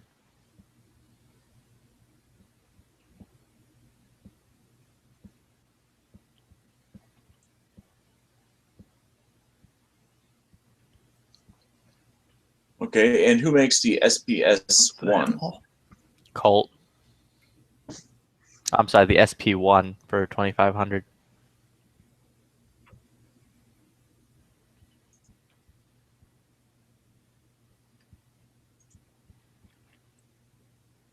Apparently, they are trying to sell the Hudson H9s. Huh. The H9, that's the One that's got, 1911 yeah, Striker Fire combo. yeah, with the recoil system under the. Right. We're doing for like 12 and change still. I don't know. I just no, I was gonna see or take a look at those Colt revolvers. I just clicked the wrong thing for replacement magazines, and they've got Hudson H9 magazines, 15, 10, and 17s out of stock, but available. Or well, at least they're being produced. That's for the people that buy them. Yeah, it's like, no, 30, 35 bucks a mag. Yeah, I'll say though that I did get all kinds of like excited over seeing the fact that Troy is going to be making a M16A2 Mogadishu edition as a part of their like clone gun series. I saw a Colt, I think, that it was all done up like an old one. The old Yeah, roll. the SP1. So that's cool that other companies are making the old ones. They can't, I mean, if they can whittle freaking pirates and critters and shit out of them and all kinds of different engravings on the side, then you'd think they'd be able to make them old school. Yeah, well, the problem that's happening is the fact that I don't know, I keep complaining about it because I'm kind of annoyed by it. But they're charging a ton of money for that. They're charging more for SP1 that Colt's making now than the original SP1s that you can still buy. Like, you can still buy them for like $1,400, and they're trying to charge $2,500 for an SP1 remake.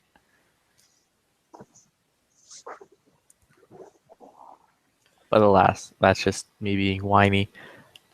And then I saw that Galil, the new Galil 5.56, and that made me happy. And I want one of those too. I'd shoot one of them before you get one. I don't know why people like Galil so much.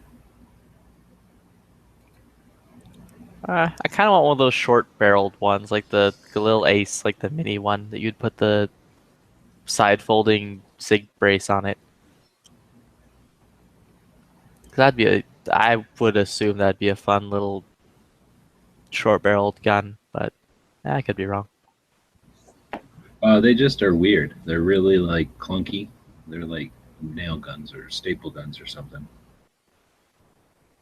That's my impression of them. And they beat the hell out of the ammo, so I don't know if you ever care about that. Unless they've changed that. I mean, I think it just, you shoot steel case in it, it should be fine. Steel case is cheaper anyways. Doesn't matter though.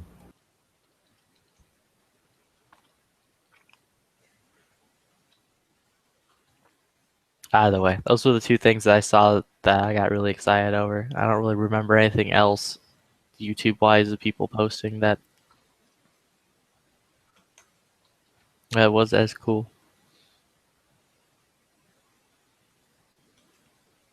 Oh, and that Mossberg Shockwave, that thing Yankee bought, but for significantly less money. The Gatekeeper thing? Yeah, I think Yankee, when he bought his, those things were selling for like $1,000. Now Mossberg is making them in factory for like $550. Well, they've always made them that way. I've friend with a couple FFLs, and they've kind of let me thumb through some of their catalogs back when they still got catalogs, and usually listed under it wasn't even like military or law enforcement under Mossberg. It was just 500 model, 14.5 inch barrel. So neat. It was like, if you know about it and you want it, here it is. Otherwise, just there. Yeah. You don't pay attention. yeah, I know. Like well, Remington always would have a police or military or police and military section in there, and that was always like the short 870s and that. But then they also had like the super expensive 700s and 308 or 300 Win Mag. Oh, are those the ones that don't fire when you touch the safety? No. So now whether Catch you guys later. yeah, later. All right, later. You're done. For these things are just so new that the site is mislabeling it, but on both the magazines and the pistol, the Hudson pistol, it says under manufacturer Magnum Research. I thought the Hudson pistol was its own thing. Like, isn't that the first gun that that company is making? I don't know. Yeah.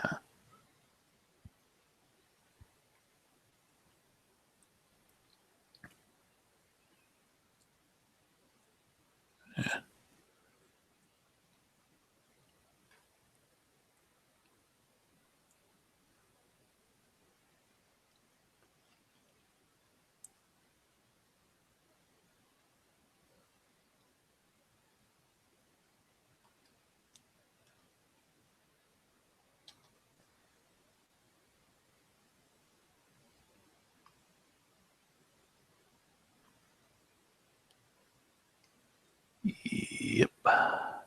Mm-hmm.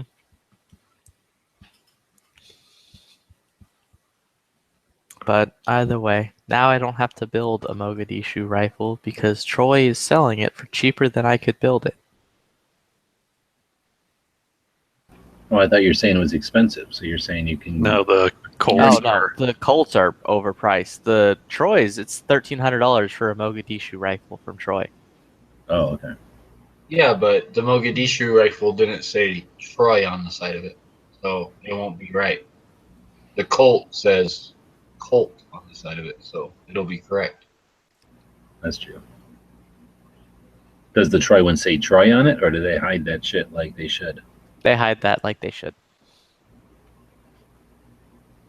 I was looking at them little revolvers when I took them apart, and one of them, it had like the thing that said "Made in Taiwan" was like officially on there, but it's like on the underside of the fucking clip. So unless you take the thing apart, you're never gonna even ever see that it says "Made in Taiwan." That's how shit should be when it's trying to So be you're like. telling me they were actively hiding their shame? Yeah, exactly. So I'm saying when something is being legit, then it should be on there so that it's not sold as an antique or whatever, but it should be basically hidden to where you have to be looking for it to see it. Because when it's just on visible sight, then that ruins it. Talking about your mini revolvers or the? Well, I'm talking about the mini revolvers, but I'm just talking about when they build something like that AR Okay. to look like the old one. Like it should have like its engravings like inside the mag well or some shit. Where like unless you're really looking for it, you're never going to see it. Yeah, I don't know where the They would video do is. that on like recreations of old shit. They'll like put, this is not old somewhere on it, or some date or something to signify that it ain't old, but nowhere where you're going to see it. So like you can enjoy it as it's old, as if it's old, but it's not like you're trying to scam people and buying an old one. Yeah, retail on those Colts is $7. The revolver, not the. Oh, I was gonna say that would be not bad for a. No, it's for the revolvers. I wouldn't complain about it if it was 7. If it was 7, I'd buy 2. Yeah. Thinking that Colt's just doing it because they've got the, or jacking up the price on them just because they're Colt, or yeah, kind of. Oh, well, we're starting a new venture trying to capitalize on nostalgia, so let's jack up the prices. Because I guess they're bringing back out the 1903 pocket pistol too. Yeah, I think they're doing it for one because they can. It's cool that they're doing it. It's just kind of lame that they're charging as much as they are for it. Yeah, like they're making a limited amount and then they're charging a ton for it. Well, they also have to. There's like got to be some development and like hiring those people and shit that once they start, because it's like their second one now. They've done a couple of these. Once they start doing more of their old stuff, I think it's going to be cost effective and they'll start being. Well, they're not going to go up in price at least. I guess they're probably not going to go down in price. No. Well, I guess I just saw what, I don't know if it was Yankee or somebody else had just shown a quick blurb of the MSRP on it. Wasn't like $2,000 or something? Or was I? Wow, that's a lot. Yeah. What, for the SP1? It's 25. No, the 1903. The 1903, I don't know. No, I think the 1903 was only like $1,200 or $1,300. Yeah, it's like around 15. It was on one of Yankees' videos. I was watching it earlier. Yeah, because I don't know, always thought they're kind of neat guns, but like 3 or 4 months ago, one of the gun shops that I go to when I'm out in the area had like half a dozen actual 1903s sitting there from like, I don't know, one that was not. It had a little little wear on it for like, what was it, like 7-ish, up to one that was in like mint condition for, I think it was a little under 12 maybe. But those were, legitimate 1903s. And I killed the chat. It is $13.95 is the MSRP for it.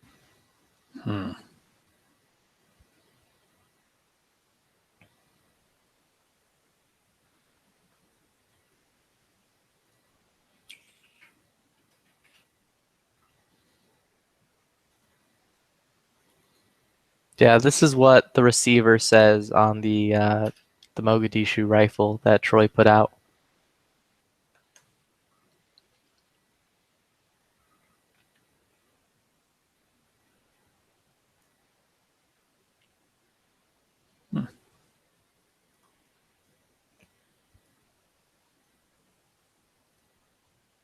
Or at least it's in that style with the correct nomenclature on the side, but there's no Troy, there's no like just Giant all stamp super saying clean. reproduction. Yeah, it's well, I mean you can tell it's a reproduction because there's no like Colt horsey on it. Mm-hmm.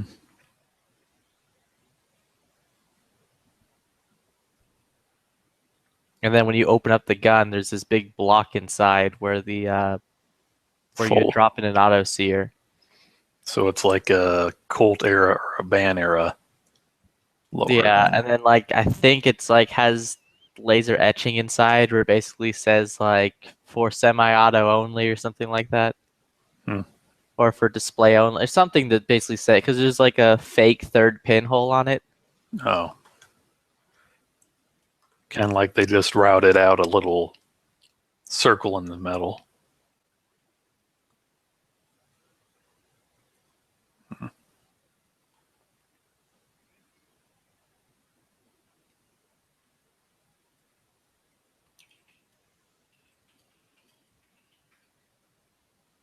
Yeah, like it's just like a little engraved circle kind of thing, just so it has that look.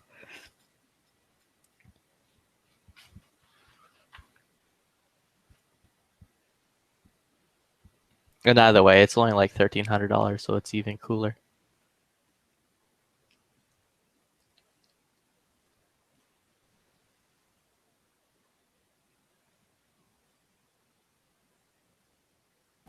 Hey, then can we switch topics again real quick? Yeah, sure. Mm-hmm.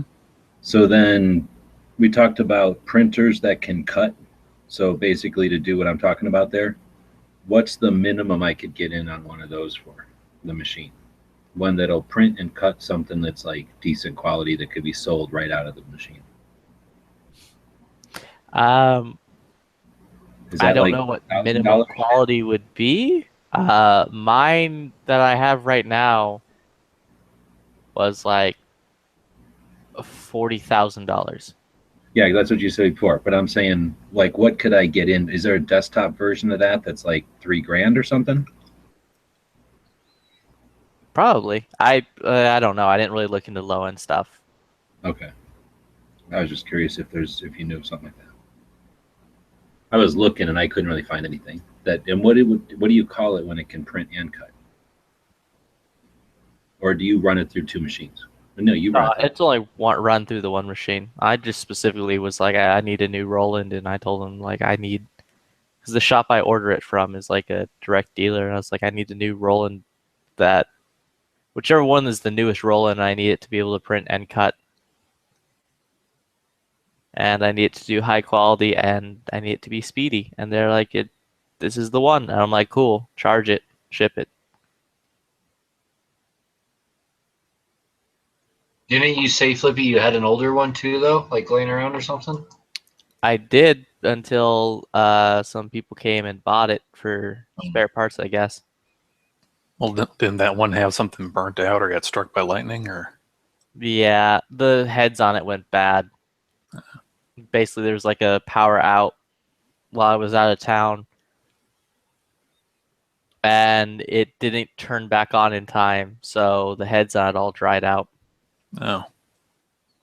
Well, not all the heads. A few of the heads did, and I tried my darndest to get that thing working, and I got it up to fairly good enough, but it just wasn't. So insurance cashed it in. Then they're like, "Oh, you need to hold on." In typical insurance fashion, they're like, "We want it. They're like, "We want it. We're gonna send a guy to pick it up."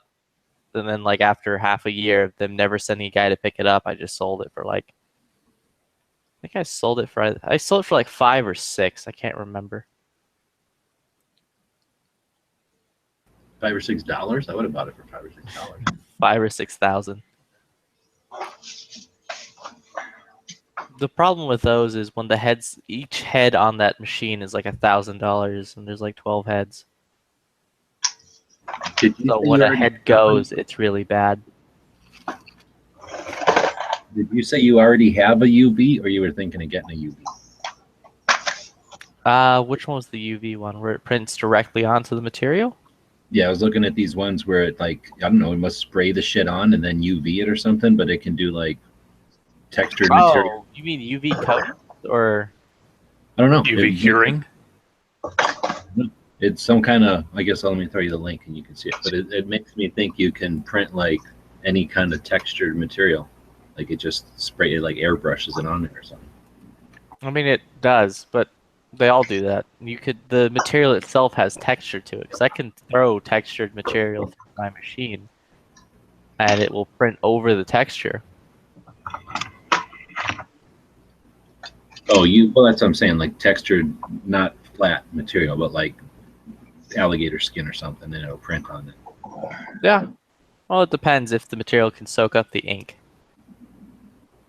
Oh, okay. Because there's stuff that has like texture on it. Like there's a while back we did wallpaper printing where we were printing directly onto this wallpaper stuff. There's also canvas you can do, and then there's another kind of canvas that has like paint stroke kind of texture to it, so it looks more authentic. Here's the ones that I was looking at, and then they call them UV printers.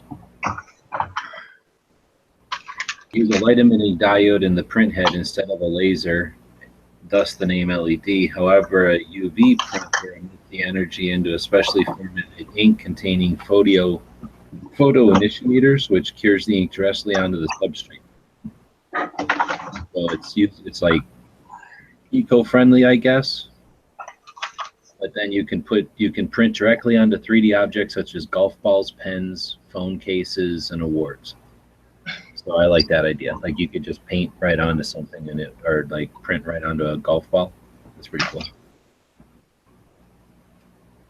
Except that the little one, like the desktop one, is $20K. Yeah, it's $20,000. Yeah, these printers are really not cheap. But did you say you were going to get something like that that could print on irregular shaped materials right away? No, I'm not getting that right away. I was thinking at some point I might if I get enough business that required that, but right now standard vinyl is basically bread and butter. And that's like somebody at a store who wants to change out their signage or like end displays and stuff like that.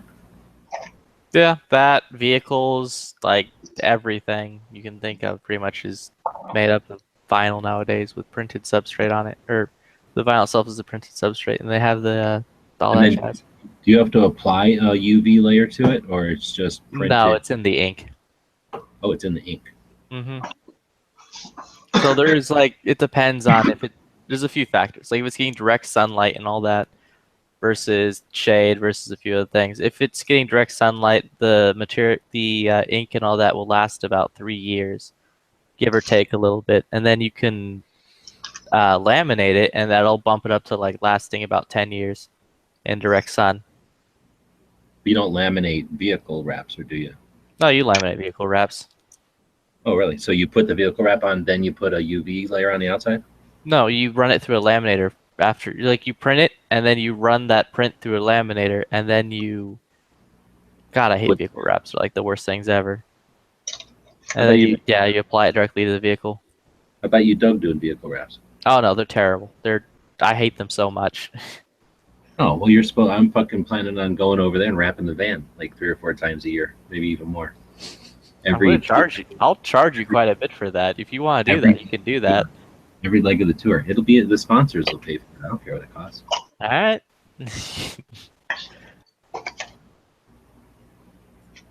Think how much room. That's an extended van. Let me see if I still own this van.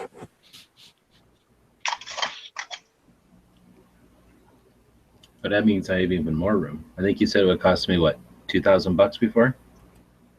Depends on square footage of what it all is. Yeah, but your other van didn't have back windows. Or are you gonna have them do that see-through window perforation film? Yeah, we do that a lot. Keep me out of there. What happened? He was asking about window perforation film since there's back windows on it, and I was explaining that yeah, we can do that too. Yeah, because I was thinking out loud that what do you for your current van, because that's solid all the way in the back, whereas this, though it might be longer, has windows, so less solid area. But then, yeah, they make the window stuff. Is it like a different material on the windows then, or is it? It's basically filled with holes, so you can see through it. But you don't cut the holes. It's just you use a different piece of material that's already cut holes in it. Yeah, the material itself is already made up of like tons and tons of holes. Okay. I don't know. It would have to stop dead in its tracks because it keeps getting fucking bids right now, and it's basically at my level. So it would have to, the next bid will almost take it over. So it like has to get no more bids. So the site just needs to like go down until. Oh, that would be good. What do you want? Where do I get Well, one? who do we know that's a hacker? Like, isn't Mr. Knives a hacker? So there you go. Where's Mr. Knives out in here?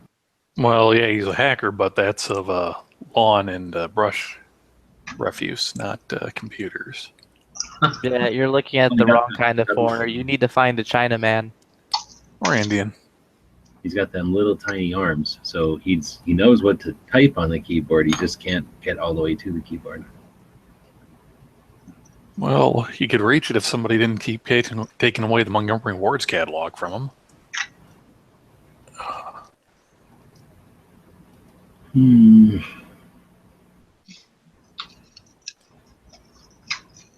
Now, where is Mr. Knives at? It's unusual not to see him around. He was in for like a little bit earlier. Yeah, this rifle is so freaking cool.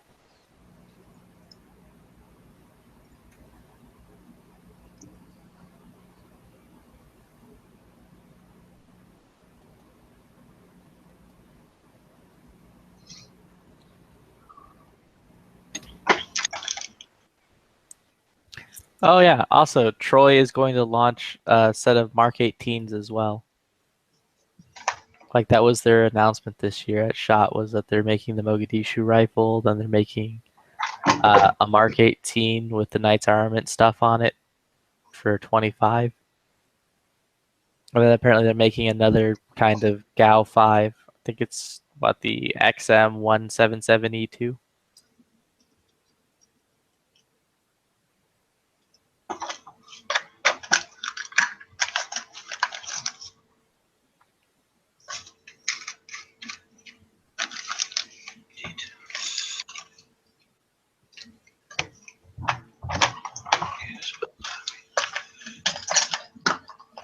I'm impressed with Troy.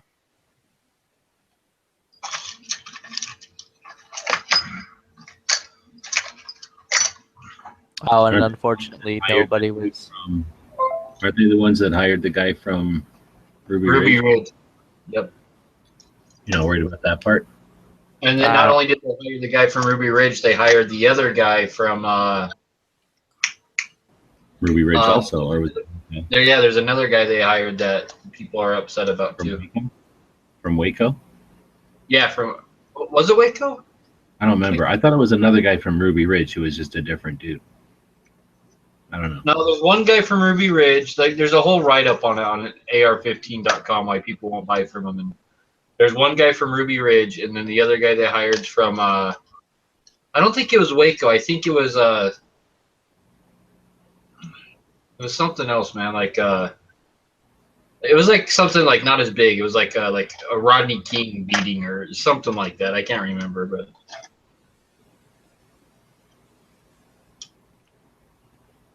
There's like literally a whole write-up on it on AR15.com.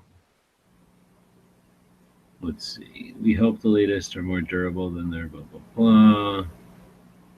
Oh, why is that bad? Let's see. So Troy Industries announced recent days the hiring of Jody Weiss, the former anti-gun head of Chicago Police Department, as an instructor with their training division. Imagine that. Accessory manufacturer. So why do we say he was a coward? Because he ran from the sound of gunfire post-haste when chopped up to when he was winding down a press conference in Chicago during his stint as police superintendent. It was so blatant that the officers in Chicago PD gave him the nickname J Fled. He abruptly terminated a news conference saying he's got to run before abruptly leaving with his bodyguard. To everyone's shock and surprise, he didn't run to the sound of gunfire that resulted in another homicide 45 seconds away, but he instead fled to police headquarters with his bodyguard. Wow. His cowardice earned him at least one formal complaint. And then they cite the complaint, and then they say that there's another thing. Then they have like a couple of news articles that mock him for that. On top of that, Weiss was such a failure as a police chief that the Fraternal Order of Police formally called for his resignation after their members overwhelmingly signed a no confidence in JFED's leadership, or lack thereof. During his tenure as police chief, Weiss lobbied and advocated for banning many of the products his new employer manufacturer sells. He rapidly advocated against right to carry and gun ownership for the law-abiding in Chicago.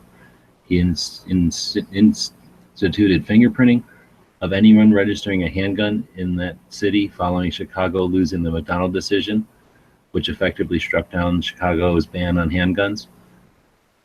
So just this year, less than 6 months ago, Weiss wrote an op-ed that appeared in Chicago Sun-Times. We won't link to the Sun-Times because on their whatever, they won't link to them, but we'll share the first couple of paragraphs. And this is from that guy, I guess, who works for Troy now. The tragedy in Newtown, Connecticut is forcing us as a country to have long overdue debate about gun control. Efforts to enhance background checks and limit the availability of high-capacity magazines for assault weapons are both prudent measures that will assist in keeping weapons out of the hands of criminals and reduce the lethality of those weapons. However, with 300 million firearms in this country, we must seriously confront what to do about guns that are already on the streets and the offenders who use them. So that is the guy that they hired at Troy. And then they go on to say more bad shit about him. Yep, and then the Ruby Ridge guy too. Whatever. He's not affecting any policy decisions, and Troy has thrown Jody under the bus after hearing from hundreds, if not thousands, of angry gun owners. They fired him, I guess. Or no, they hired him. They got the axe today. Here's a response I got from Troy. Troy Industries is a strong supporter of the Second Amendment. In recent months, we have been more vocal about our beliefs, choosing to align ourselves with companies and individuals who are like-minded. In response to the reaction of customer base, Jody Weiss will not be joining the cadre of instructors. We value the thoughts and concerns of our loyal customers. Troy Industries and its affiliate companies, supporters of the Second Amendment, will continue to promote the right through our product statements and actions and affiliations. So,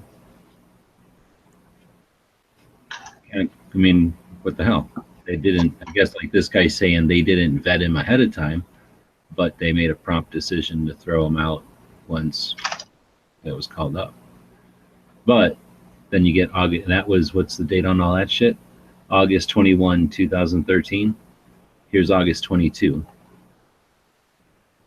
With their hiring of Jody Weiss, an instructor, blah, blah, blah. Today, after blah, blah, blah, shared their new hire, da, da, da. Did a little research to a new member at Troy, Dale R. Monroe. Yeah, that didn't sound familiar to us right away, but it did to our reader, Kevin. And then that's the guy who found out that he was the sniper at Ruby Ridge.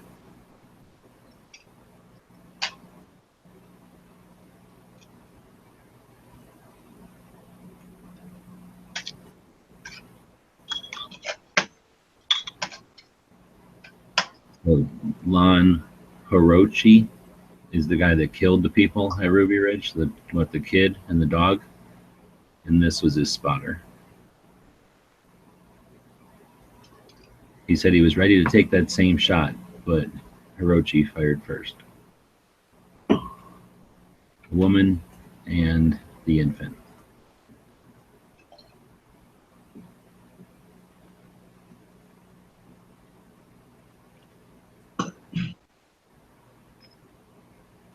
So what, was he fired too, or are they just still like, whatever? Hot off the press. We thank everyone for their opinions on Dale Monroe. We are reviewing his relationship with Troy. We have reviewed the 1995 Ruby Ridge congressional testimony and found that of the taping, it was indeed Ed Wagner who said he would have shot, if not. So the attribution of the Mr. Monroe is incorrect. After reviewing the testimony, we are confident that you two will find this is indeed the other guy who said he would have shot the woman and the baby, not the guy that we hired, who was also there.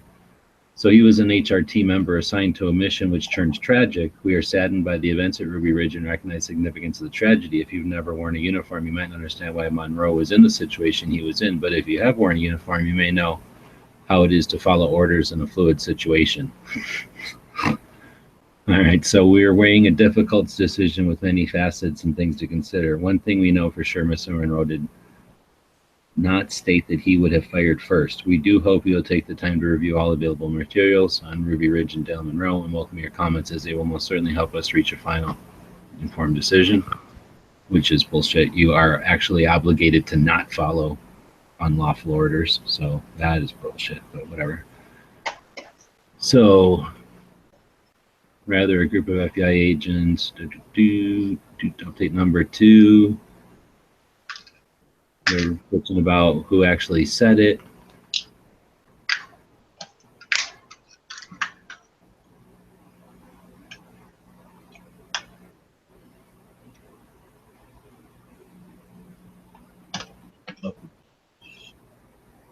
I didn't know that there's a guy named Steve Troy who's the president of Troy Industries.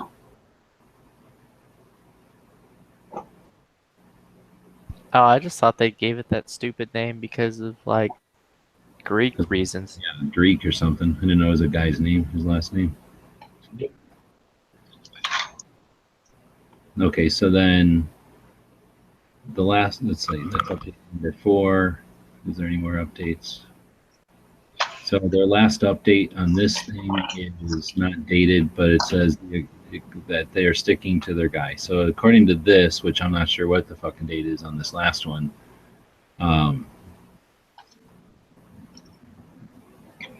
So the accusations that Mr. Monroe taken a shot at Vicky Reaver are false, blah, blah, blah. Tragedy lies in the fact that the shot intended reached its target, but also struck Vicky Reaver. So whatever. For the past 20 years has shared his experiences through video presentations, and during these presentations he's explained the mistakes which led up to the tragedy as valuable lessons learned from the event. Well, nothing can change what happened that day. Dale's firsthand account imparts valuable tools to our nation's law enforcement. I'm confident that his experience at that incident taught him more than other countless successful missions he completed as FBI HRT. It's important it is an emotionally charged situation where a mother's life has been taken to lose sight of the facts. In our most trying times and failures, we have an opportunity to rise above and distinguish ourselves, to be people of character and honor. I know Dale Monroe to be such a man. As a Troy instructor, he has the opportunity to prevent future tragedies like Ruby Ridge. We are proud to have him on our team. So they definitely stuck with the Ruby Ridge guy. But it turns out the guy from Troy is a Massachusetts state cop. He'd been a full-time Massachusetts state trooper and retired in 2012 as a...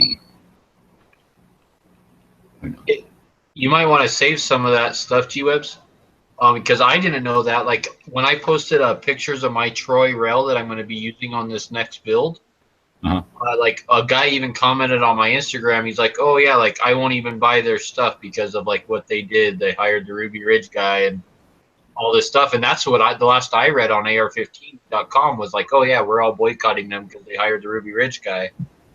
So, like, when we do that build, that might be, like, a good thing to bring up. Like, hey, like, it really wasn't the guy, you know? Yeah, I'm still not super happy. I don't use any Troy stuff because of that. I do have a Troy rail, but I took it off whenever I heard about that. And then, you know, I guess I'm not in any hurry to buy Troy shit. Their stuff is okay. I don't have a problem with it, but I don't really like it that they're a bunch of cops and that they're willing to... I mean, I hear him. I mean, I wasn't there, but it rubs me the wrong way, I guess. If you're going to throw somebody on the bus, it might as well be somebody who shot a fucking mom and a baby in a situation that was created by somebody trying to, what do they call that? Where they trap you, entrapment. You know, when they have to start the shit with entrapment and then kill a kid and a wife and a baby and a dog.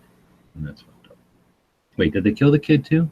Or they killed the dog in front of the kid, and then when the kid went running back to the house, they shot his mom and baby? Or baby brother or whatever it was? Yep, I think so. Definitely a giant clusterfuck. And I don't like it when I definitely don't like it when people go, oh, we're following orders, because fuck that. You're not supposed to follow illegal orders. And I know it's easy to say, but it's also sayable. It's not unreasonable.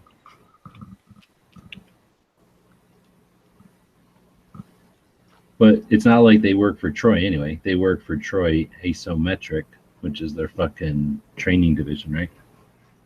Yep. But there's a whole bunch of All people. they train is like law enforcement officers, I think. So. Oh, really?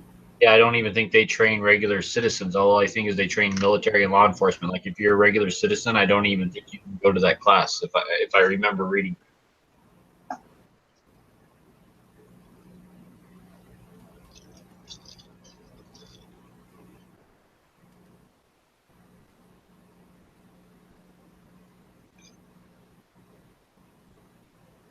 Yeah, I don't really know anything about Ruby Ridge. I kind of don't really care that much. I just like the fact that I can get this gun that I want for cheaper than it cost me to build it.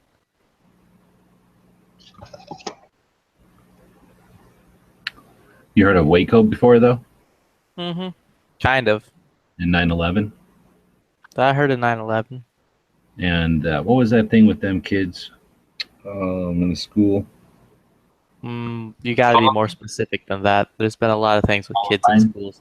Columbine? You've heard of Columbine? Yeah, I heard of Columbine. Well, it's one of those type of things.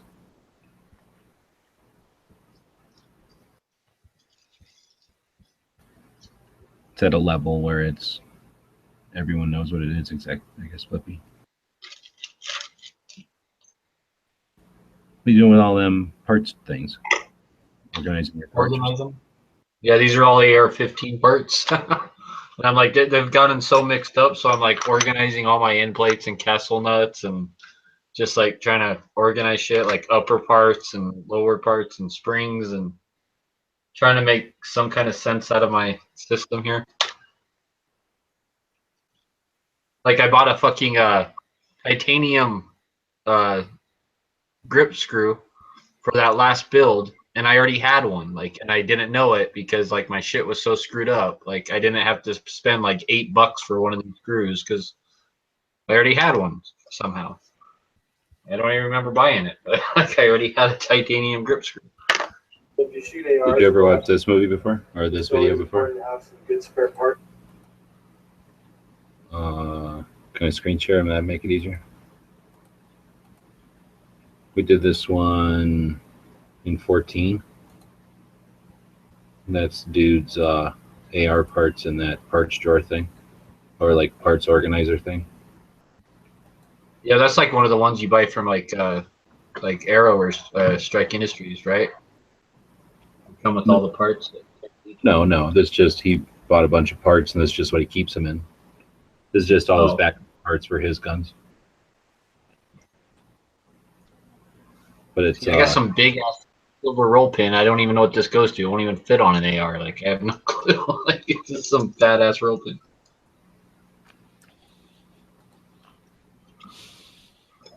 But it's handy having a big thing of parts like that when you can drag it around.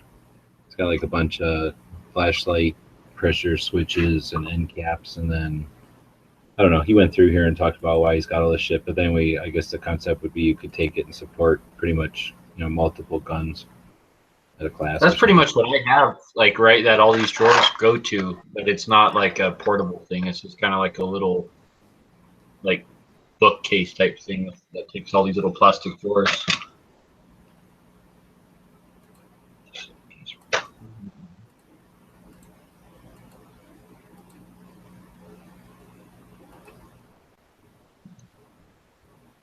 I guess I really don't need all these bags. All these bags out.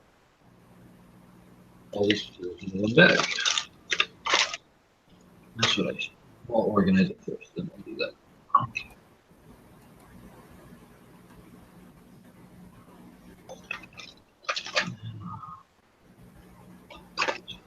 These are upper parts.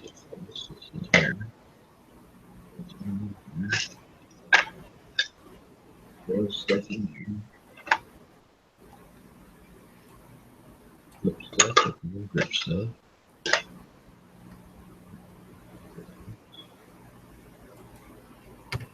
What do I do with that spring goes to? That's the flashlight. So that's miscellaneous.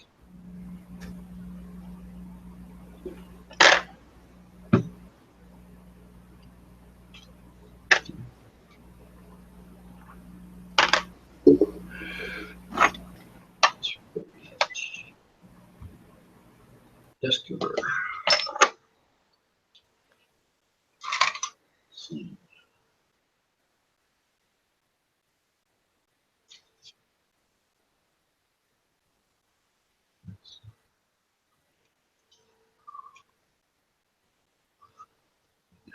Grip screw stuff.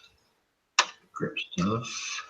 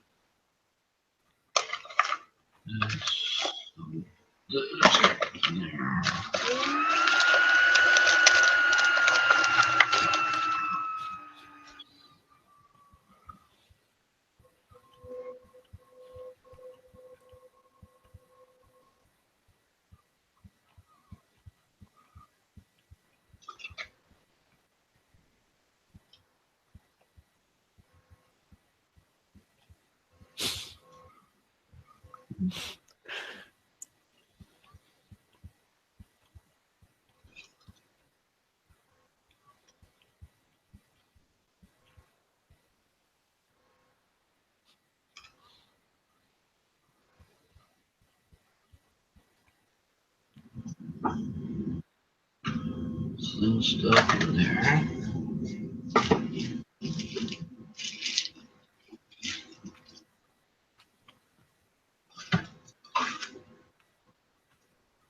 Those are gas plugs.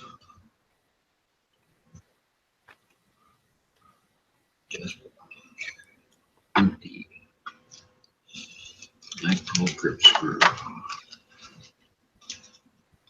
Springs. Springs and details. Springs.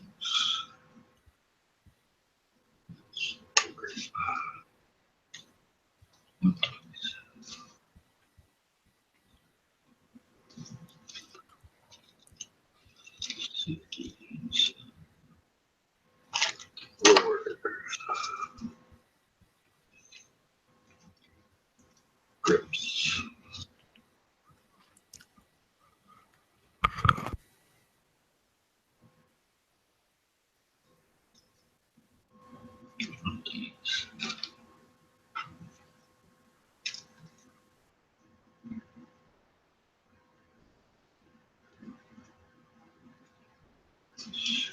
Grips and a gas plug. That looks like Ford Assist.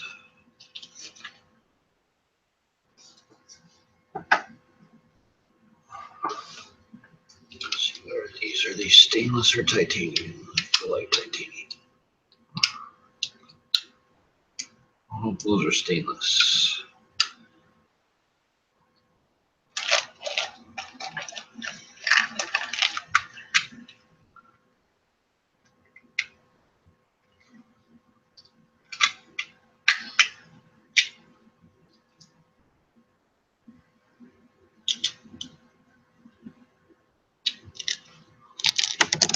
Oh.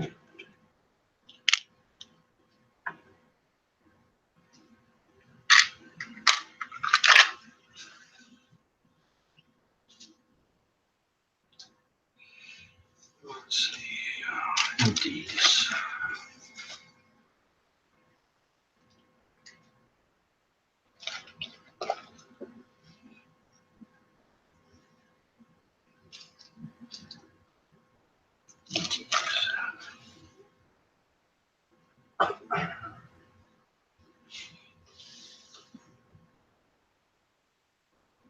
Miscellaneous. A wrench.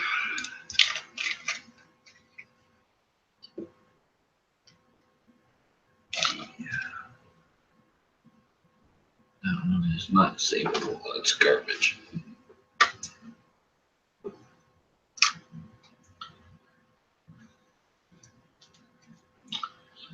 Let's go with the flash hiders.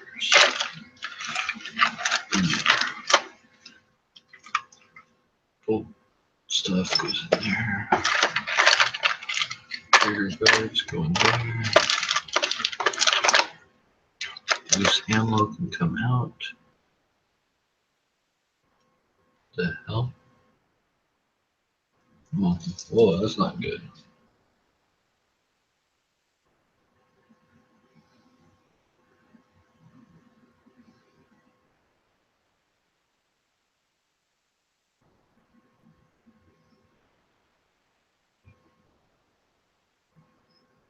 Yikes.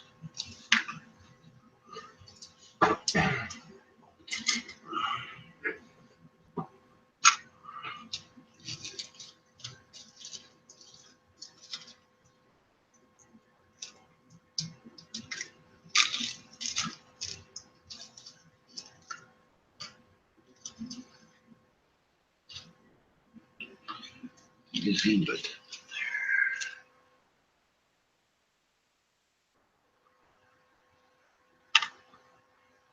details. Okay.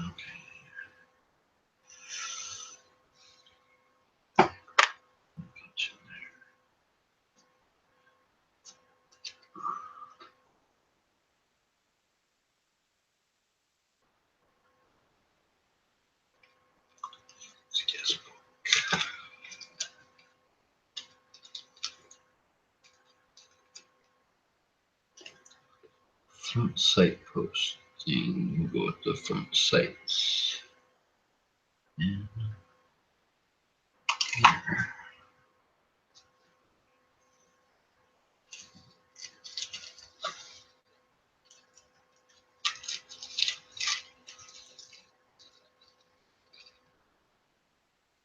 The slate pen should probably go with pins.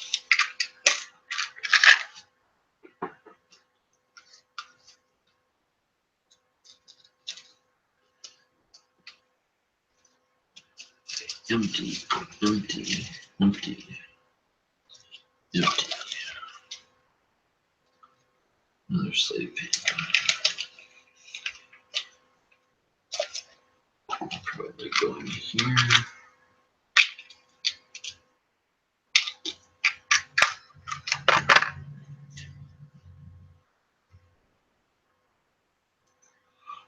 These ones will guest box. Yep.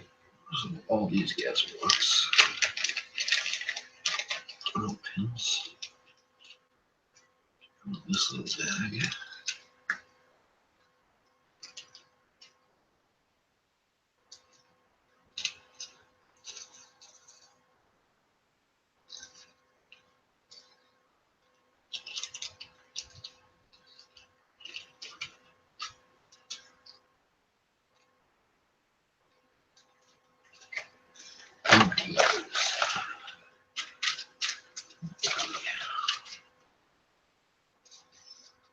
Trigger guard.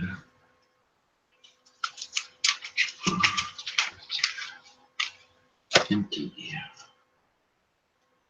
Looks like that's a gas block.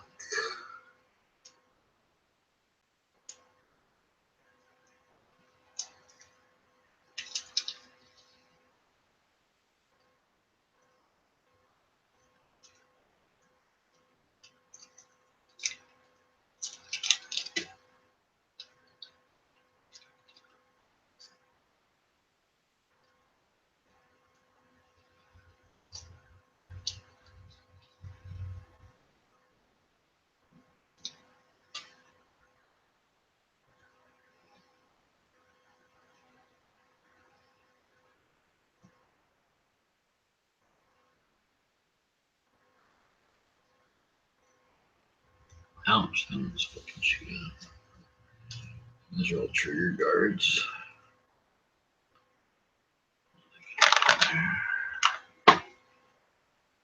And it's forward assist, and those are bolt catches. That's a forward assist. Those are bolt catches.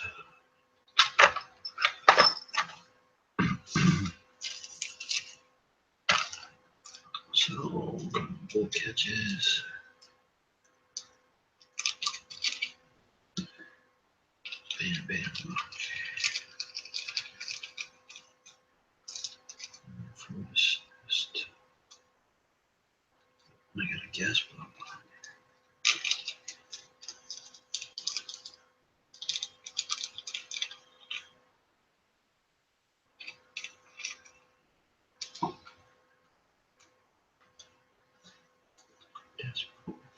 Assist.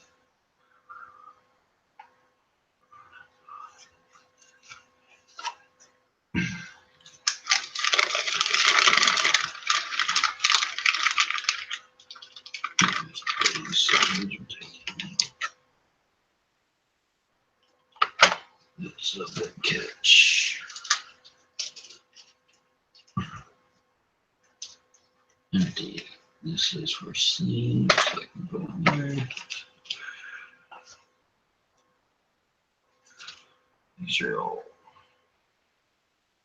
trigger guardrail pins. There. Gas block. There. Springs.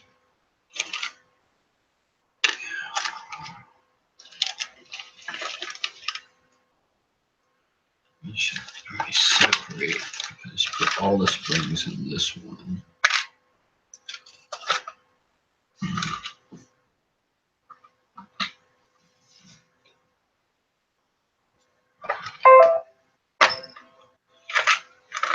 Sights.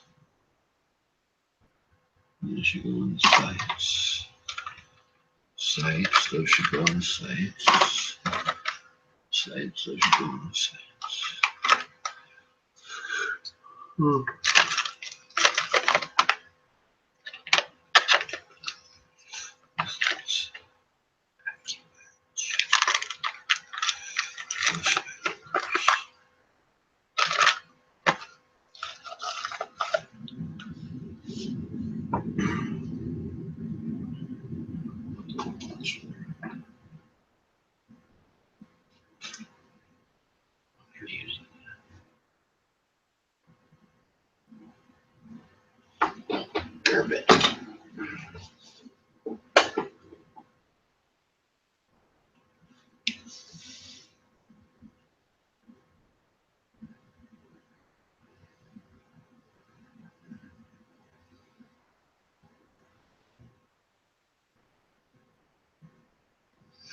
Governor Jerry Brown asked President Trump for aid.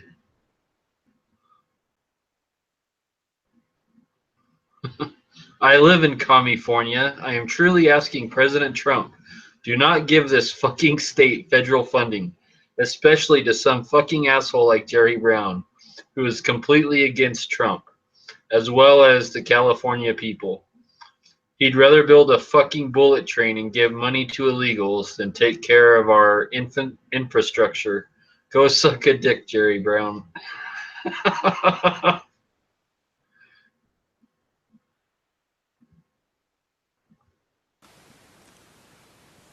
When this happened, I just got back. Oh, I was just reading a post about one of our gun channel members who lives in California. It was posting about how Governor Jerry Brown's asking President Trump for aid because that dam's like broke or is going to break in California. All that flooding, like some big disaster. And like, there's like literally people from California saying, "Don't give us federal funding. Like, we don't deserve it." Like, I think that's funny.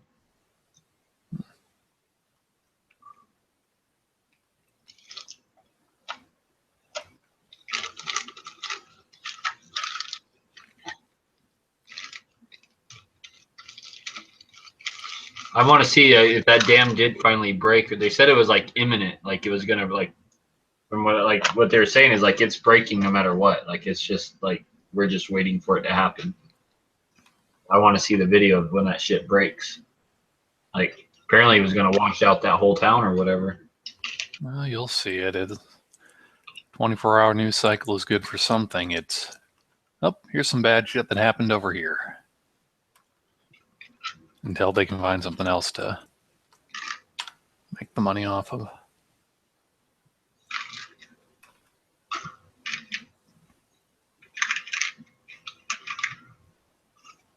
Maybe I should stick in miscellaneous. Oh no, wait, this goes to that one I got in the closet. Oh.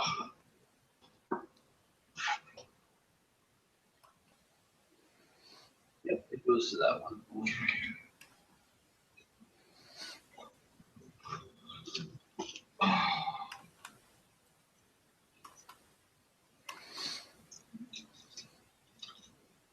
Yeah, I never watch the fucking news anyway, so. Yeah. I'll say fuck them. I listen for like the 10 minutes it takes me to get to work just to make sure that Oh, there's a giant whatever heading your way. You probably shouldn't be there. But other than that, I don't even do that, man. Like my phone will like Google will automatically like message me on my phone and be like, "Oh, hey, there's a traffic jam." Like, so I don't even gotta like do that. Like, there are some like talk radio shows I'll listen to in the car, but usually like I'll just put on gun channels. Like, and then if something major is going on, I'll usually hear about it through gun channels.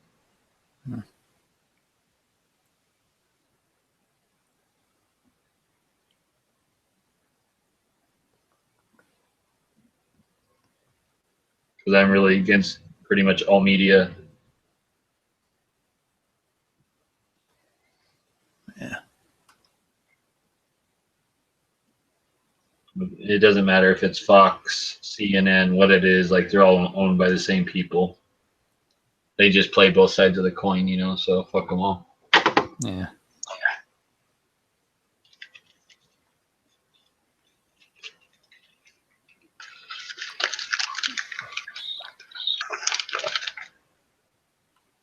Look at all these like empty plastic baggies I have, man. Like this isn't even like all of them. I wonder if I could like sell these to like a crack dealer or something. They can mix their crack with like the gun oil that's like soaking in these baggies. And just wait for weed to become legal nationwide.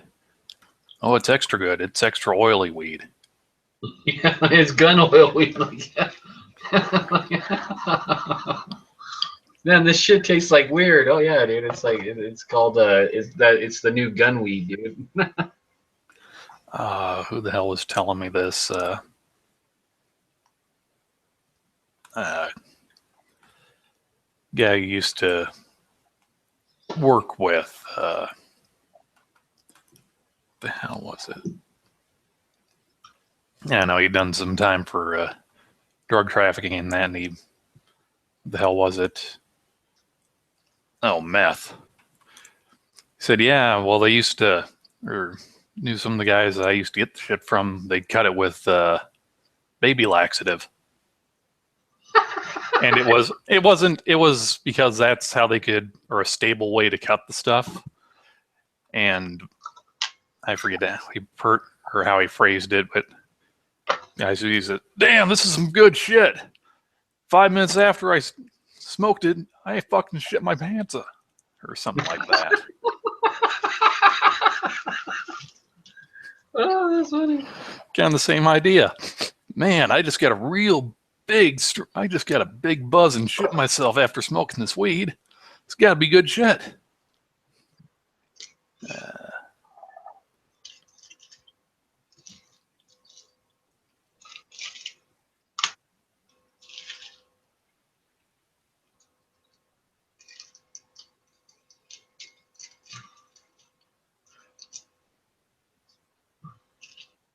I'll just stick to my alcohol, dude.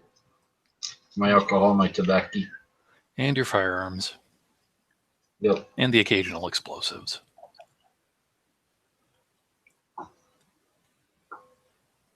Like, I have a couple of my grandpa's pipes, right? Like old tobacco pipes. Mm-hmm.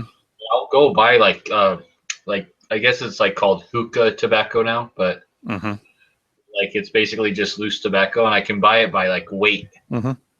So whenever they get like, because I hate it when it's dried out. Like I can't stand to smoke it when it's like dried out.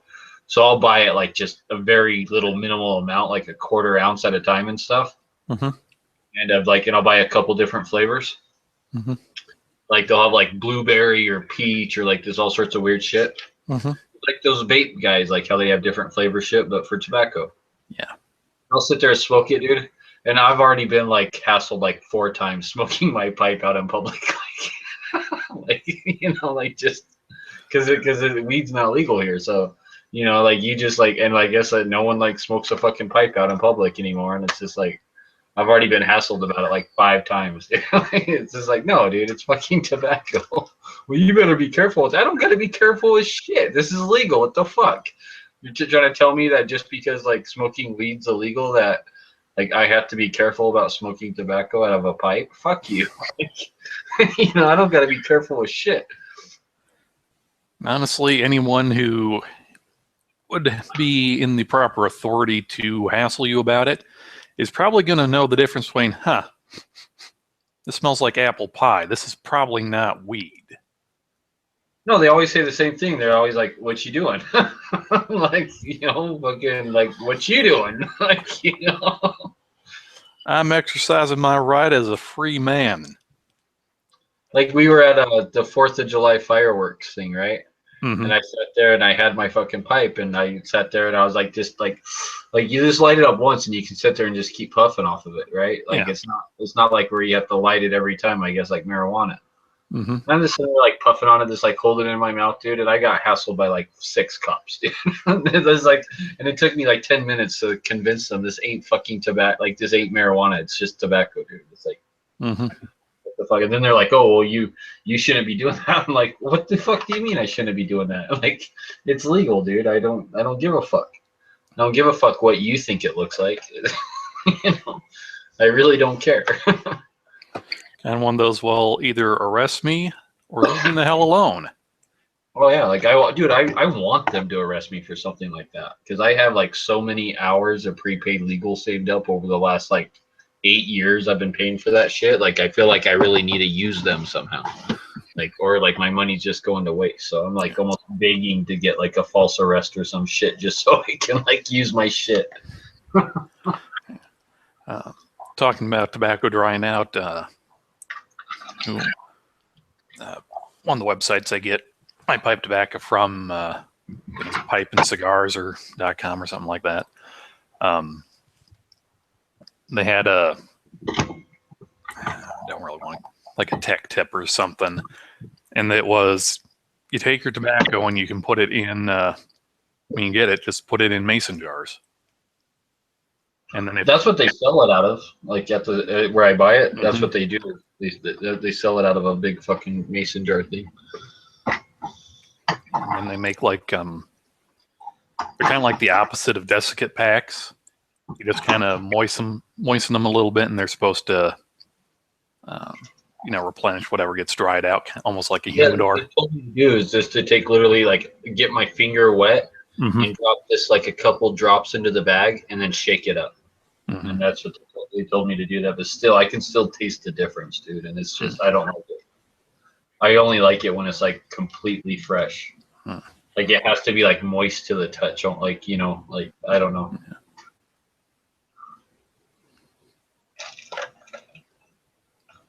But I like it. Like, it's something different and neat. It's like it's not like cigarettes. It's, I don't know. Yeah, it's not. You need that nicotine every 5 minutes. It's yeah. They were my grandpa's pipes too, so like it's kind of like I don't know. You know, the pipes are like 50, 60 years old, so.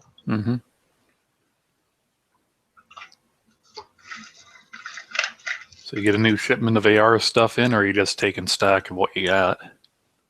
Well, I'm organizing, man. Like, you know, like there's like a drawer of castle nuts and end plates. You know? Like there's a whole entire tub full of just pins, and I'm just trying to organize my stuff. Like, because I bought for that last build. I bought a titanium grip screw, and I think they're like $8.95 from V7, and I already had one, dude. I already had a titanium grip screw. You know, and like it's because my shit was such a mess that I couldn't, like, I didn't see it. You know, like my shit was so disorganized. Like there's all my QDs, you know, stuff. So I'm just trying to organize my stuff into like little sections. Like this tub's gonna be nothing but like lower part springs, right? Like this tub's going to be like just lower parts. And then this tub's going to be like barrel stuff, like stuff that goes on barrels, gas blocks, flash hiders. You know, this box is going to be nothing but like upper parts. And this box is going to be nothing but like trigger guards and grip stuff. And, you know, this box is going to be like stock stuff. And so I'm just trying to get it organized. And then I'm going to take some tape because I don't have a label maker. I wish I actually had a label maker. But then I'm just going to take some of my masking tape here somewhere I have. and just write on it, like, you know, upper parts or springs, lower parts, like, you know, and then it'll just make it much easier to keep track of it, what I have. And then if I'm looking for something, all I got to do is pull out that one specific drawer, look through it, and if it's not in there, then I know I need to order it, you know? Okay.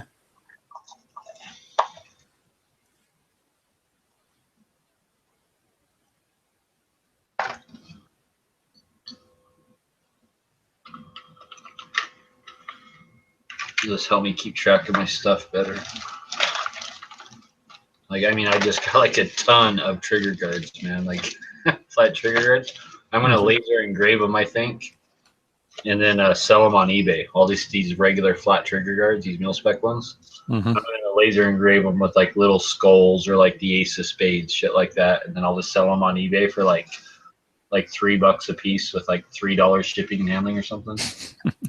You know, like I'll just look at whatever else like they're selling on eBay, and then I'll just undercut them by like $1, you know, just to get rid of them, because I just don't need this many.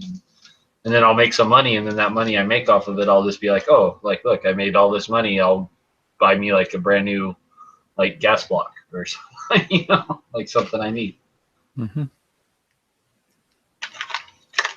Barrel parts, so that will go in there. This is all upper parts.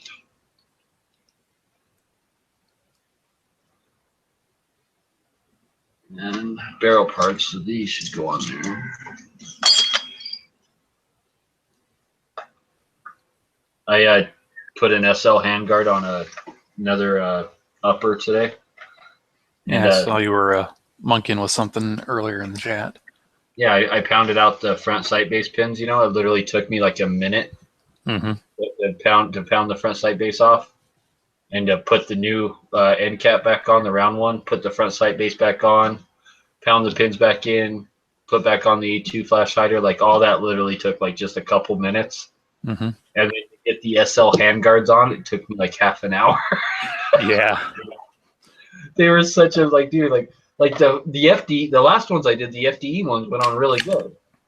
Like they went on easy, and then the ones I did on like this, like I guess the rail gas block, those ones went good. But the regular black handguards that I put on A2 front sight posts, the SL ones, have been a pain in the fucking ass. Like I've almost like got to the point where I wanted to sand them down a little because they're just that tight. But and it literally, like the Delta ring literally shaves a little bit of plastic off as you're putting that bottom one on.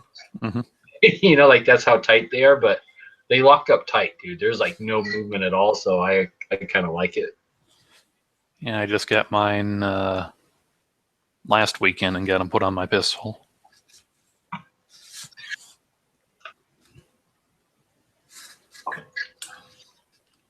The like my Magpul rifles are like going to be like almost complete. I only need a couple more things. I need like the ASAP end plates, like the QD one, and then the regular like jingly one. Yeah, crap, I should know what it is. I got it on my Ruger. Yeah, the ones that got like a half link or a linkage chain hooked onto the end plate. Yep, I need those two end plates, and I need an SL an SL stock and an SL grip, and then I'll have like and then I need a pro rear sight, and then I'll have like 3 generations of Magpul stuff. I'll have like the regular like Magpul stuff, kind of like when they first came out, even before they were M-LOK rifle with like the original nose. Yeah, and then I'll have the Gen 2 stuff with like the actual M-LOK handguard, like a like an MOE plus grip. Like the Gen 1 will have the CTR stock because that came out first, and then the Gen 2 will have like the MOE stock, and then the Gen 3 is going to have all SL furniture. So I'll be able to show these 3 rifles and be like, this is like the evolution of Magpul stuff. Kind of like that's my whole thing. Like with these, it started off as 2 rifles, but then like Magpul kind of makes so much shit, I had to turn it into 3 rifles. So, but that's currently what I'm doing, is like showing the evolution of Magpul products through these 3 guns. So it'll be pretty cool when it's all done. Like I'm looking forward to getting them complete. Because I've never seen anyone else do that. Like, you know.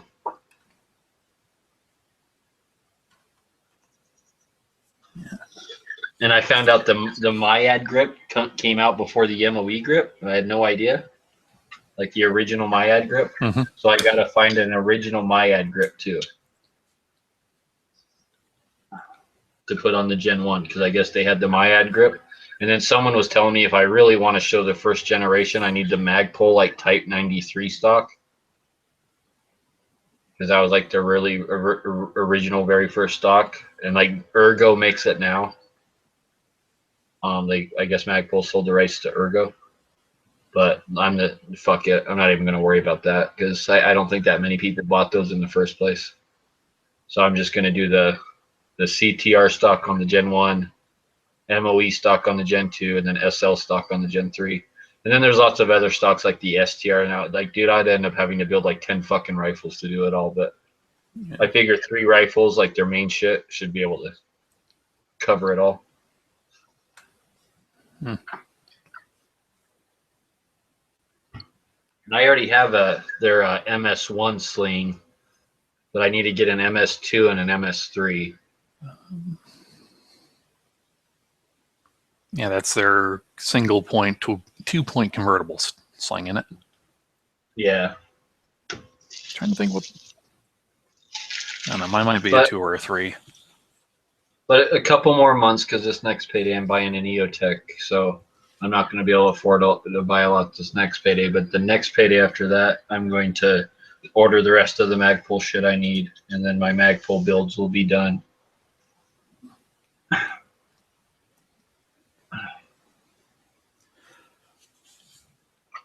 So I'm looking forward to that. It'll be awesome.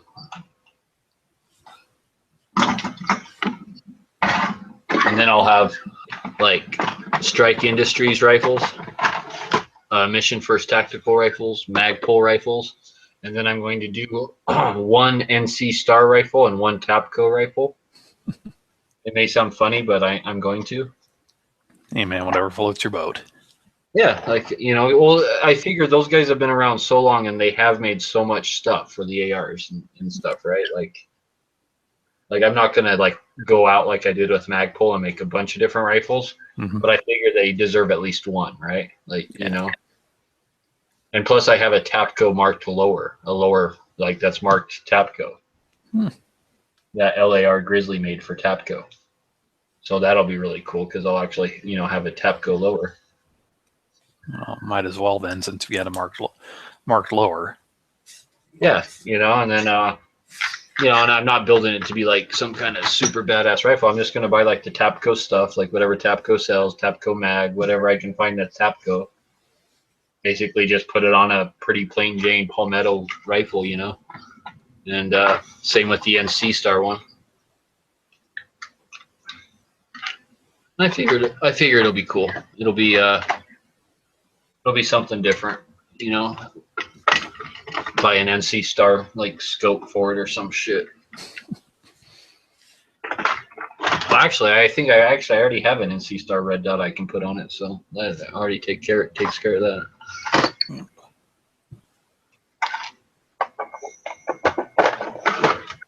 So did you do an AR build last weekend, or was that something that was coming up in the next couple of weeks?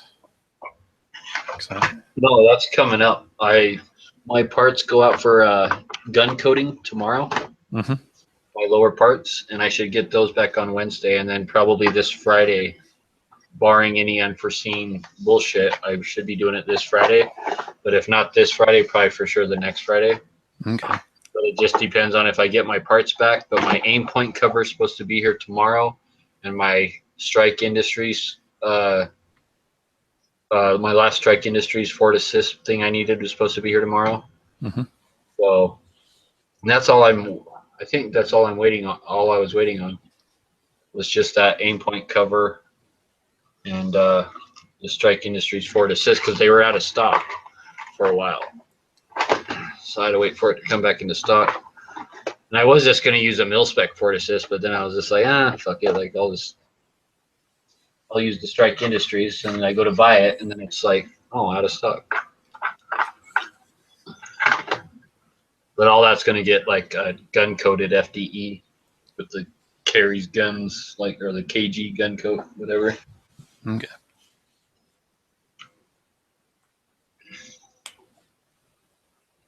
Which will be cool. Like the guy who's doing it, like that's what he does for a living, is like he's an applicator.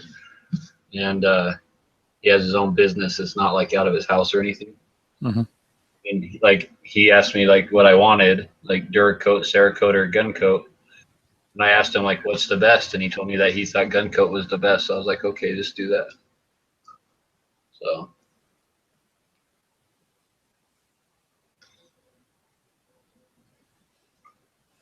nice. So hopefully it's the best. Because this is like my end of the world build, so.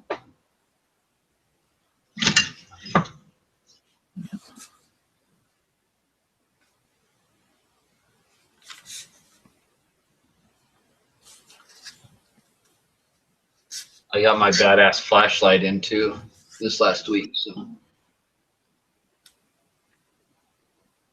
That Surefire you posted on the wish list? Yep. Okay. It's fucking badass, dude. Like that thing is, I didn't think it was going to be like that heavy duty. Like I've never had one like this before. I really didn't think it was going to be like that heavy duty. Like there's no doubt in my mind I could drop it off from like the top of a building onto like concrete and it would survive. Heavy enough to be used as a bludgeoning weapon all on its own. Well, the pictures I saw online of that one that had been hit by an AK bullet, like almost like right in the front and had taken off half the bezel, that still worked. I was just like, oh, that's like aim point type shit, you know? That's like, like, okay. And everyone was giving me shit about it. Oh, it's not there. The stream lights are so much better. They're so much brighter. Like 350 lumens ain't shit.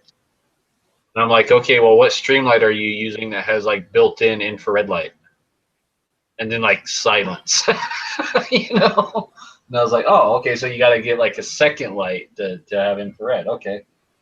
And then like, okay, like you use that 1,000 lumen like fucking streamlight inside of a building, like, you know, room clearing or something, and you tell me how that works out for you. Like, because like, my 500 lumen, like Inforce, like blinds the fuck out of me inside my house, dude.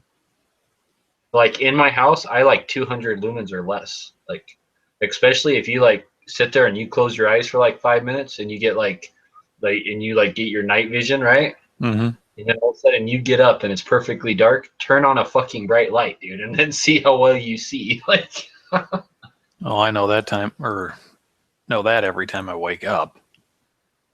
So I got everything up. Yeah, I work nights, so everything in my room's kind of got blackout curtains on it. No, even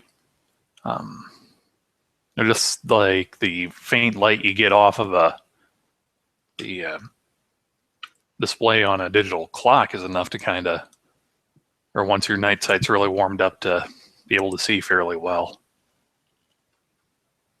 No, I'm like honestly, I think 350 lumens is like good for like everything I'm gonna do with a rifle, whether it's outside, inside, whatever. I'm like, yeah, like I think that the brightness of it really doesn't bother me, man. Like it being only 350 lumens, like I really like the aspect that it has a built-in infrared light, and I don't have to buy some kind of separate infrared illuminator for when I put the night vision on it. Because night vision's been like the plan the whole time, so like this is like a 2-in-1 score. M300V IR Scout Light. No, the Legacy series or Millennium series, the M952 Vampire. This one. Hold on, let me get the Hangout window back up. So I can like. Gee, you could freaking brain a cow with one of those. Oh, dude, it's like it's like Maglite size and brick. See, that's the infrared mode, and look, my laptop even picks it up. But when I look at it, I don't see shit. Like, you know, the laptop picks it up. Yeah, it's actually kind of freaking out the laptop a little bit. Yeah, but it came with a pressure switch, a QD mount, a badass QD mount, and the thing's like heavy, like it's thick, dude. It is really heavy duty. And yeah, Same CR 123s. yep, takes two of them. Millennium Universal Weapon Light Kit.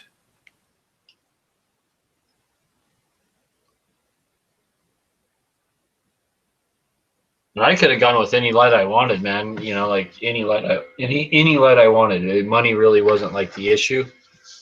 I just wanted like the toughest, like the longest lasting. Like if I dropped my fucking rifle, if it pounded against rocks, if it did this, did that, the shit was gonna still work. And like I read a whole bunch of things about this light from actual like vets, like serving in fucking Iraq and shit. And they were all like, "Oh yeah, like that's like after I use those lights, like that's what's on my rifle." Like you know, like not one of those guys were like, "Oh yeah, I used that light in Iraq and I came back and was like decided like Streamlight or Enforce or whatever was better." Like not one of those guys said that. Like everyone was like, "No, dude, just like every one of those guys who actually used like those lights in combat were like, get a Surefire. Like it doesn't matter which one, really, just make sure you get a Surefire." But they all said like this one's like the toughest. Like these ones are tougher than the Scout ones. So. And with the infrared, like yeah, like that's fucking beautiful. Now all I really need is I want a laser designator, the one that has like the regular laser and then the one with the infrared laser for night vision.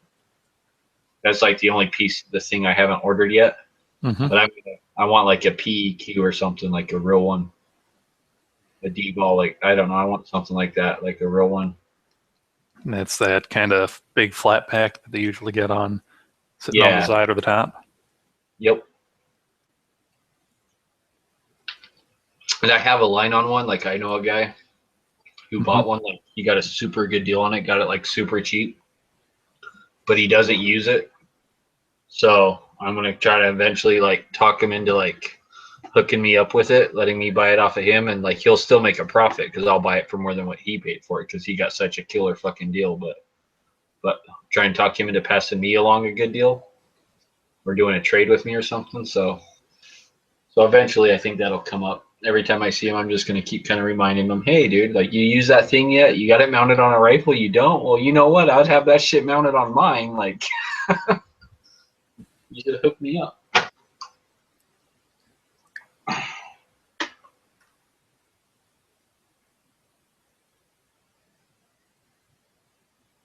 Okay, let's see here.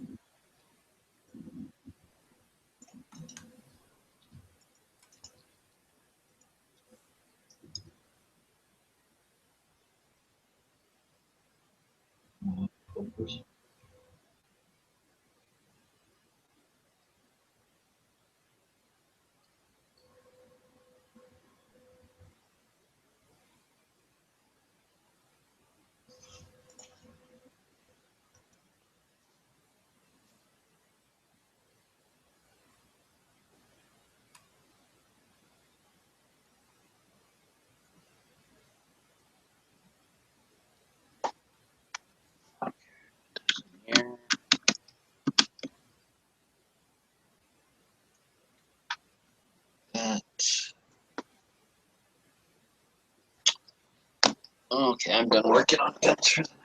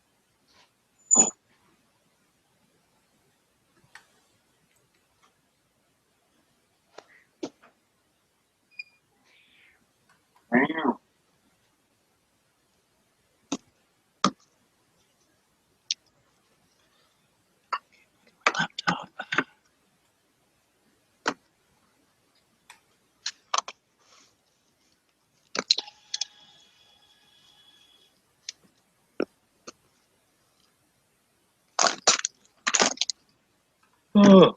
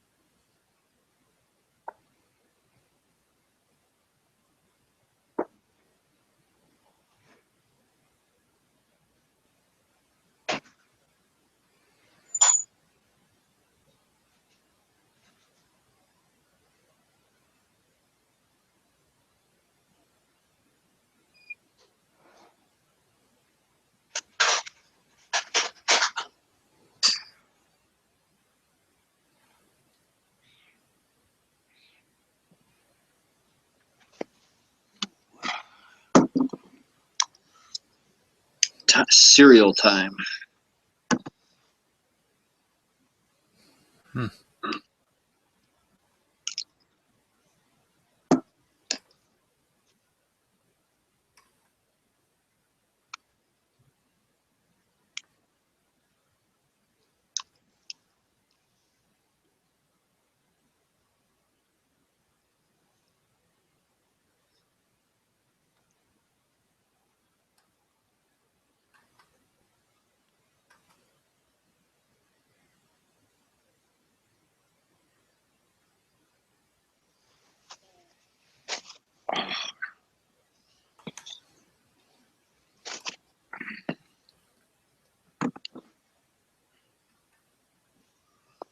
All right, time to turn on the news and see if that dam broke, because I want to see pictures of that shit flooded.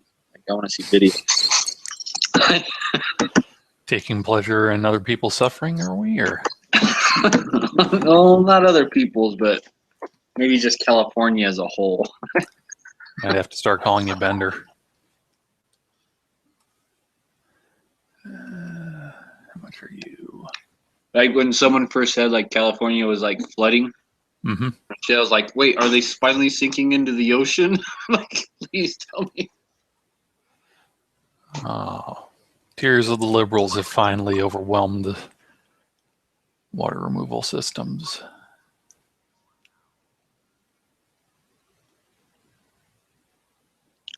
Okay, let's see. Let's type in dam break California. Let's see what that.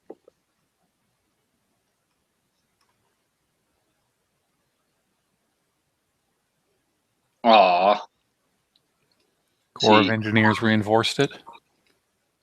130,000 under evacuation orders near Oroville Dam in Northern California. Authorities issued dire warning amid imminent California dam collapse 3 hours ago. So that's the last news is from 3 hours ago.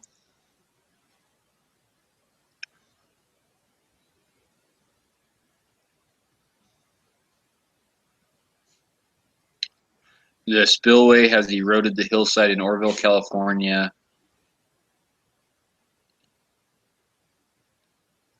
So, yeah, I don't see any pictures of it actually like breaking yet. So, they said it was imminent. Like imminent means like it's for sure going to happen, but I guess it is California, and they probably don't know what that means. No.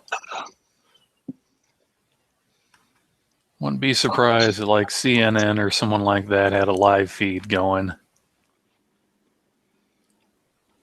Or maybe not, since it's California and we don't... I don't know where I'm going with this, really. Well, Governor Jerry Brown came out and asked Trump for financial aid or whatever for federal assistance, and No, nothing's happened yet. Wait till after the disaster. yeah, like what the fuck? I hope Trump says no. Like fuck you. Like you want to be your own country, right? Like this is how you start by taking care of yourself. Well, it is California. Haven't been known for being the self-sufficient kind. I shouldn't say that as a blanket statement, but...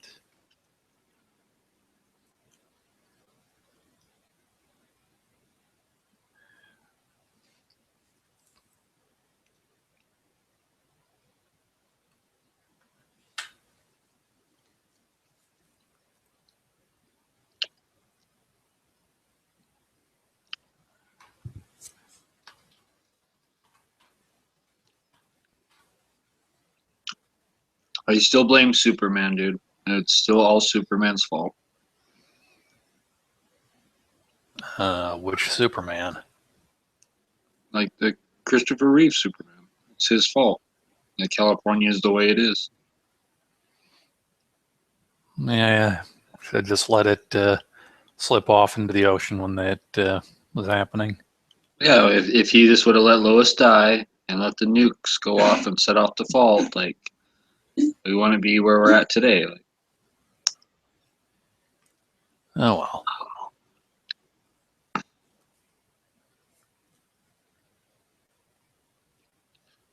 no, you're not having any of my cereal. Don't even beg me.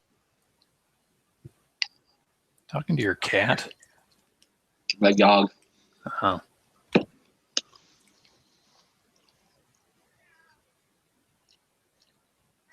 My little dog eats the weirdest damn things, man. Like, I can take a piece of hamburger, right? Mm-hmm. And try and give it to her, and she'll turn her nose up at it. But I can take, like, the onion or tomato off the hamburger, and she'll, like, chow it down. I've just never seen a dog, like, turn her nose to, like, meat. It's like she wants to be a vegetarian. Oh. Which actually I think of, like, in the wild, I think they actually are vegetarians, like these dogs. Yeah. My uncle and aunt have had dogs forever, and this one they got, what is it? What the heck was it? Oh, she gets French fries every once in a while. Well, my uncle had one that had ketchup on it, and she ate it right down. My aunt threw one that didn't have ketchup on it. Just kind of looked down at it, looked up at her like, what the hell's this? And then like, bananas. She'll eat bananas, but only if they're perfectly ripe bananas.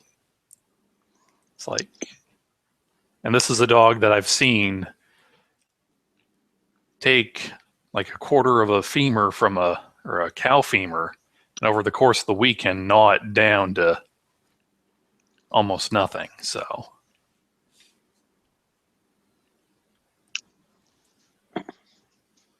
Yep. This little Chihuahua, she's like, I think the Chihuahuas in the wild, like in South America, Mm-hmm. they ate mostly like nuts and like vegetables and plants and shit. So I don't think they were very like maybe some bugs, but I really don't think they were like big carnivores because they're not big enough to fucking hunt anything except for maybe a mouse, you know. I don't But, know. Some of those rats in South America can get pretty big. Well, the rats probably hunted them.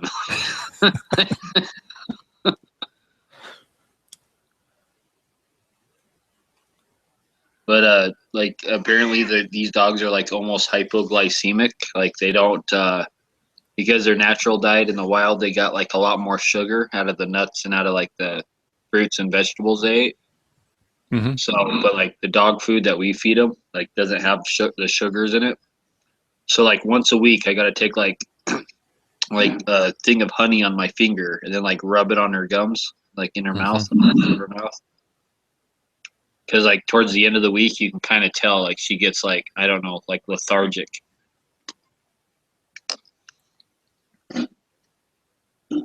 So I gotta do that like once a week and give her honey.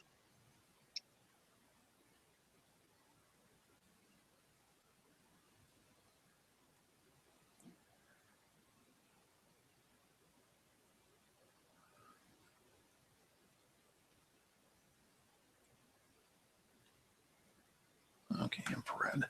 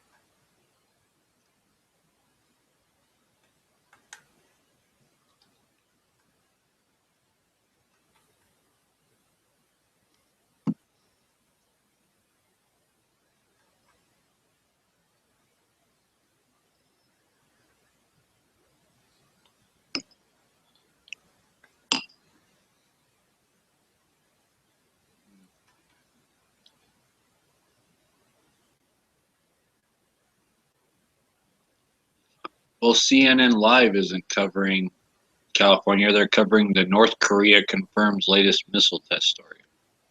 Oh, they're probably gearing up to bash Trump for whatever he does, whether he ignores it or does whatever. I mean, really, at this point in time, yeah, North Korea's been testing missiles. They more or less crash where they don't intend them to. And honestly, North Korea isn't going to start anything. Oh hell no! Because like if they were gonna start something, they would have done it with Obama, not with Trump. Well, no, I mean the whole thing is that they're kind of in the position of being the kind of the whiny child. You know, they're not gonna. They might threaten to do something, but they're not going to do anything because, first of all, their main supporter, both politically and economically, China, isn't going to stand for too much shit.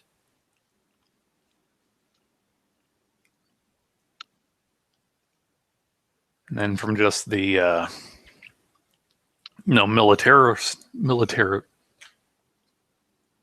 from military standpoint, yeah, even if they have, a couple of nuclear warheads that might, and missiles that might reach some of our targets, one of our subs could turn their entire country into a nuclear crater. Then even if we don't want to go with the nuclear option, a couple of destroyers, aircraft carrier, done in a month. Oh yeah, we could just sit a couple 100 miles offshore and just.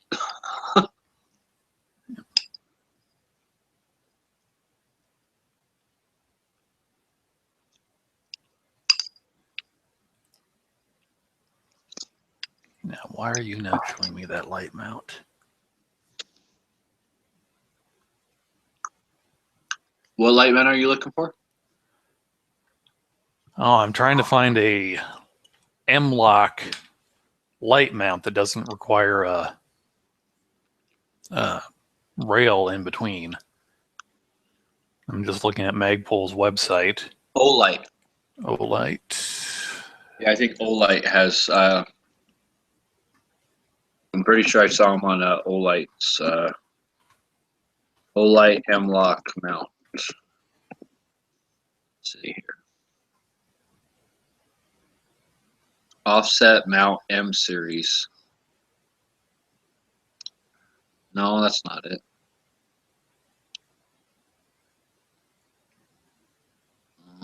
M-LOK offset light optic.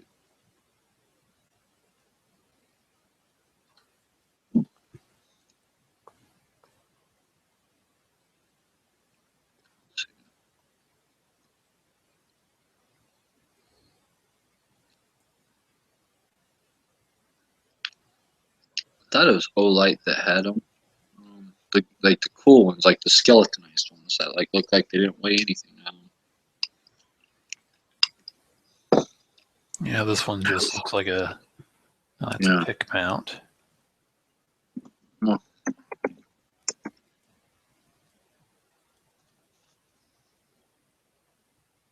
Be Odin Works.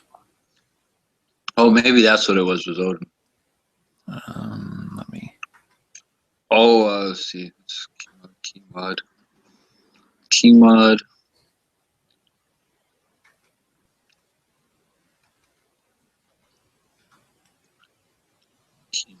This one you're thinking of? Let's see.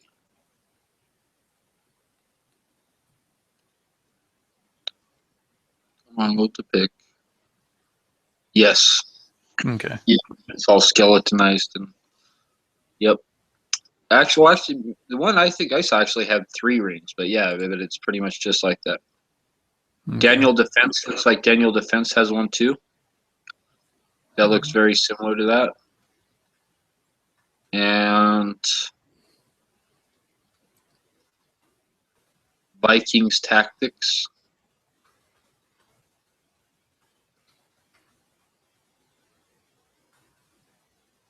I don't know, those Viking Tactic ones almost look like they're polymer. They're like basically the same thing, but all polymer. Mm-hmm. Thorntail.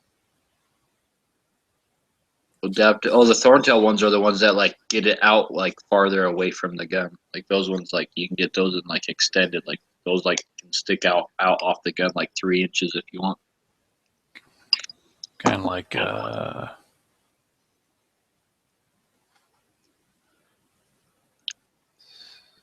image. Then yeah, I thought BCM had some too, but I guess BCM's like just all key mod stuff. I don't think BCM likes M-Lock very much. Oh, was it them or who was it that came up with the Keymod standard? M-Lock or Magpul. No, no, Magpul came up with the Keymod, M-Lock. Keymod was. I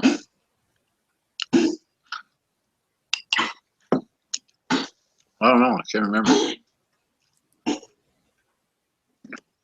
Who invented Keymod? Do a Google.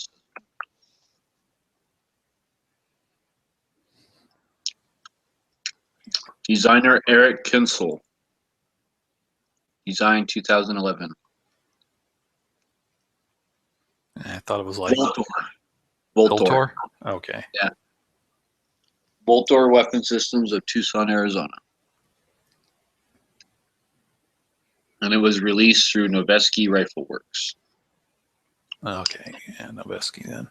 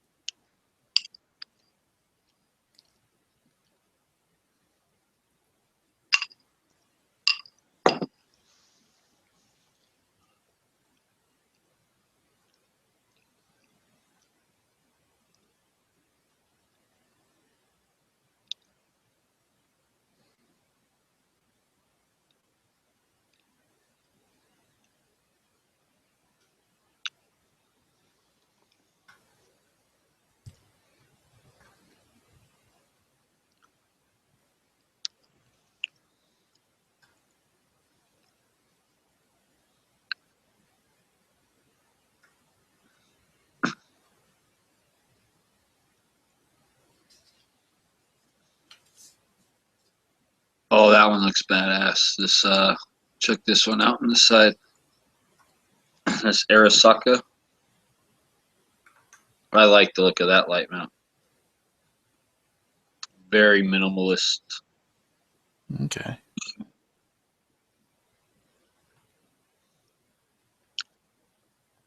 Wait, what handguard are you? Is it for that SL handguard? Yeah.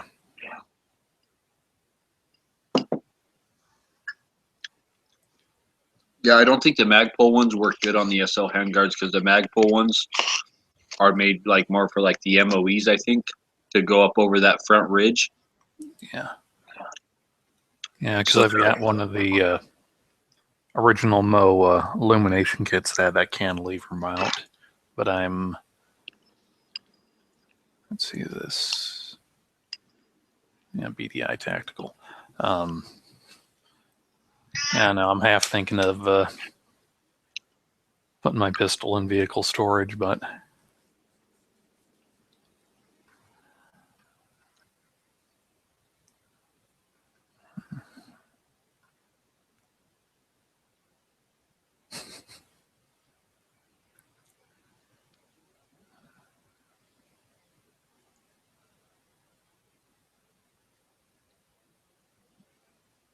yeah, those are Mo's. Like, how do you want it? Like nice tight up against that SL, or do you want it like out a little bit? What's your preference? Honestly, kind of tucked in closer to the gun, so it's not or less of a snag issue. Yeah, look at that Arasaka, man. That one looks like it's pretty tight.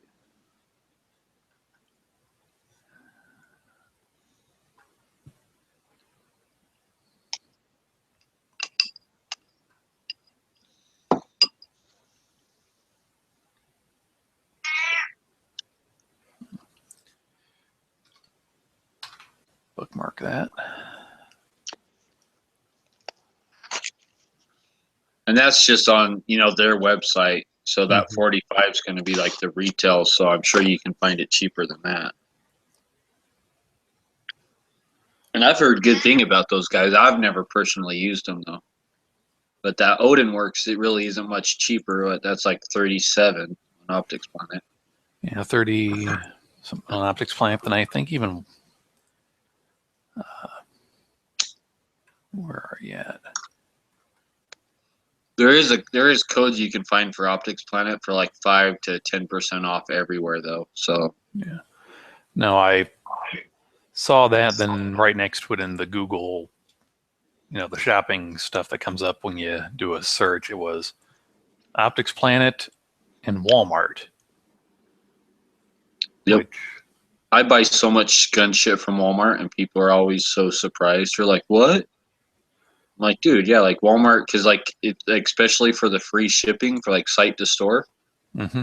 Like so I bought like Troy sites, like the best place, the cheapest place. I always find Troy sites for are at Walmart. Like, like no one seems to be able to beat Walmart on Troy sites and stuff like that. So.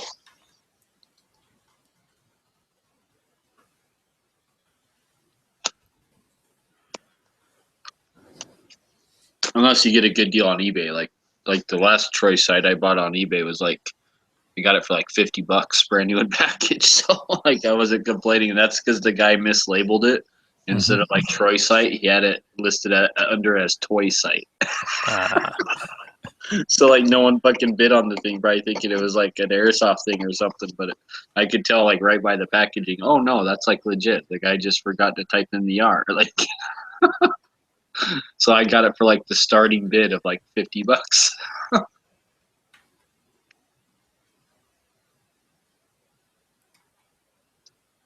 right. Oh, that's Keymod. Yeah, I guess. See, one good thing about Keymod is that you can use MLOC stuff on Keymod.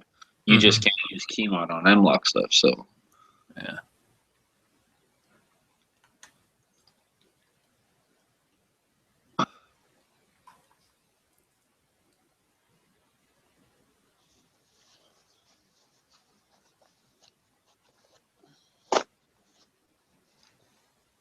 I guess around here, most of the Walmarts have been kind of shelving the firearms accessories and stuff, other than just like the basic cleaning kits, holsters, and other cheap stuff. And no, it's anything that's tactical is what they don't sell anymore. In the store, they will still do it online, but in the store, anything that's considered tactical or has the word tactical in it, like yeah, they pulled everything off that says tactical. So like, or anything that says AR-15 or AR or anything like that, they pulled off because like they had like Nikon scopes that were like P223, like made for your AR. They pulled that whole line of scopes out of the stores, because it was a scope made for an AR. Like, but they sell other rifle scopes that could be used on an AR, just like all the Bushnell TRS-25 red dots. Like they pulled them out of the stores because like they had a picture of like the red dot mounted to an AR on the fucking package, like So anything that has any kind of picture like that.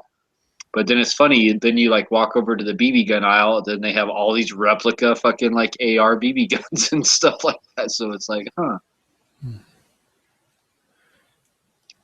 Finger stuff. I find it interesting. I think it was probably when they started doing that or pulling stuff out. Walmart in town here just had pretty much the stuff on clearance. A little card table just sitting there. It was like range finders, dude, I have EOTech knockoff sights, and I have a picture of my Instagram of like $500 worth of stuff like that I bought at Walmart, and I got it all for like half price because like they literally clearanced everything out at half price. So I got like Nikon scopes, like $130 Nikon scopes for like $60, and I got like a Bushnell TRS-25 for like $50, and I got like MFT $100 MFT rails for like